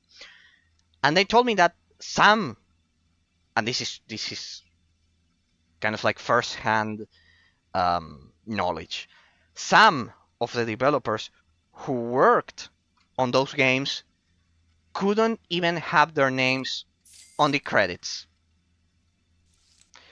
Like, whoa. If that can happen, just imagine how ignored all of these games could be, Sayona. Just imagine it. I bet you know it as well or even better than I do, probably. If you've worked since you've worked so much time on this game, on trying to kind of like revive it. Come back whenever you like. It's absolutely amazing, and it's a paradigm that I would. Well, I don't know if you watched any of my rants. Nowadays, I haven't done any because, well, it gets boring at some point, but it's an absolute waste how all of these games had a lot of interesting ideas and they get absolutely ignored. For example, imagine a close real life friend, not over the internet. A close real life friend tells you, recommend me something like Diablo. Well, you tell him Torchlight. And then he tells you, well, I love Torchlight more than Diablo. Right? I want something like Torchlight. The very only option is Fate 1 and 2. It's pretty much the same. And I am sure 99% of the people wouldn't even know of Fate's existence, 1 and 2. So it's sad. At the end of the day, that's why I totally get what you are telling me when you brought David and us. This new game coming out seems very Diablo-like. And December. I didn't know about that one. I knew about Last Epoch. Last Epoch. It's pretty. It looks to be pretty solid, or that it will be pretty solid. Last Epoch, but this one I didn't know. And December, kind of like the last month of the year. You must understand, Sayona. For me, December is summer. I think it releases today, actually. Really? Then I'll check it and I'll post it on my Discord if it's just like Diablo, because it could be a great idea. And December, I didn't know about it. Yeah, but just like Torchlight, think about any genre and this example. Gears of War, as I've said, Gears of War and I don't know, and Mass Effect, and the predecessor of Mass Effect is Advent Rising. I think in fact part of the development team worked on that one. What else? Let's see if they respond, shall we? Let's see if they respond. So, and December is yet another isometric action RPG that I don't see any Furies. No, I'm not doing this again. No, so sorry, I cannot. For those of you who may be watching this as a YouTube or a Twitch follow, then later, sorry for the torture, trying to get that respawn for those furies. No, let's get to another mission. No, where's the other mission? The organs. No, one kill trophy taken from Nick in Blackfriar. Weren't we there some minutes ago?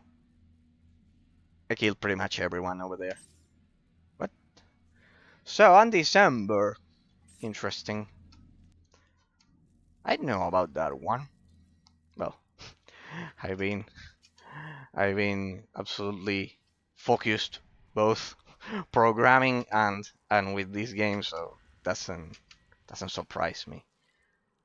But new bridge? No, it's not this one. It's wait. Let me check the map. Let me check the map because I'm lost at this point. I think it releases. Yeah. It's. I bet it must have happened to you. Seeing all of those forgotten games and the fact that they will be forgotten, that you know that they will be forgotten, it's just painful to watch. And of course, then having people telling you that Fortnite is the best game of all time. That one is my rant. That one is the part that I don't know if it happens to you, Sayona, but that's the part that I simply cannot stand. It's the part. That's the part of the conversation with real life close friends that I cannot stand at all. When they spend 12 hours playing Fortnite, I tell them, what are you doing with your life? Please, try this one. I give them a lot of recommendations, and no. It's kind of like the. It's actually it actually has a name. I mean, Fortnite is, from a mechanical side, a very solid game. Yeah, but that's pretty much the only one. Mechanical. I mean, if we say strictly mechanical, if we say complexity of the end, it is a battle royale. Sure. Are there a million bears? Sure. Yeah. The one thing I always How may I be of service? argue is that, but it still brought something different to the market. I would say H1. I don't play those kinds of games, but knowing the story more or less, H1C1 kind of like had developed more or less the founding pillars of the genre. Let's say the one thing which I clearly find the flaw is the level design. Oh, absolutely. And I don't like those games. I like Left 4 Dead. I like, regarding FPS, Doom, Left 4 Dead, kind of like more totally different. But the one thing that always, it's incredible when at least I think it's incredible when I think about this. Think about the water temple, or those of you who may be watching this as a YouTube bot. I know a lot of the followers watch my streams as podcast. But give me a sec. So yeah, it's new bridge. I need to try to kill the other one first. But most, if not all, BRs used the standard pattern of spawn, loot, kill, or battle royales. Use standard pattern. Yeah, Fortnite brought the building aspect to the game. Yeah, but now they removed it, and it's not a coincidence. Where you don't just rely on standard terrain, you build your own. Yes, but that was invented. That was invented not by constructing, but manipulating the terrain. There's a third-person shooter game pretty similar to Fortnite. I mean, pretty similar. It's not a battle royale. It's a third-person shooter similar to Gears of War. but it has the same manipulation, more, I mean, not the same because you don't build, but it's the same concept. It's called Fractured by LucasArts. It was released during the 7th generation, only on Xbox 360 and PS3, and that game has that mechanic, so at least I would argue it's not new 100% the building mechanic. Fractured by LucasArts during the 7th gen had it. No, but what amazes me, it's true, from a mechanical standpoint, I agree completely. Now, the thing that is incredible to think when I think about it, the level design. Think about the water temple in the Legend of Zelda Ocarina of Time, or pretty much any dungeon in the Legend of Zelda. I think the best one is the water temple because of because how the complexity of the environment influences the gameplay mechanics. Something you must be bored by now to listen to me saying those things, but they are the ones that clearly tell me, at least with my perception, that they exponentially increase the quality. The maps in Fortnite, I've never played it, but we've all seen countless videos because of the cloud, because of the fame it has. The level design is basically an empty map in comparison to the water temple. I mean, it's not empty, but how the complexity in the design influences the gameplay mechanics, it's the water temple, for example, I could use several other examples, is exponentially much more complex. That's where I find the biggest flaw. The absolute lack of complexity regarding the level design. The mechanical standpoint, I agree, in fact. I agree, in fact, that the mechanical standpoint, while not, I wouldn't say it was new because of what I said. I saw that mechanic in Fracture and the Battle Royale elements in H1Z1. But it's true that from a pure mechanical standpoint, it was smoother than the previous ones. See, even if I do rants, even I can be logical. No, it's like that.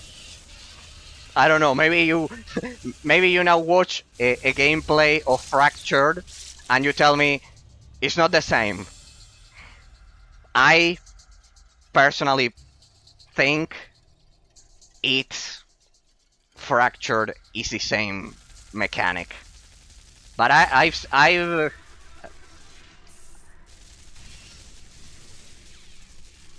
met people who think Fractured is not the original mechanic. H1 and Z1 and Hellgate are kind of like on a similar level. They were the first of the genre and set some standards, but then they sucked and someone did it better. Yes. But yeah.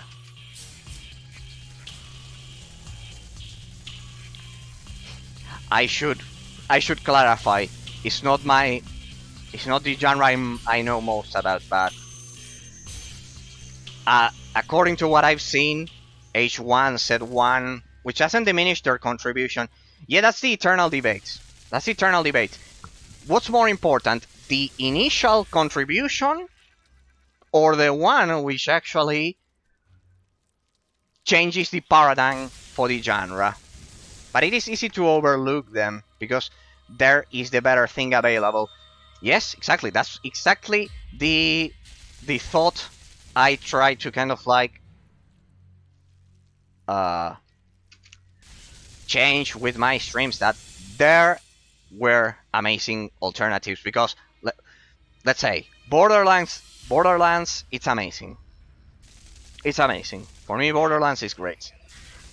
But this game is it's also amazing, and the fact that this one was released earlier for me, it's more important. Kind of like the stepping stone, the initial idea, the original idea.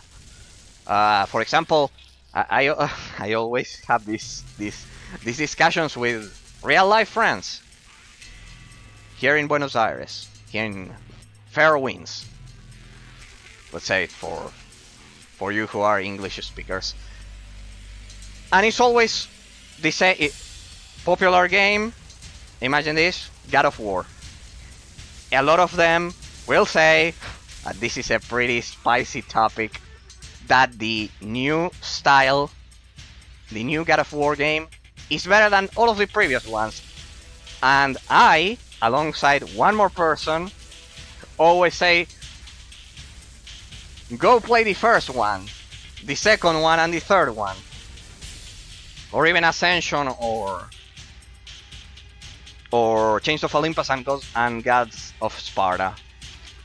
And I like God of War 1 more. And they would be unable to understand that one.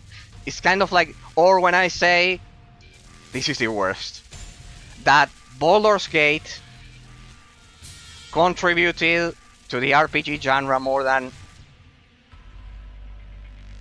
99% of the rest of the RPG games.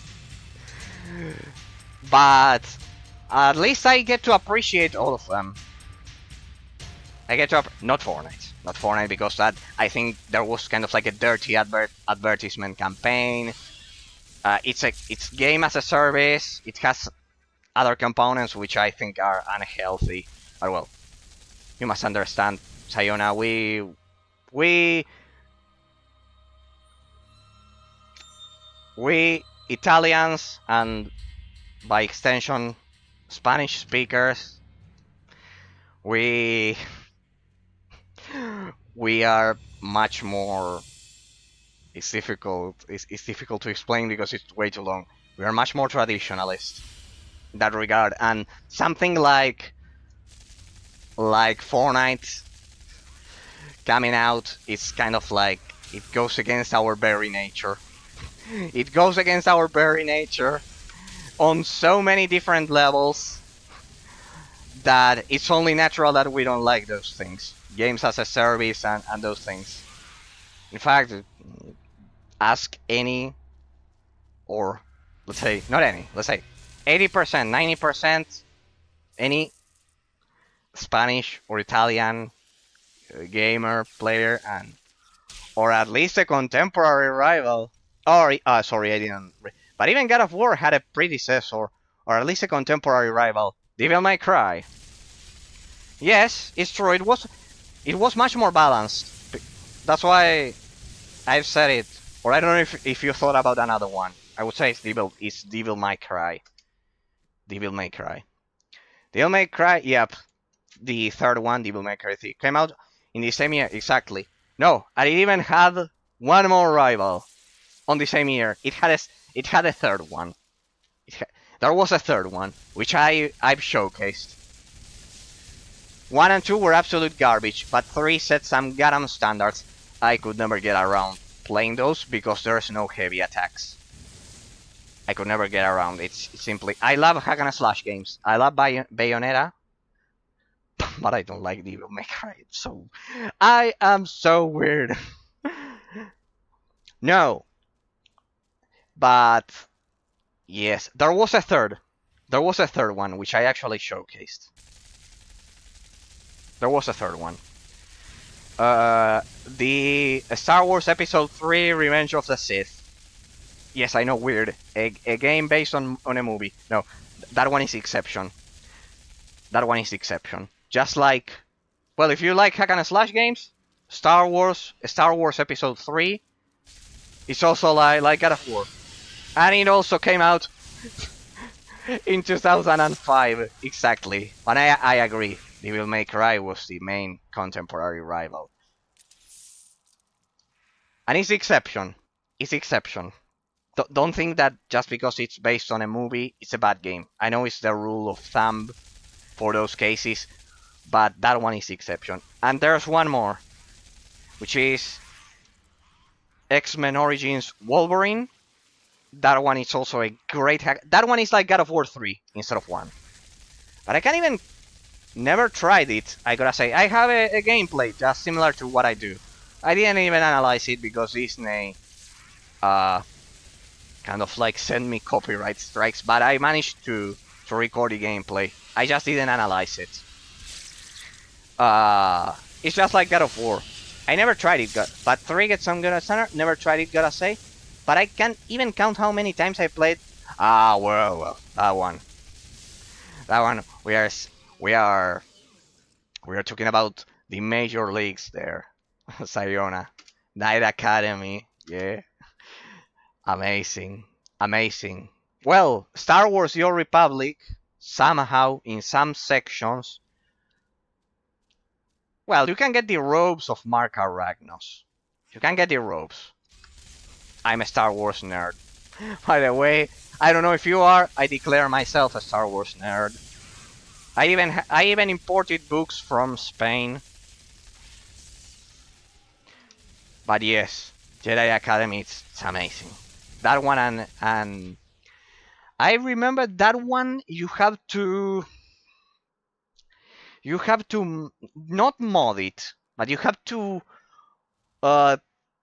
alter the configuration to run it at unlocked frame rates and unlocked resolutions. But it's well worth it. Yeah, for sure. That one, I think I played it, Jedi Academy, when I was... could it be that I was... It has to be before 13... No, even less. I played it when I was 10. Yes, because... Yeah, 10. More or less, no more than that.